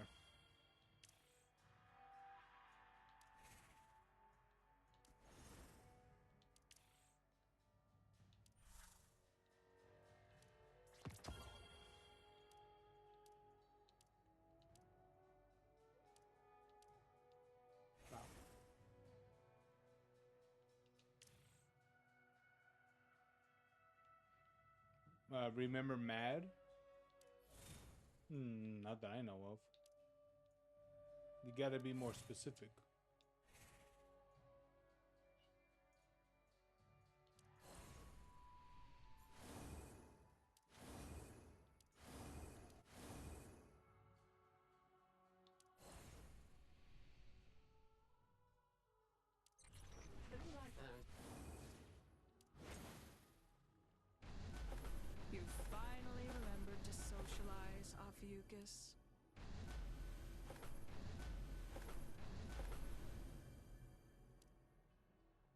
was on Cartoon Network.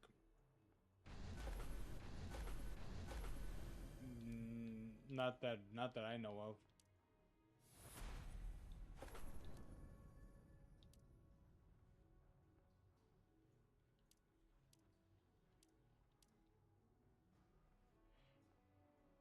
Wait, so what'd you say the name was?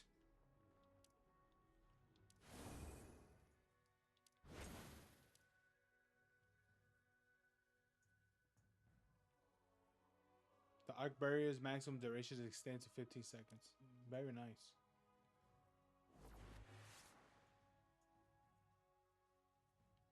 Mad.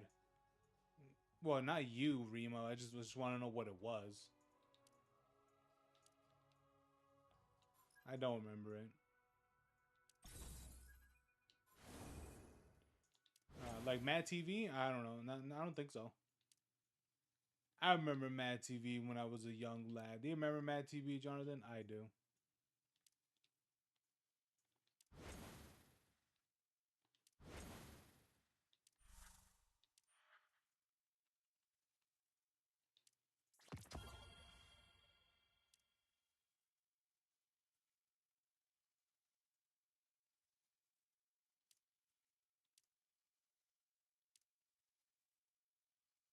The arc barrier's duration is extended to 15 seconds.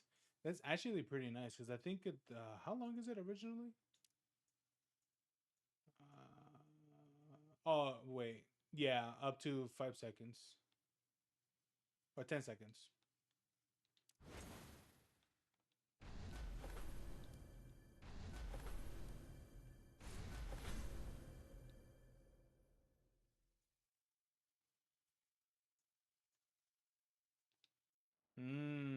Show's name Mad, and it was a crazy show. Very levels of what the fuck and YouTube poop. Ah, okay.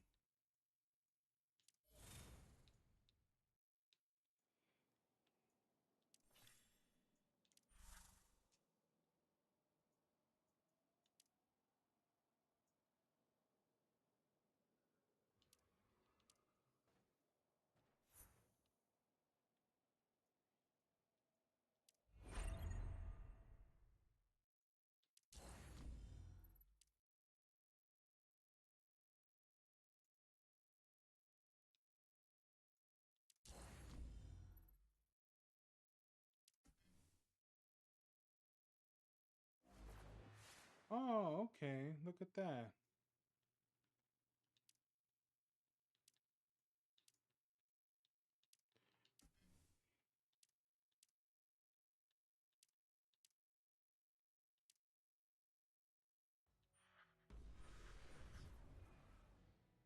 Damn.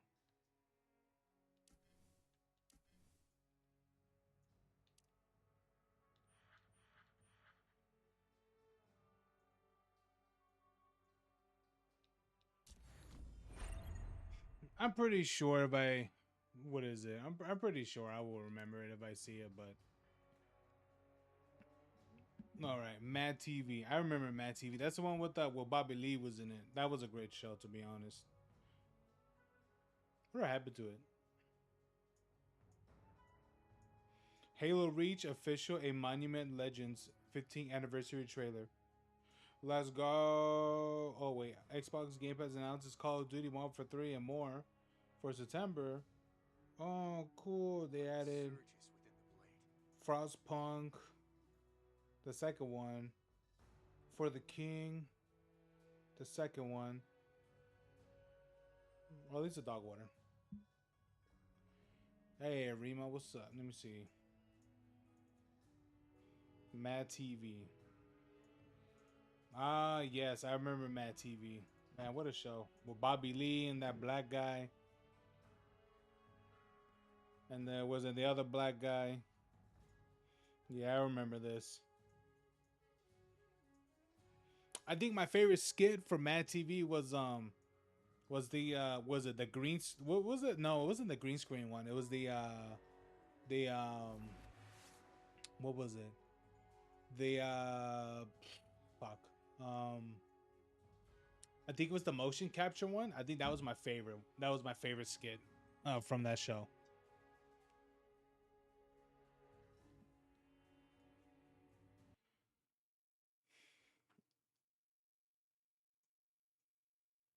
There was that one, and also I think it was I think the other was that was my favorite series of the skits was the was is the appearance of that character Low Joker. He was my favorite character.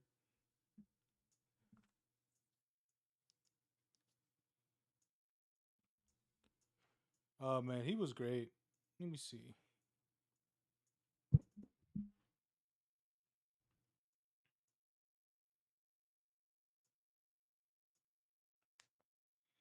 Dude, I remember looking up like these videos and shit, but like it was so difficult to find them in the early days of YouTube.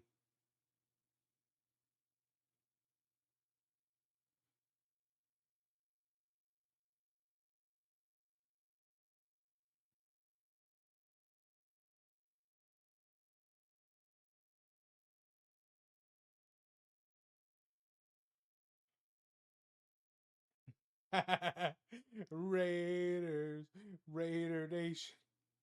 Oh my god, the guy he's such an idiot.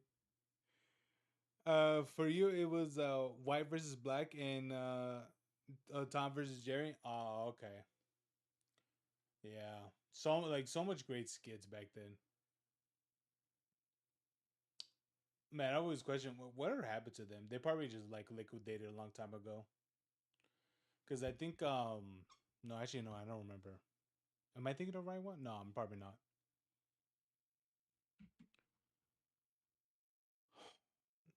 Do you know what game? You know what game that I'm like, damn, I should really catch up on the what is it? I should like play the game so I could catch up. I could catch up on the show. Uh, which is the game I want to do is Attack on Titan 2. So I could be like, all right, this will be my way of watching the actual show. You know what I mean?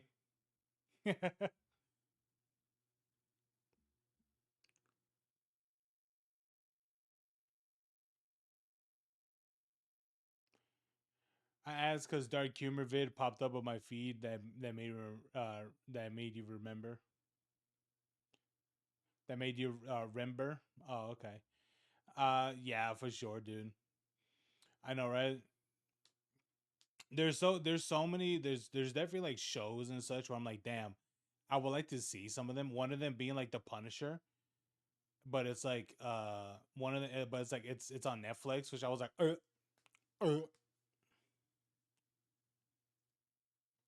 uh. But yeah, there's that show. Some other one too. Then there's another one, and then there'll be some shows too. About I forgot which one it was. Uh,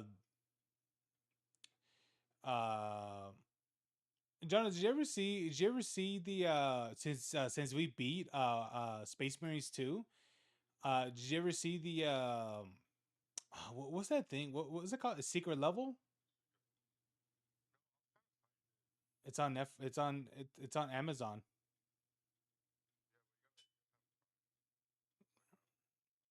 Oh, ask your dad. I'm pretty sure your parents have Prime. They don't? Oh, damn.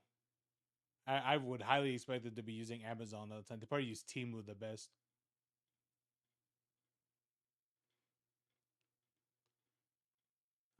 Yeah, man. Like I suggest watching. I suggest watching. It's good. It's well, the one the Space Marine one is good. But yeah,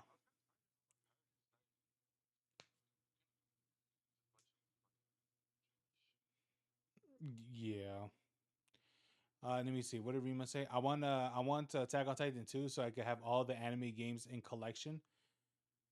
Like the actual game, like like the actual hard disk, or like the the or just like on Steam or whatever, or just on digital. Physical, I can understand.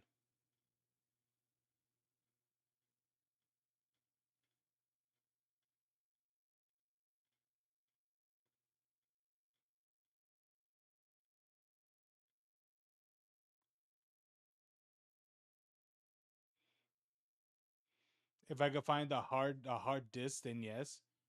I'm pretty sure you could find one somewhere. You probably have to go to like local shops to potentially find one. I mean, what is I told my friend uh that I found a hard copy of Rocket League, which I was like, damn, I didn't even know they made these. Flea market, yeah, probably. Yeah, but that's a that's a funny too. Rima is that what is it? You want to collect like the actual thing? I was like let me look up if I could find it on what is on on the what is it, on the websites I used to download games, and it was there. I was like, okay, I'll just download it.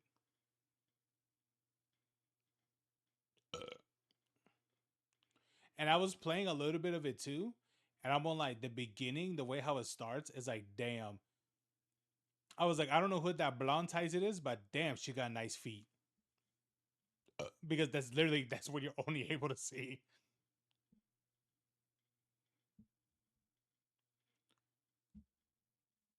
Hey John, did you ever get that far in an expedition where you can fight the feet boss?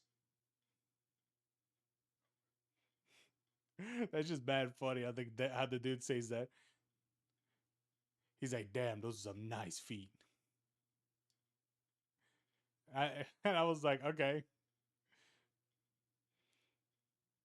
I was like, they could have been nicer, but sure. If you like what is it, if you enjoyed the dirty types, then sure.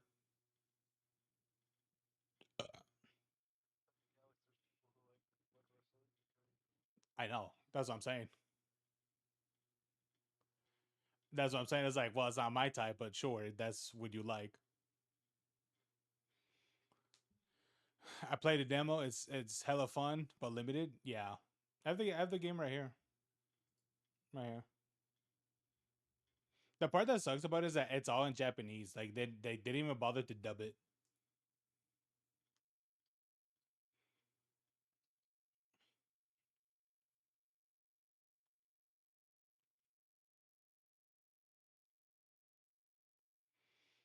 Yeah, I don't I think I got as far as like the character creation, and I stopped from right there.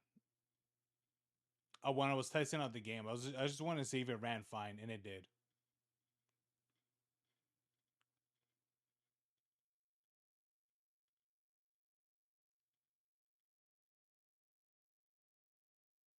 Yeah, because I remember I was playing. I bought it. I bought it when I was on the.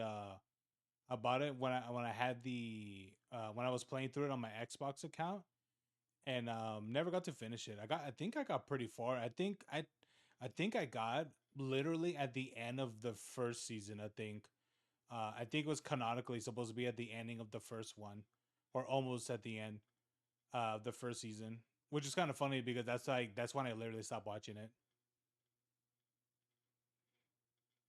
And what is it? And I heard that they didn't do the Mikasa ending. What is it? Where she becomes the parent? I was like, I'm not watching it. They couldn't give the fandom what they wanted. Literally, the whole fandom like that's what they wanted, but they were like, nah. The dude was such a he was such a cuck. He didn't even know which ending. This dude had like 80 endings. He didn't even know which one to pick. It's like, bro, just pick the Mikasa ending. Your literally whole community wants the Mikasa ending. I'm glad that nigga died. No, I'm just kidding. It was my very early, before like Dragon Ball, Xenoverse, Naruto, Boruto. Oh yeah, what is it? Yeah. I know the. Oh yeah, Solid. You know, what is it? Since you got money now, they got the Boruto games on sale right now. Yeah. No, well, yes. They got the Naruto games. They got the Naruto to Boruto Shinobi Striker for $5. I don't know, man. Do you think I know which one's what?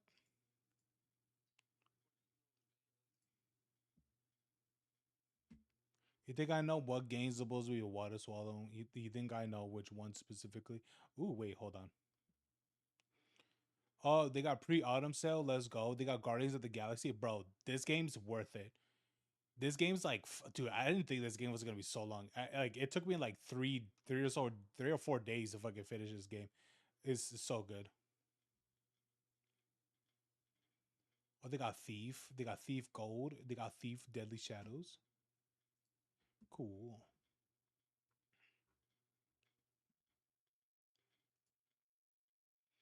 Yeah, I'm trying to tell my friend that his favorite game series is on sale. Oh, here we go. Naruto franchise on sale.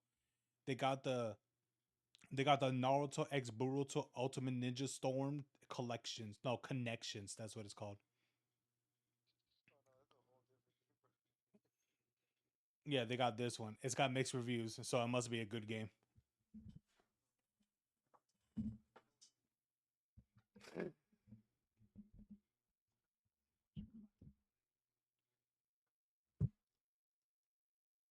Yeah, so there's that one. There's the other one. I think this is the older one. The what the fuck is this? The Naruto Shippuden. What the fuck? I gotta click this because the whole thing. It's so long. The whole thing isn't even on here. Was it the Naruto Shippuden Ultimate Ninja Storm 4 Road to Boruto? Why is that a fucking game title? That's a long ass name, bro.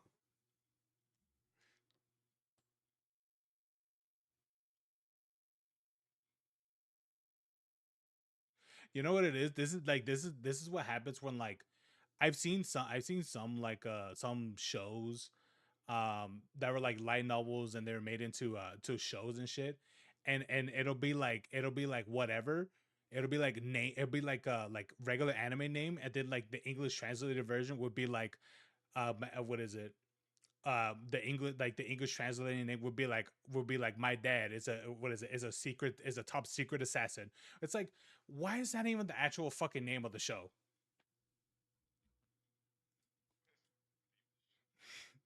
Yeah, they'll have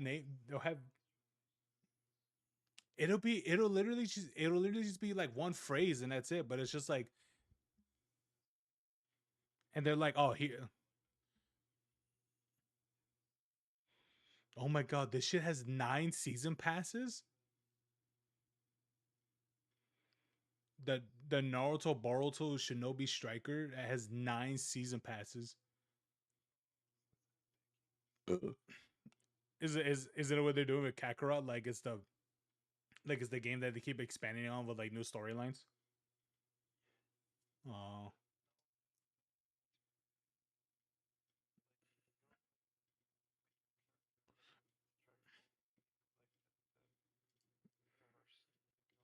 no, it was like that. It's a fucking it's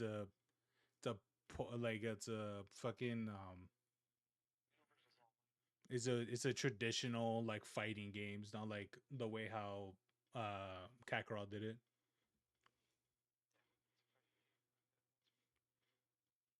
Honestly, I feel like Kakarot did like the best. It did like the best versions of like for that type of fucking for yeah for that and like that type of fighting game. I fucking hated. I absolutely hated like the Mortal Kombat fighting and things like that. I'm like, no, this doesn't work for Dragon Ball. These people are literally punching each other. Like, what is it? As they punch each other so fast, you can't even see them with the what is it with the human eye.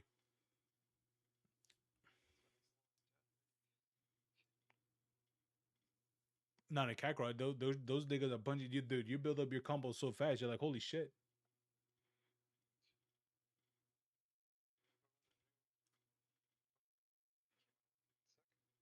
Which one? Uh, it died pretty fast to be honest with the yeah. Yeah, it died pretty fast. People just went back to Kakarot. They're like, damn, better game. Dragon Ball, oh yeah, Dragon Ball Fighters, yeah, like that one. I don't like those style of games. Indie.io. Ooh, what do we got? We got Monster and Me. Okay, looks like every other top down game. Uh, yeah, Binary Golf. I don't think so. It looks like a lot of math is involved. I'm good.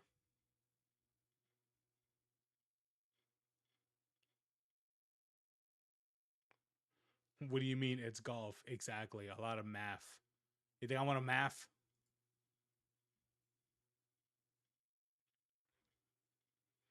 Ah, here we go. Game devs of color. Oh, here we go. Game devs of color. That's it. I give a shit so much about the game developer's skin color that they make a category to point it out. You should care about this game because the person who makes it is black.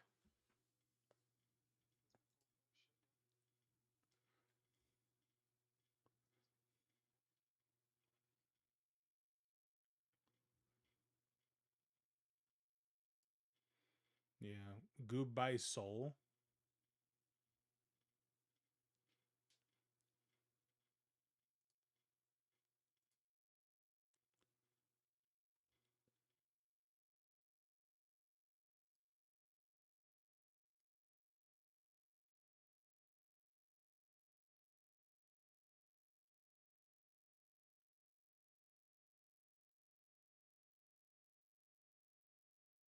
Yeah.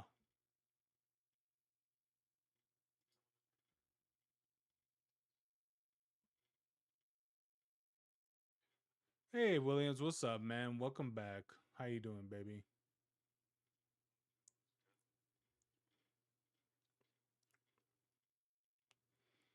Maybe.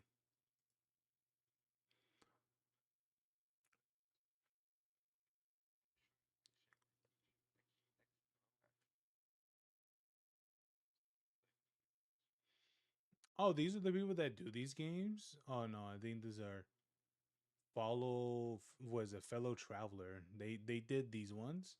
They did sleep. What is it? Citizen Sleeper. I heard that this one was very popular. 1000 Resist. Kingmaker. Um.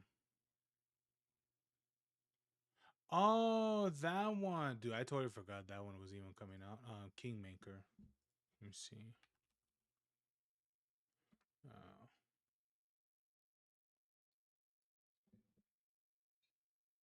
Kingmaker releases on October 8th.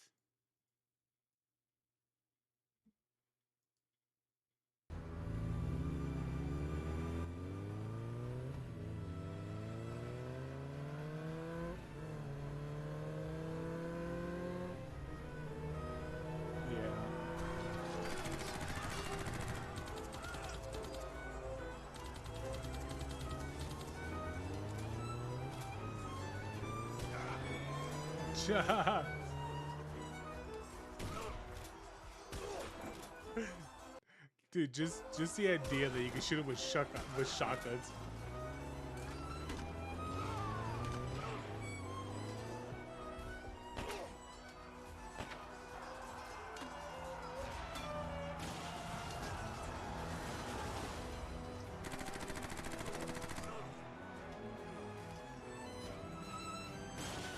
Fucking Abrams. Oh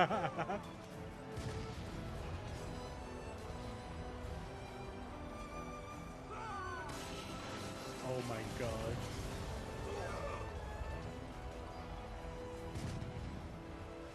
They're just running over your own people. Kingmakers. I don't know.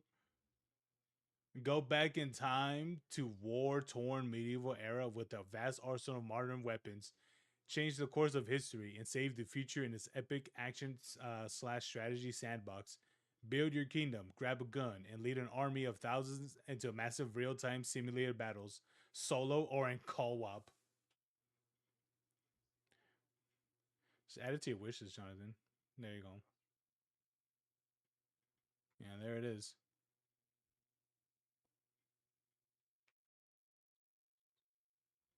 Bro, yeah, I see that some of the games on my wish list too. I'm like, oh my god. But I'll tell I don't know where he's from. But if you think you can stop him, you're already dead.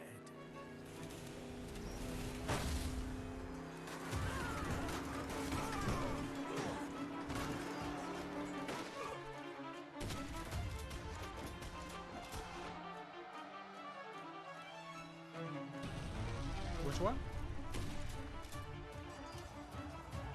I like how you're the only one with guns.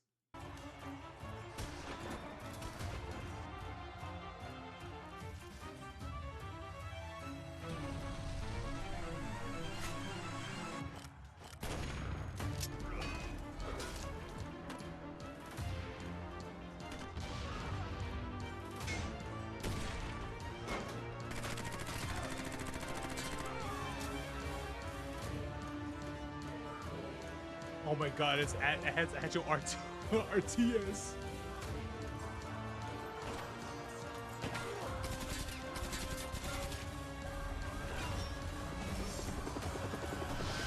Is that Apache helicopter? You could call it strafing runs. People a future. I hope he can save his own.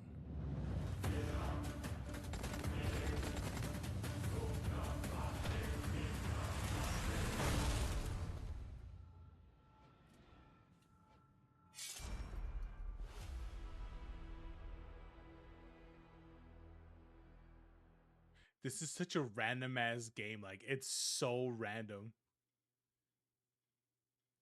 Imagine they drop nukes, drop a nuke as DLC. It could be.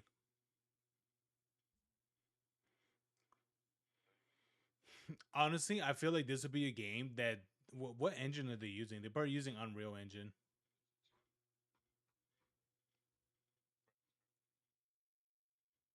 Crazy.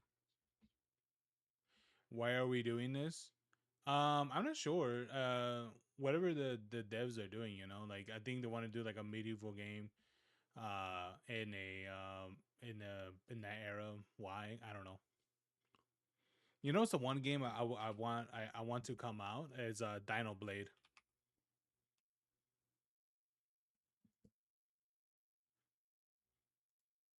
I have no idea how this game is going to be. It's either it's going to be a good game or it's going to be a really bad game.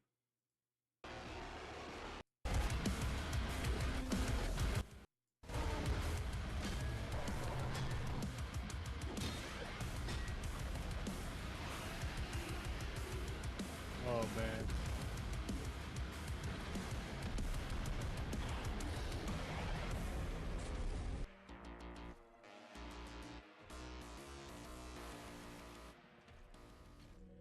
Yeah, so I think I don't know.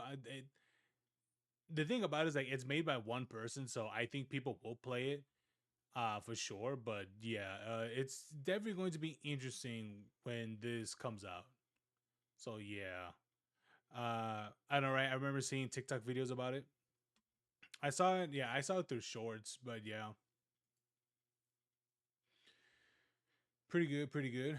I want to get this one. I want to get Dying Like the Beast. It comes out tomorrow, so there's that. So I can't wait for it. It's gonna be pretty good. For what it, yeah, it comes out the 18th.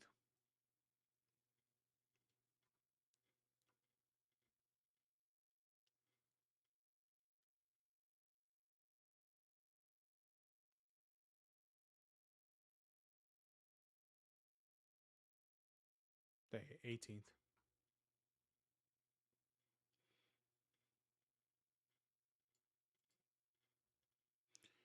Is Ravenfield still there? It's a good question. Oop, spelled it wrong. This game?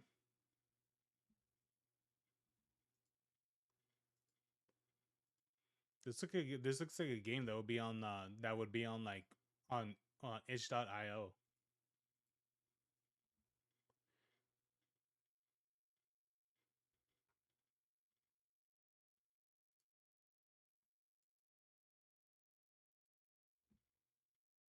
It's overwhelmingly positive. There's 400 people playing the game. So technically, yes, is still here. If this is the game that you're talking about.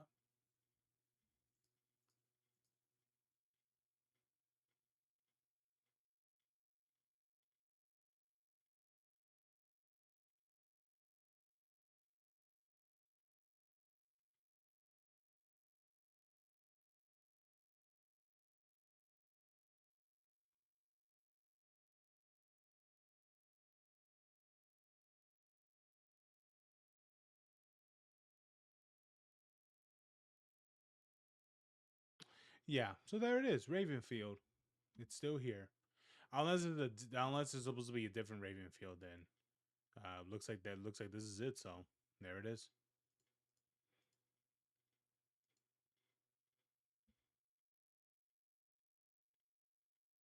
Cool.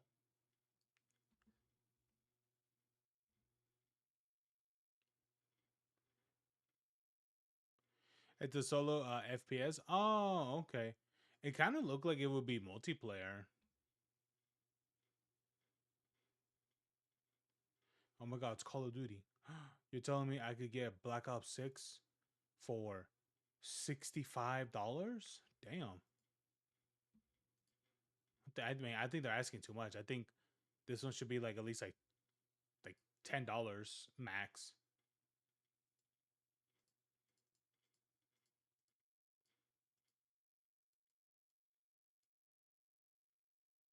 Game made by one person. Yeah, you can tell.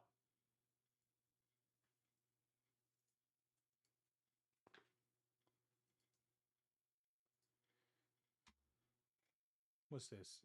New expansion, 10-hour plus. And it needs to tell me this. Why? Oh, look, it's Repo. Jonathan, look, it's your game, Repo.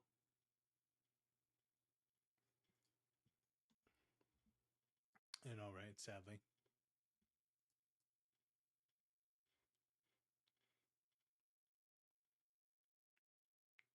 It's a lot of interesting games on sale for sure. Oh, they got your game, Demon Slayer Chronicles 2.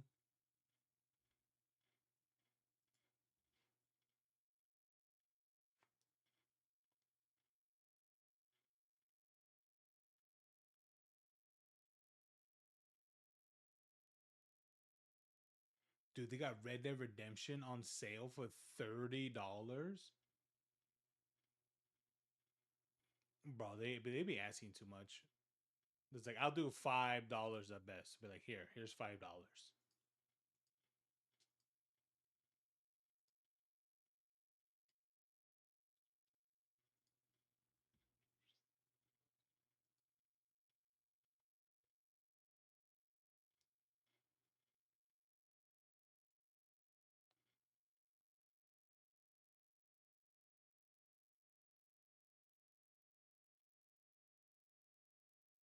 Yeah.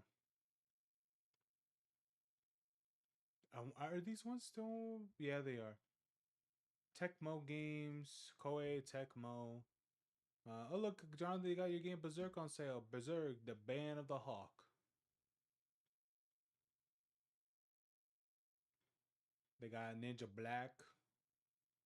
Oh, these are the new ones.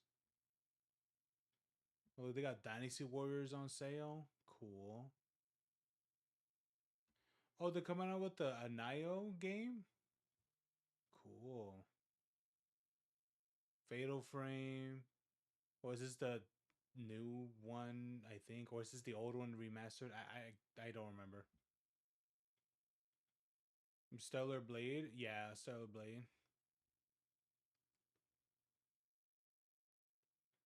Why are you just naming random games? Oh, here we go. They got Dead or Alive? Let's go, dude. The Gooning fighting game? Let's go. Here, let's look at the DLC for this game. It has 461 DLC. Now, how much would it cost if I bought every single one of them?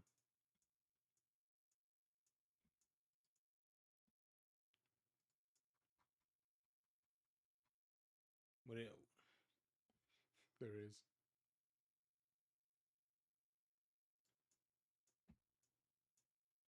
I don't think it will really say.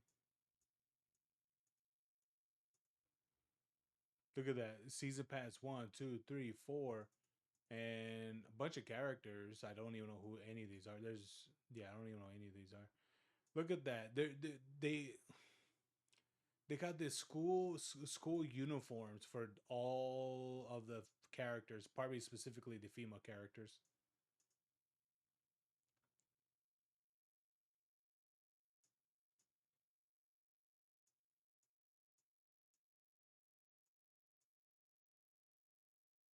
Jesus Christ.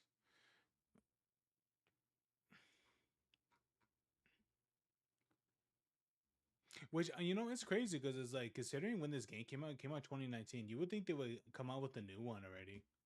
Uh, but they haven't yet.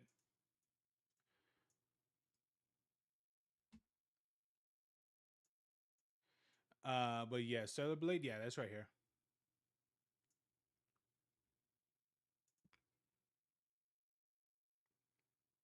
Yeah, I what is I pre-ordered the Ultimate Edition for this game, and I knew it was gonna be, and it's a good game so far. I haven't beaten it yet, but it's pretty good. I enjoy it.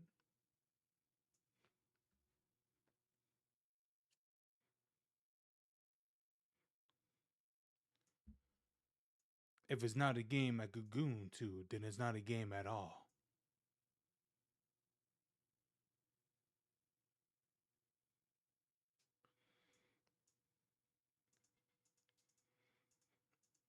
I hate it when they put gameplay on my Goonie sesh.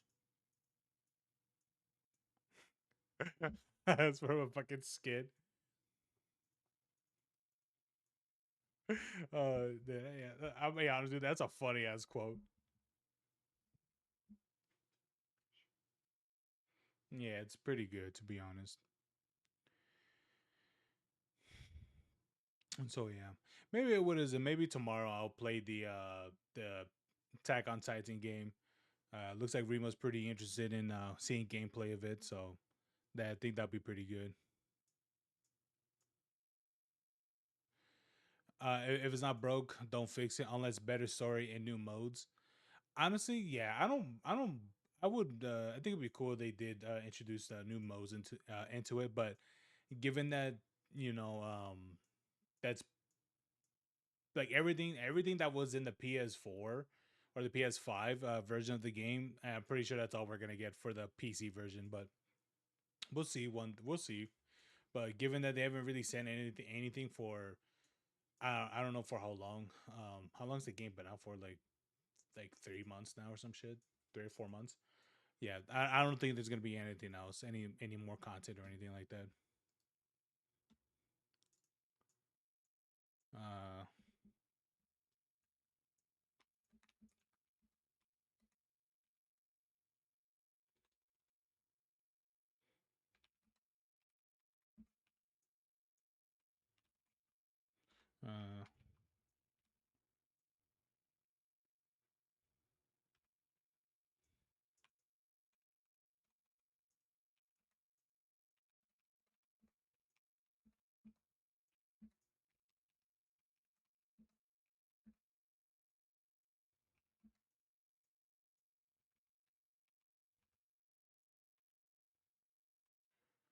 uh, how do you spell?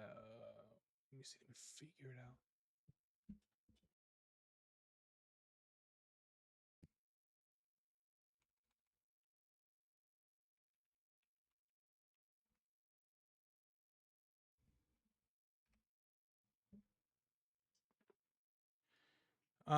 I don't care about graphics anymore, but you know what I mean. I mean, yes, but you got to remember her. Have you not seen what a character looks like in game?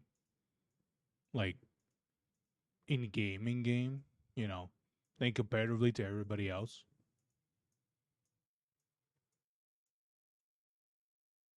Like literally just her compared to everyone else. Everyone else is in 1080p render. She's rendered in 8K. You could literally count the threads on her bikini. I think Jonathan saw them. Oh yeah, I remember. What is it? There was one. There was one day where I was grinding uh I was grinding out like the fish uh what is it, points and shit, so I could get her what is it, her swimming outfits. Honestly, worth it.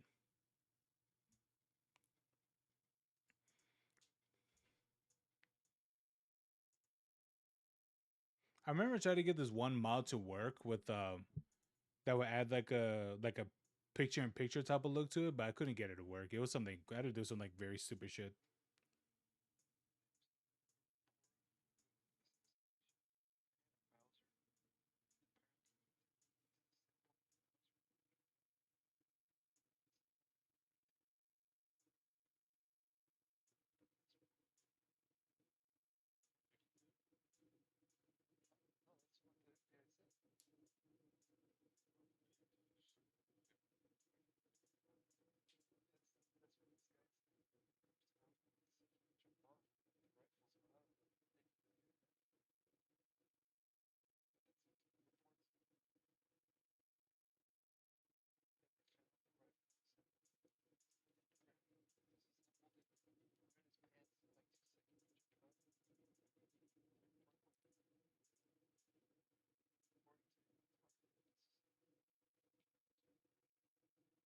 Maybe that's his specialized version.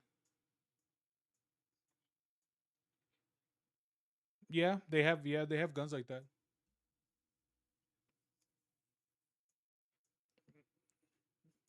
Doesn't mean you can't modify it.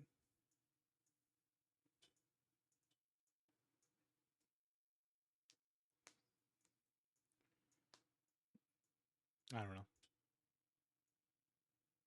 It's a great question. We will never know.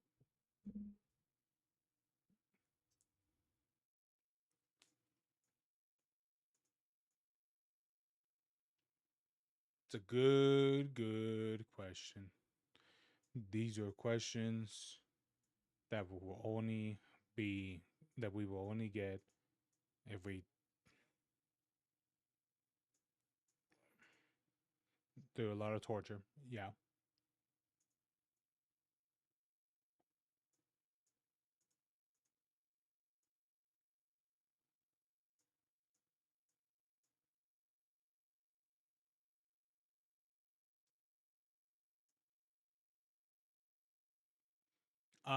Yeah, no, what do you say? I'm stuck on PS4, kind of impasse. Kind of impasse here, except the Star Wars Battlefront 2 or Battlefield 2. In terms on looks, beautiful. Yeah. Well, granted, those games do look good. Still, relatively, like they still look really good, right? I just feel like when you play games that came out like in the 2016 era and things, I feel like games haven't really changed that much in terms of graphics.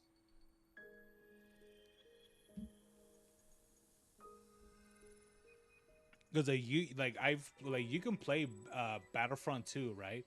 Like you could play Battlefront 2 and it looks very good. Still, it looks amazing to this day. Still, maybe some games definitely did make graphics look significantly better than others for sure. But I feel like a lot of games, in terms of like, so primarily focused on making like the next like graphical like everything's gotta be reflecting off of water and shit like that. It's like I don't mind that sort of thing, but it's just like it is such like an expense of making your game looking like ultra realistic as possible, but like ultimately sacrificing optimization and performance.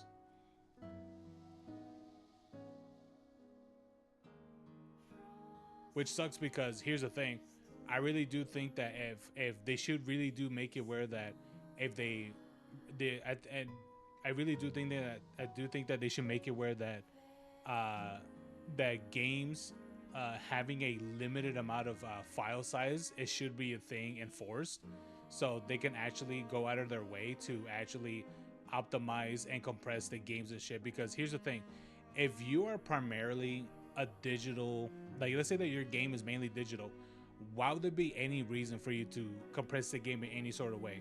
What do you think Call of Duty is like 300 gigabytes just for Black Ops 6? It's because it's uncompressed as fuck. I literally downloaded. I've downloaded what is it?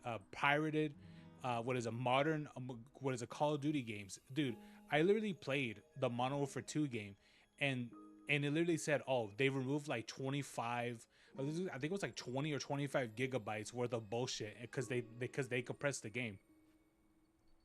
Bro, if the people that are pirating, if the people that are what is it? People that are pirating the games can compress the games for themselves. That these companies can absolutely do it too. They could do it too. They just decide not to.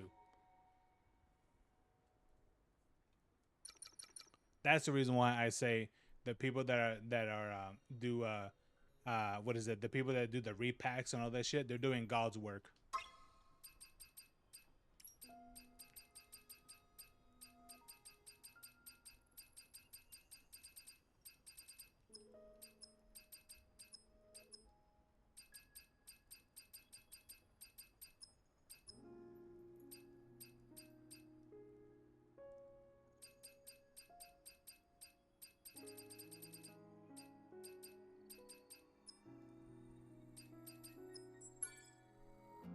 Oh yeah.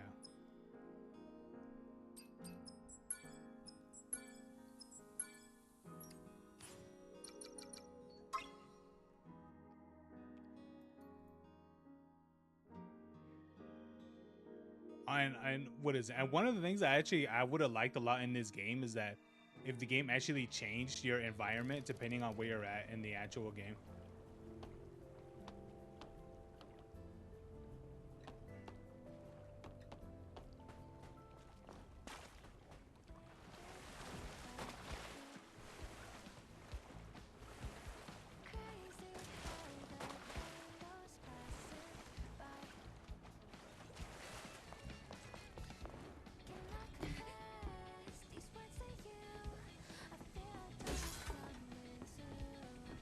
Oh, here we go.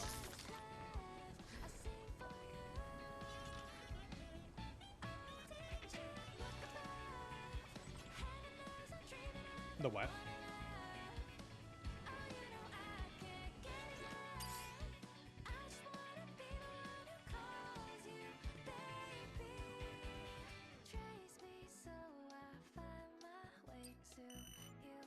Oh yeah, I forgot. There's a mod I can install where you can see the character like really up close. Battlefield 1 is almost perfect balance between the two. I'm mainly a hard copy person. I was a COD fan. I have 5 COD games. I agree with the size of the storage. That's why I left. Yeah.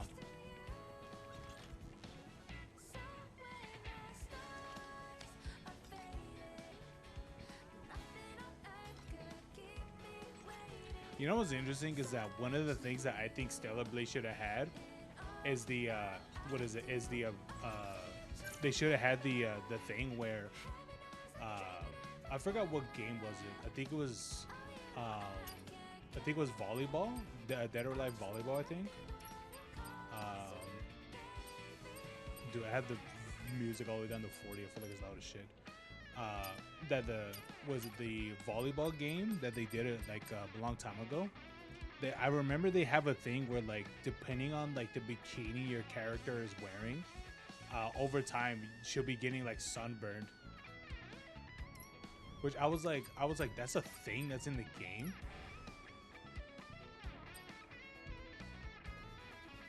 Which I was very, very surprised.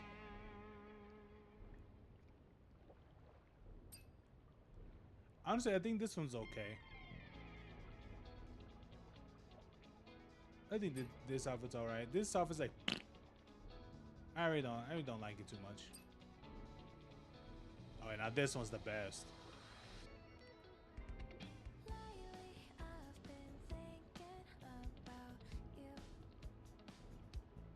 Look at that, Jonathan. You could literally see each of the things on the teddy bear. Do you see it? Do you see it, Jonathan? That's what I'm saying. The character's outfits are rendered in 8K. That's what I'm telling you, man.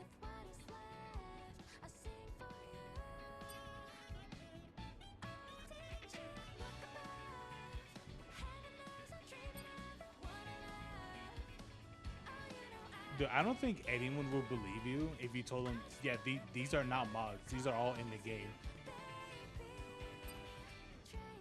Like, truly, I don't think anyone will believe you.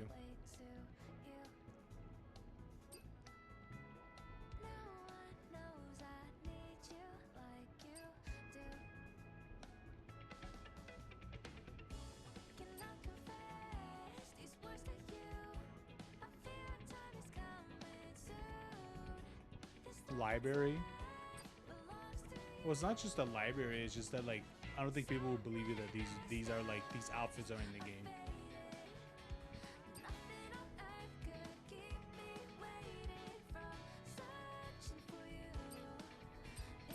Oh, this is the same thing, but just different color.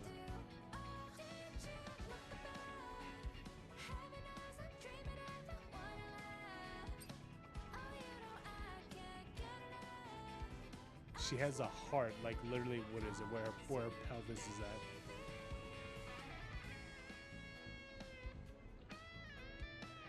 The pirate thing right there. I forgot what. There's one that I like. I don't remember what it is. I think it's this one. I see. I'm kind of missing out. Oh, dude, this is the outfit that I like. This one's my favorite.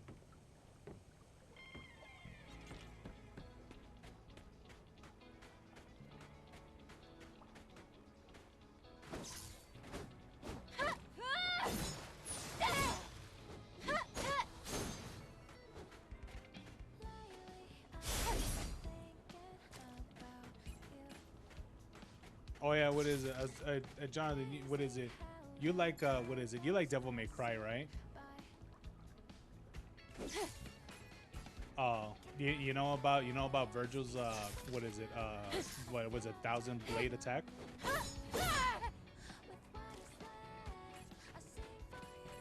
Let's just say that that's also in this game too.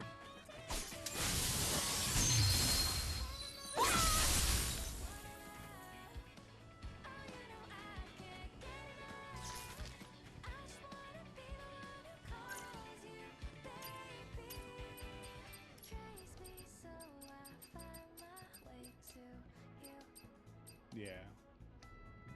Right. I think this was also one of the bikini outfits I had to grind for.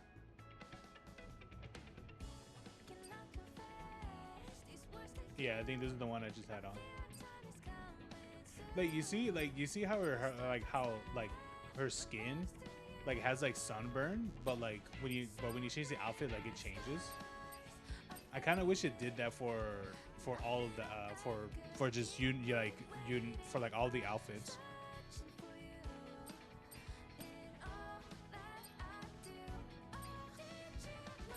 But I don't know. They just didn't do that.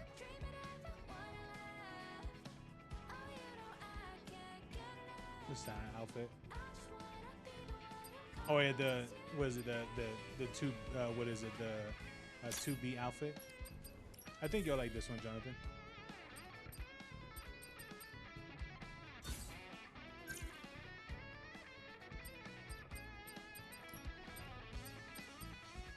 Did I ever buy the thing for her face? I don't think I did. I don't think I bought it because I didn't like it.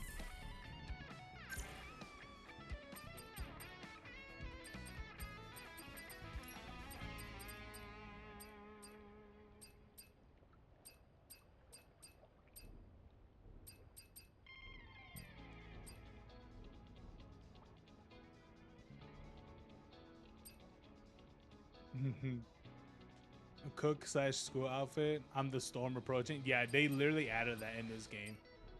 Well, though that's been a thing in the game, but yeah.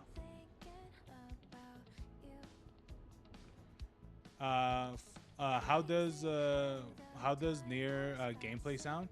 I played the Nier game. I liked it.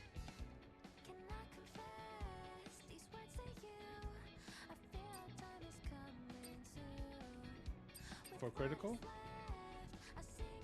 He likes it? Oh my god, look, dude, look how much that outfit sucked up in her ass.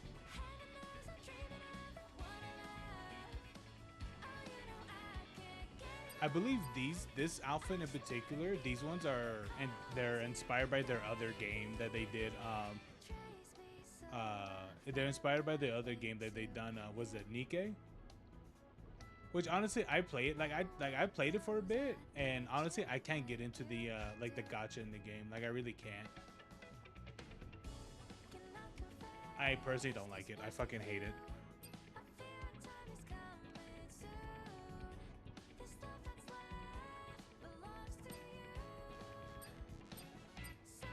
I like her skin too, just changes.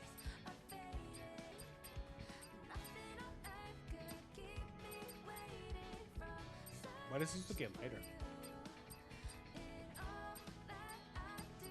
Oh, that's weird.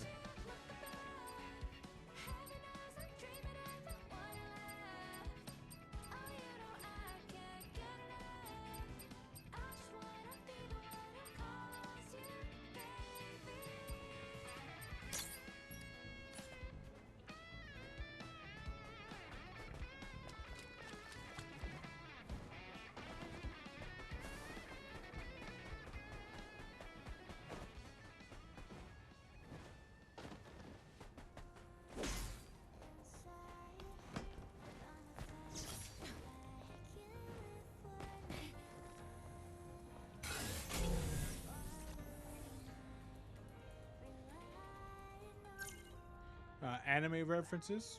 Yeah. Could be.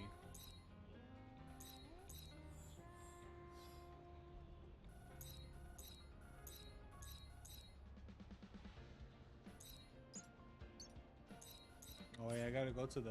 Oh yeah, you can't just teleport whatever. You gotta interact with the phone.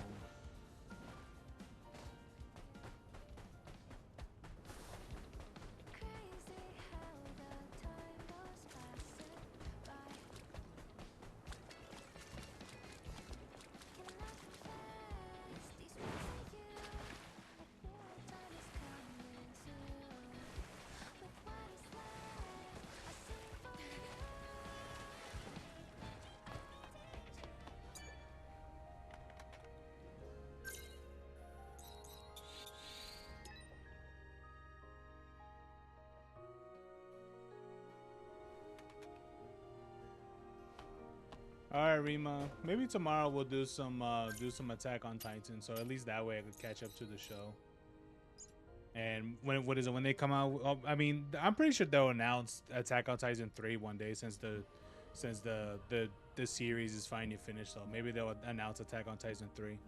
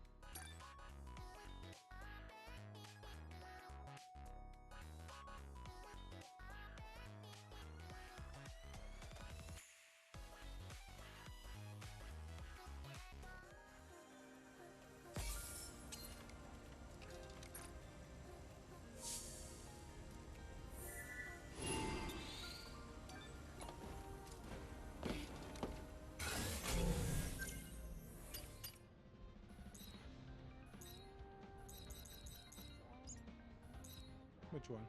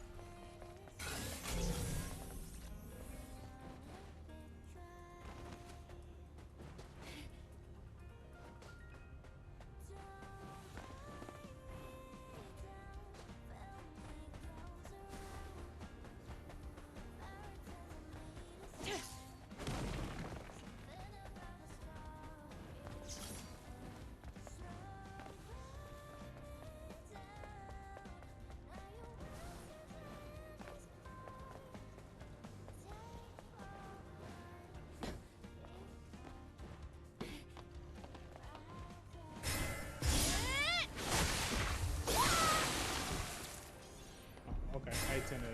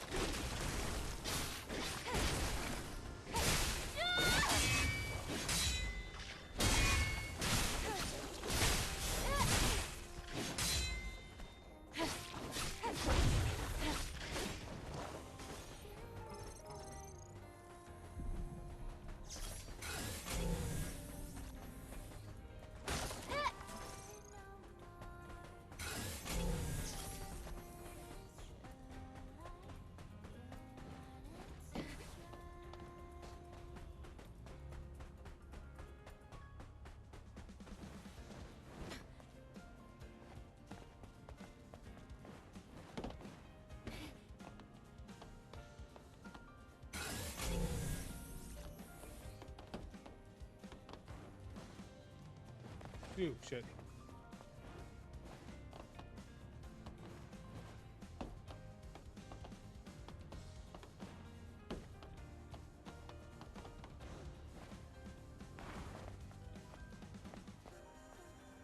Oh man, how do I get over there?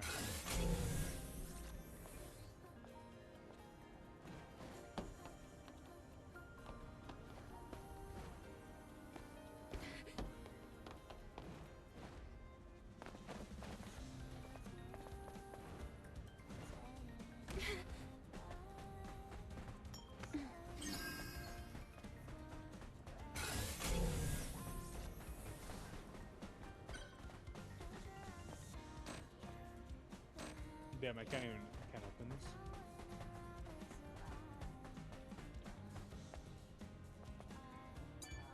Oh, look.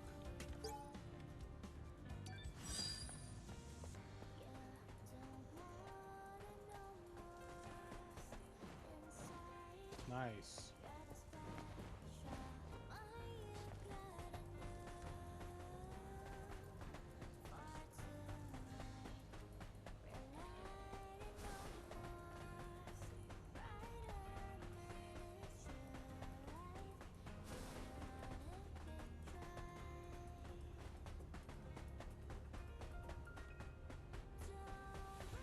I'm not too sure it's gonna be able a way for me to get up there.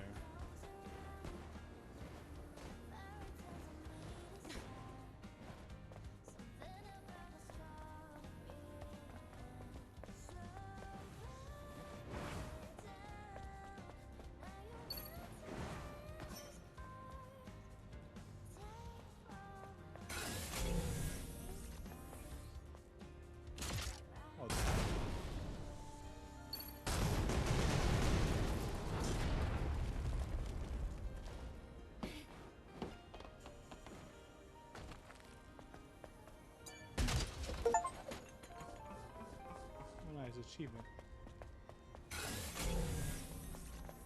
Ooh, a new outfit for Blue Monsoon. Ooh. I suppose this is my client's treasure. A custom nanosuit.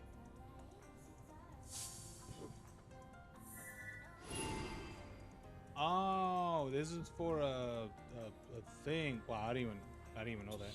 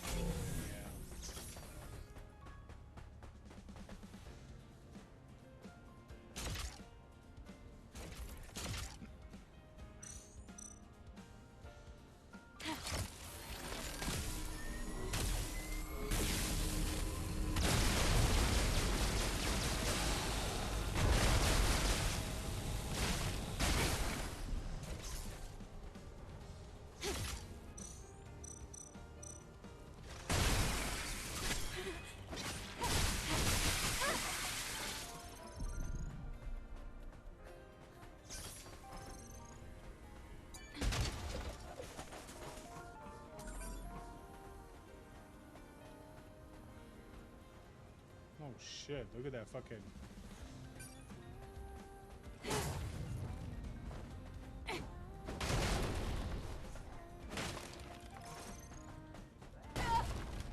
Ow.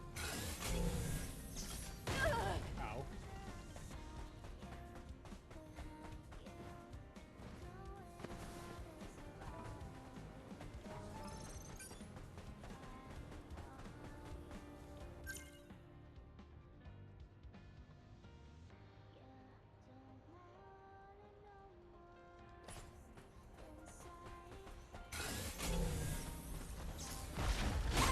Ow.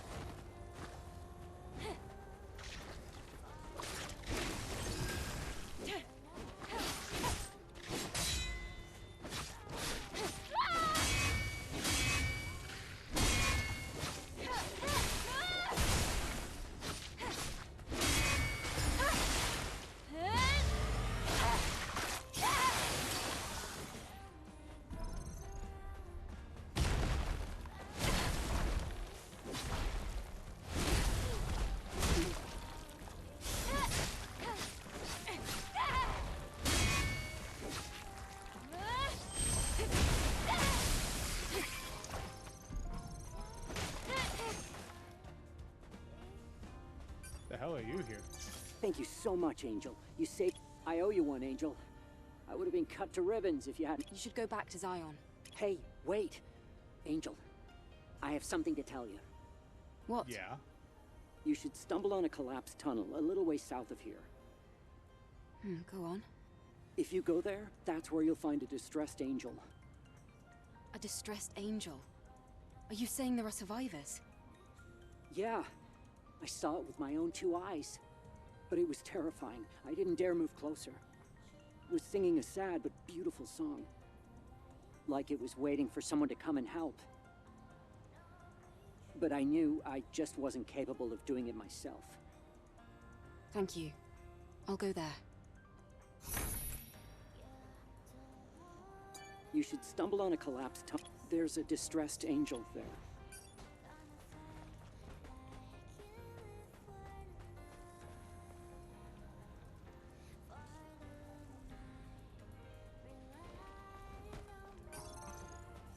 Yeah.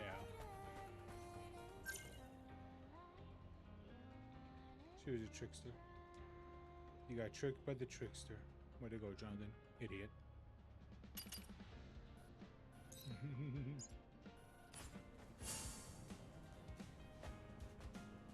Yeah, over there? I guess so. I'll check here.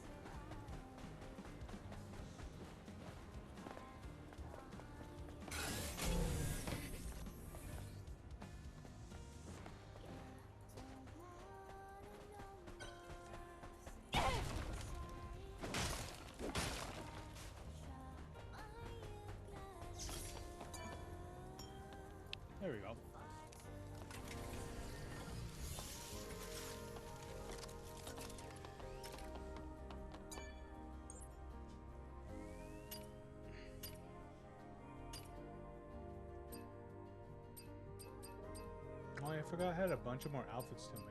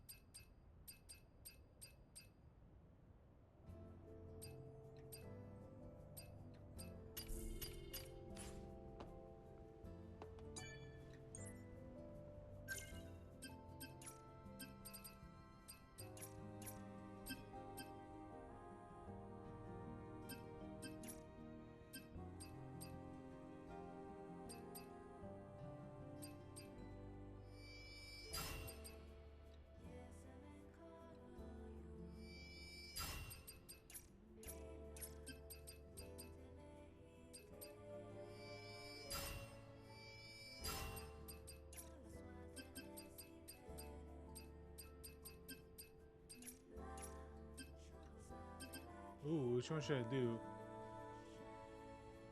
Jump high and then release a burst of energy to crush the enemy. Release burst of energy to deal fatal blow to nearby enemies. Oh, but I like this one more. I like the Tempest.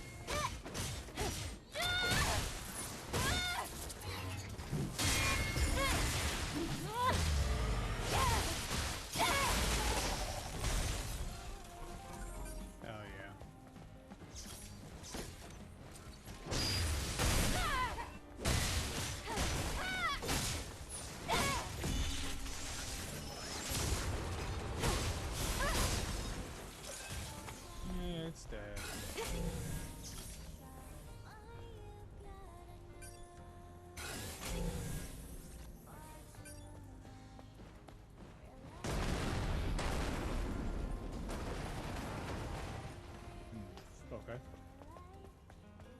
Ooh.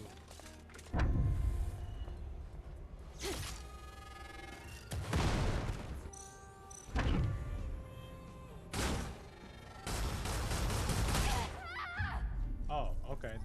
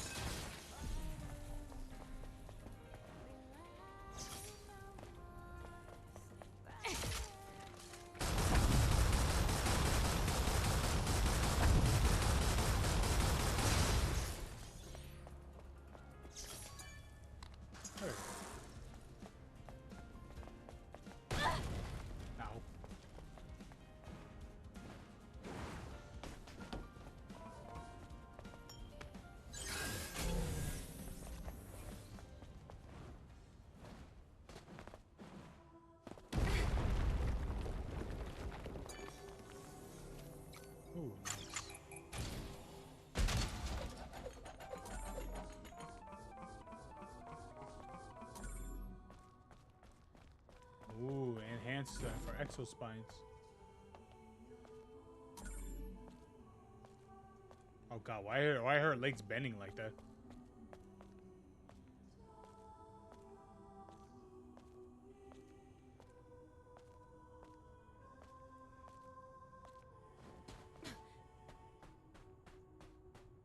Yeah, imagine walking. What is it? Walking that steep of an angle, but and then also fucking also be wearing heels in the same time. It was you. The song. Adam, scan the airborne squad member.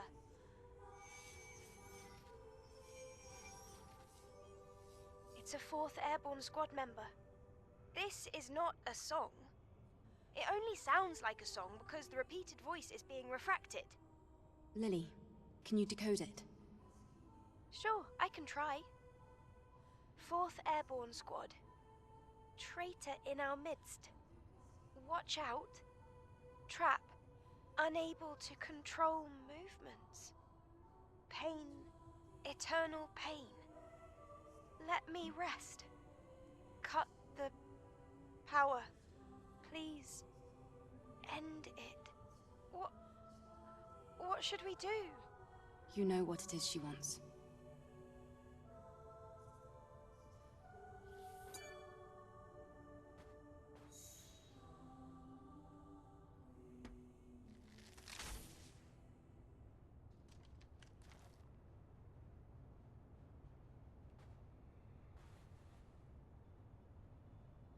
It's over. Yes. May your memories live on forever. May your memories live on forever.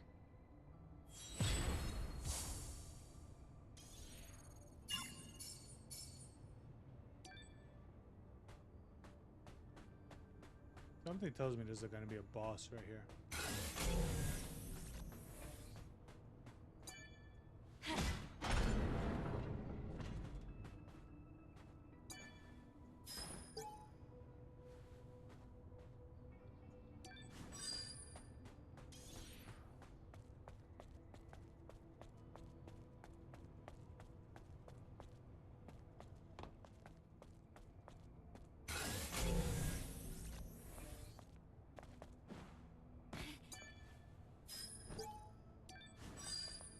I always thought it was so funny how, like, you see her, right? You can see you can see you can see a lot of her character model, and then you see this nigga right here.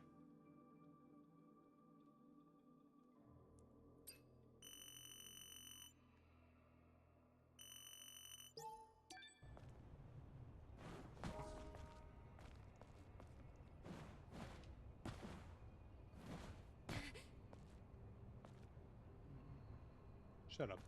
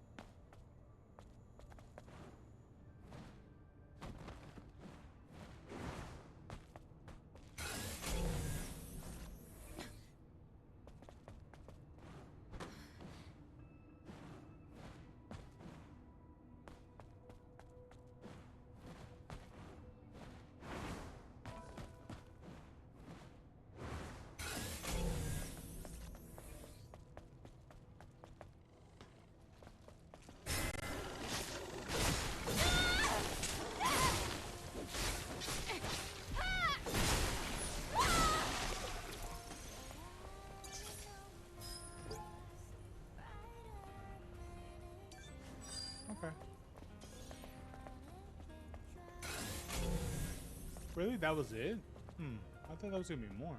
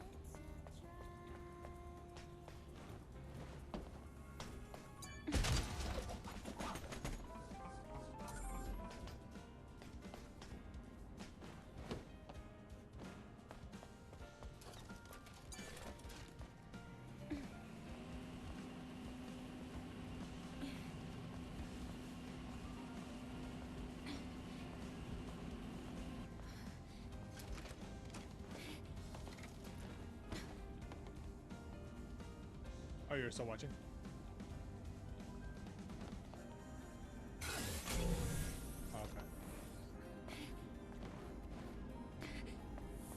Oh, look, there's a thing right here. Yes.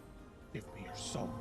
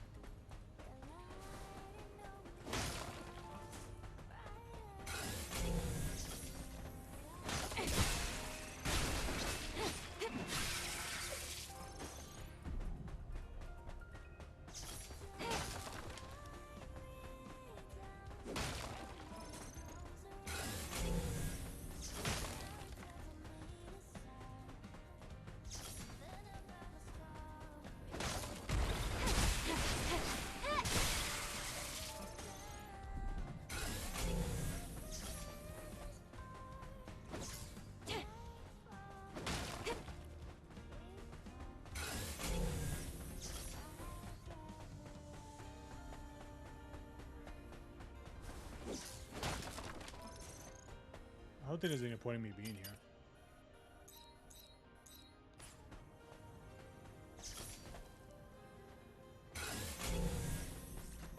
Oh wait, what is that? Oh, this is the rope thing for me to climb up.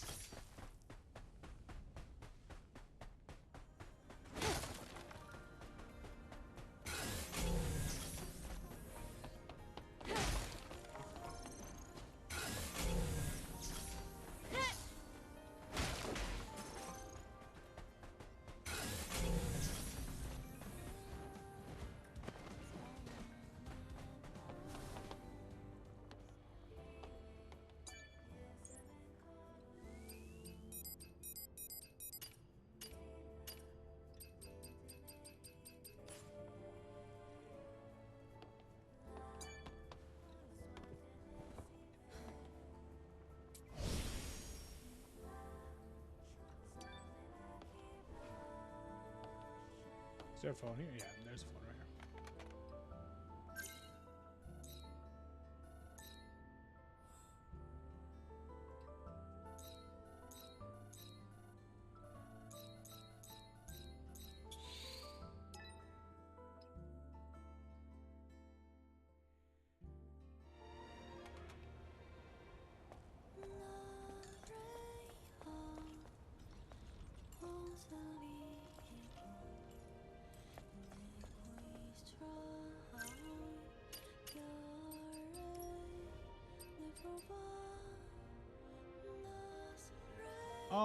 Oh, you get access to it immediately? I thought it was one of those ones that you had to make.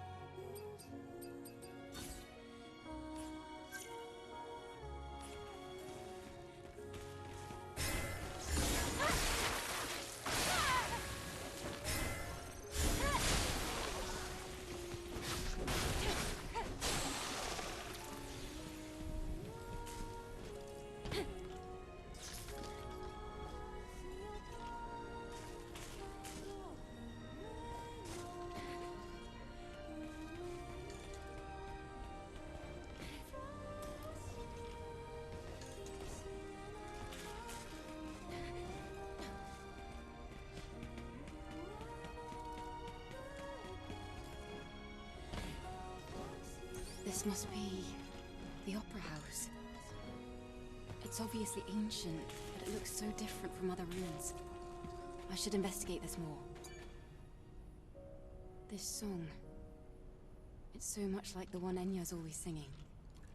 That's because it is. The lyrics seem a bit different. It might be included in some of Enya's lost memories.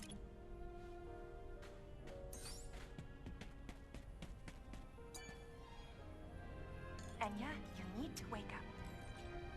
Your condition during rehearsal doesn't matter. Today's performance is the real thing.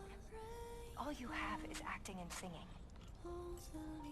Oh, and my fans. I better make sure there's nothing to be embarrassed by a century from now, though it may be a problem if I'm seeing this in 100 years. Anyway, I got this.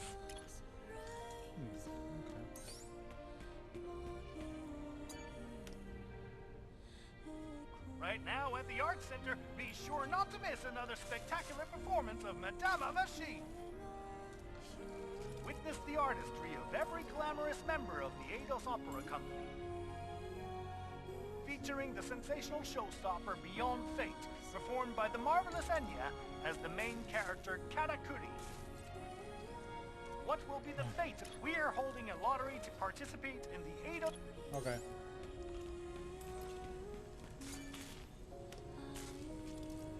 Let's change the subject. Enya, the people in your life have said that you've been over the moon to star in such a moving performance. Yes, that's correct. The moment I received the script, it just leapt off the page, and I thought, this is it. It was magical. I wondered what it would be like to be... By singing, you mean Beyond Fate, right? How does it feel? It's become quite surreal. I never expected this much interest from so many people. I couldn't be more grateful to all my fans. I'll always give 100%.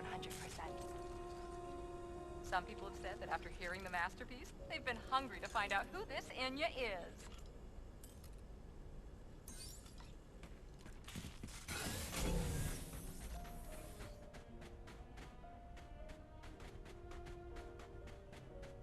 Ooh, it's a poster. Madame Machine, Eidos, Art Center. Information about time, host, organizer, and sponsors. Target audience, how to watch. It seems that an autograph session with the stars was held after the performance. The new one? No. This is an analog security system. I was never interested in any of the I see a skate familiar games. face. Is that... Let's see.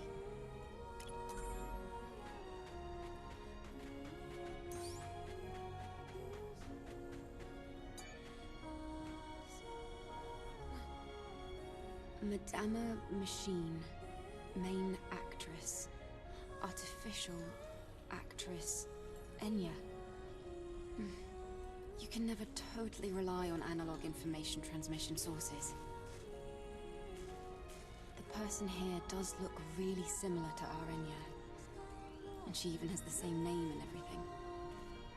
From what I've gathered so far, it's like Digger said.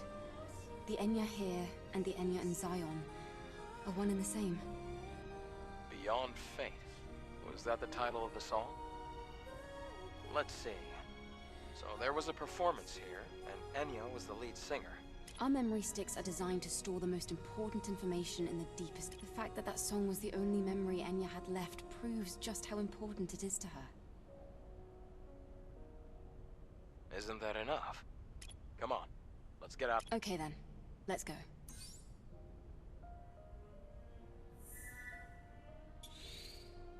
Yeah, let's get out of here.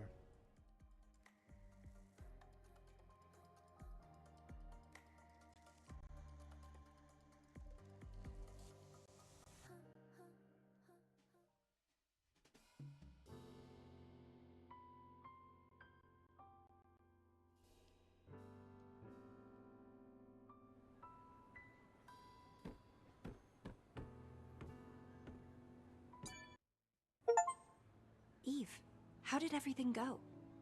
Well, I found important information, thanks to Digger. It's about you. About your life before. It might just be speculation, but I think it's safe to assume Digger is right. I also found out the title of your song. I'm listening. You used to be an artist, in a broader collection of artists. But this was the most important clue. You were featured in a piece titled Madama Machine. The song you sang in it closely resembles the song you sing now. The song's title is Beyond Fate. Beyond Fate? Is that so? Yes, though that's only part of the whole picture. It's okay. This is enough. Are you sure about that? I still have more to share. Beyond Fate. My past self could be urging me with those very same words. To try and make peace with the past I've lost. Oh well, you should have saw the way she looked when you initially now. meet her. It seems as if my obsession has troubled many people. But now, I have someone looking out for me. Isn't that all that really matters? Well, I suppose you're right. Eve, thank you. You've done so much for us. All right. Take this data. What is stored there will help you fully restore Beyond Fate. Okay. Thank you, Eve. If I may, could I maybe ask you to sing that song for me now? Oh, I'd be happy to.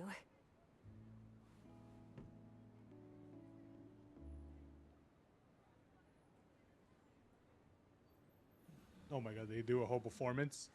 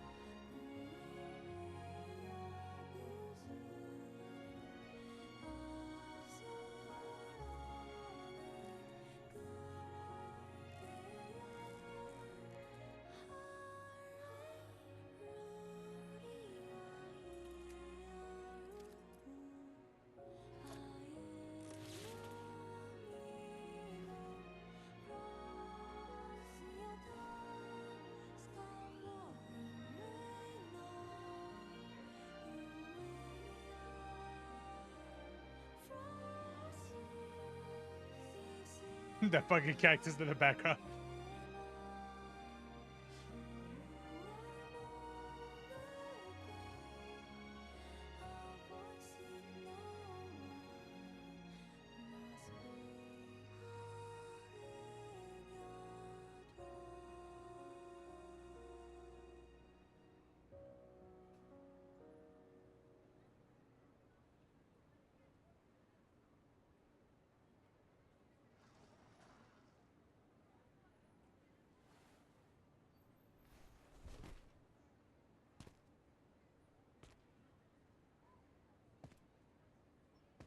Cool.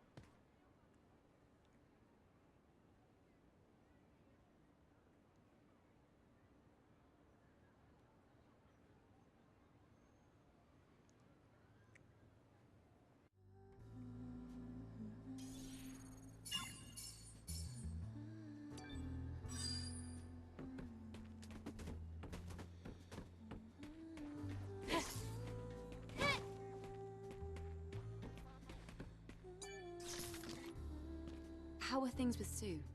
What does it look like to you, Eve? I suppose things have been going really well, from what I'm hearing. I wonder... It's all thanks to you, Eve.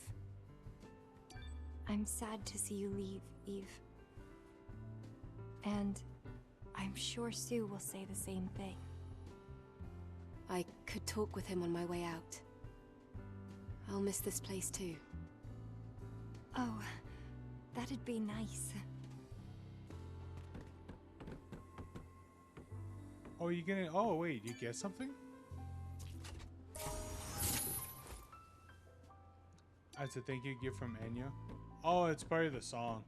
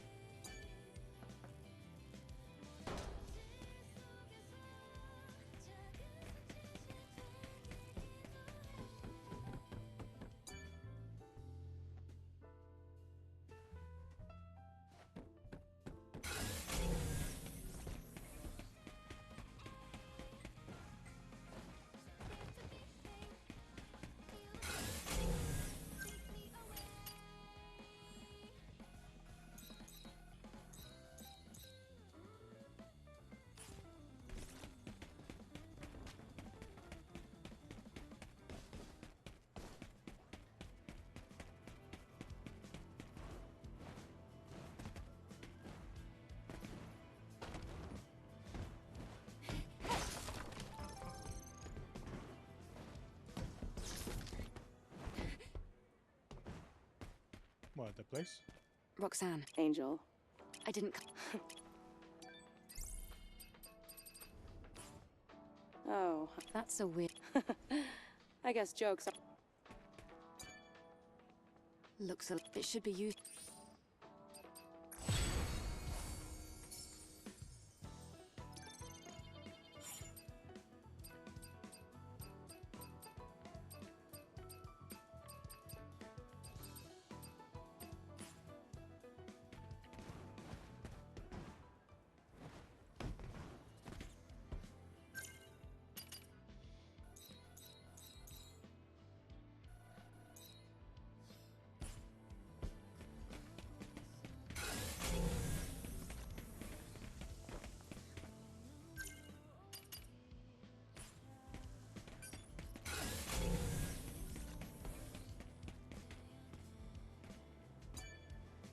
Oh, sister. As for myself, I'm being plagued with agonizing thoughts. Oh yeah? What's wrong? Well, I believe Mother is testing me. As I I told you forgot before, he was a weird character. I thought my shameful brother's fate had been sealed, but I never imagined I'd be given news about him from a scavenger. You're saying he's alive? Yes, sister. Or rather, he was last seen. Life is a blessing from Mother Sphere and the network. But my brother Felix has become a sinner. This sacrilege I cannot but only Mother can judge. This Sister, becomes sacrilege. you are my only, please. Yeah. All right. Oh, Mother Sphere, I will send you the location data. I think I already got all the things that I needed.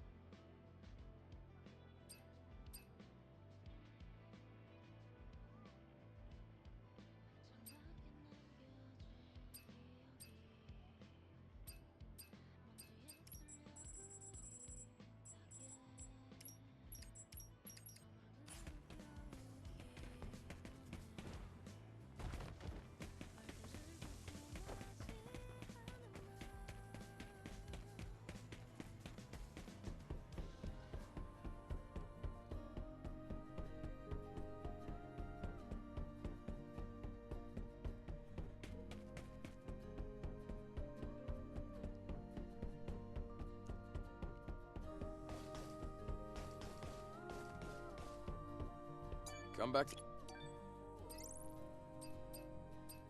I think I have to go to the wasteland. Yeah, I have to go here.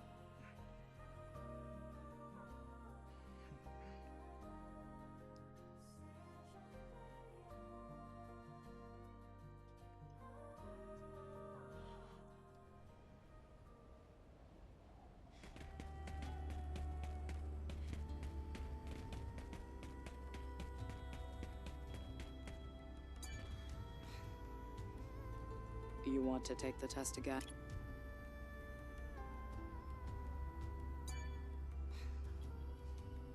You want to take the test again?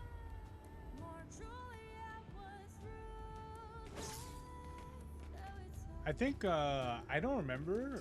I don't remember how, but you can get her outfit. I think you have to do like challenges or something like that.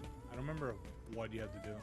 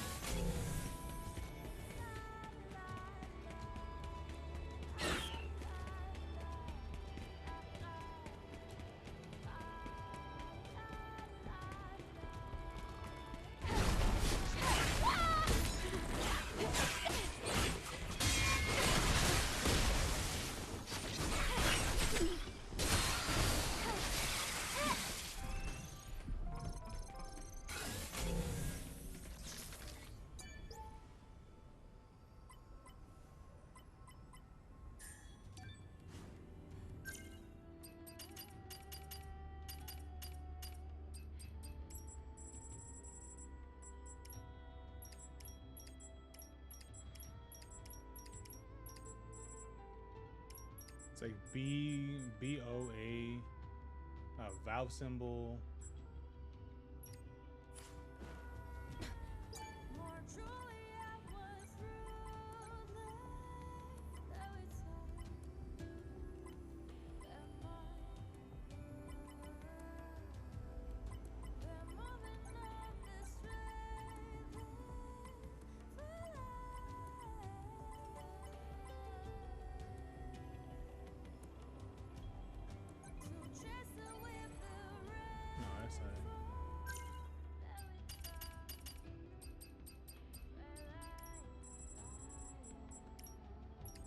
BO.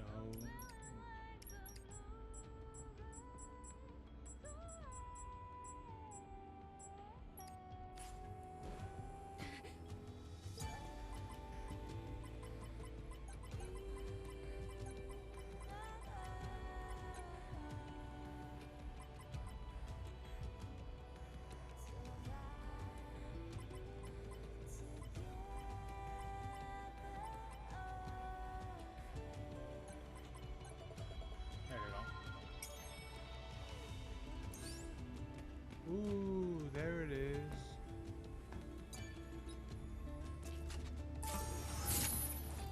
Ooh. Here's the last one. Return to the colony, make new memories at the cost of the lost lives. Chapter Salvation, Omega.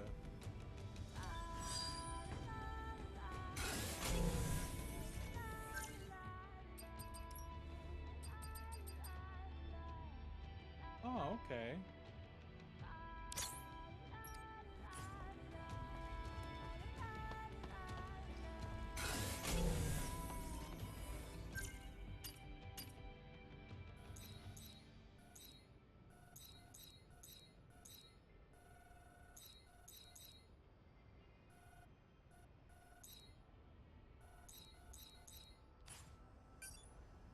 All right.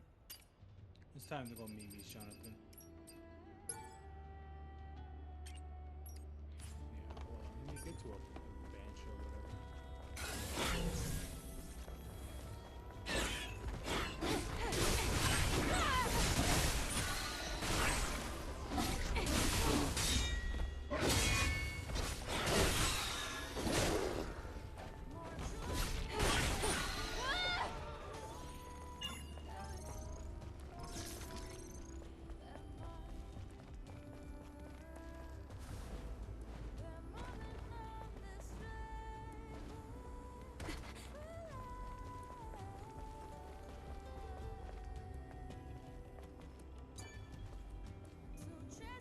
Perhaps.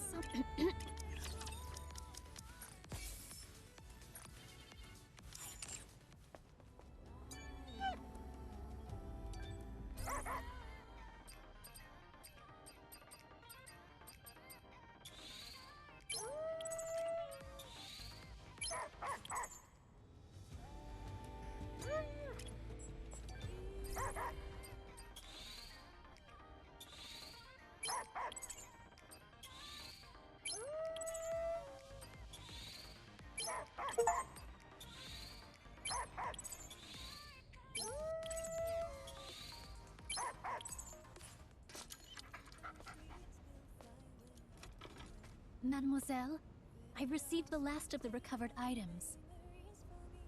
Everything has been returned to its rightful place. It's as if nothing God, that's ever a wicked happened. hat. And no one need know but my lord. And it's all thanks to you, Mademoiselle. Thank you so much. Goodness, Volt. Where are your manners?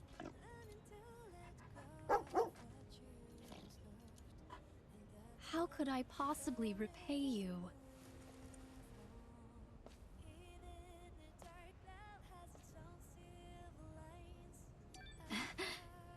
You mean it? I'll be honest, I didn't expect that. Even still, how could I refuse such generosity? Thank you, Mademoiselle. Though in truth, I'm still somewhat tempted to request a lesson. Oh, fight. But I've imposed upon you enough for one day. It will have to wait, but not too long, I hope.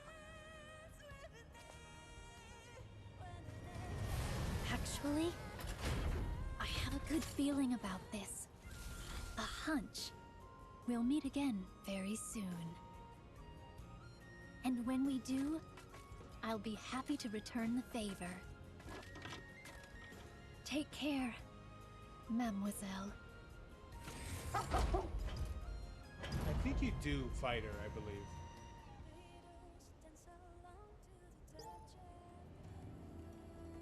Scarlet has been added to the boss challenge. Yup, there it is. That's how you fight her.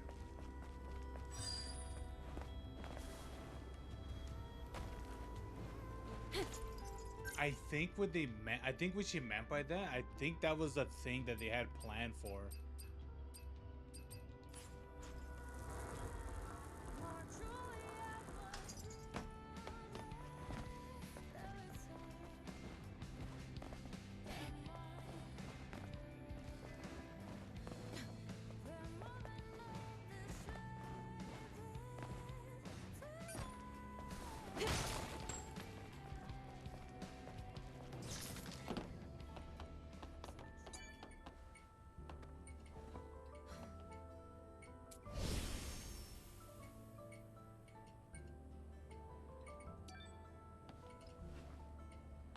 There we go.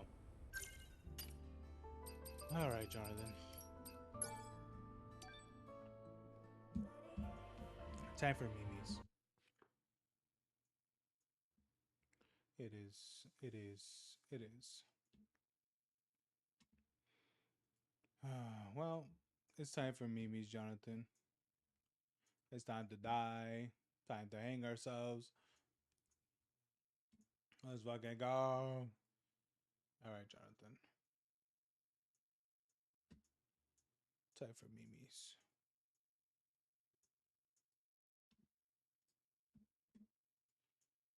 Alrighty then, guys. It's time to go to bed. All right. Hope you guys have a good one. All right. Hope you guys enjoyed the stream as much as I did. Yeah. All right. Time to go to bed. Have a good night, guys.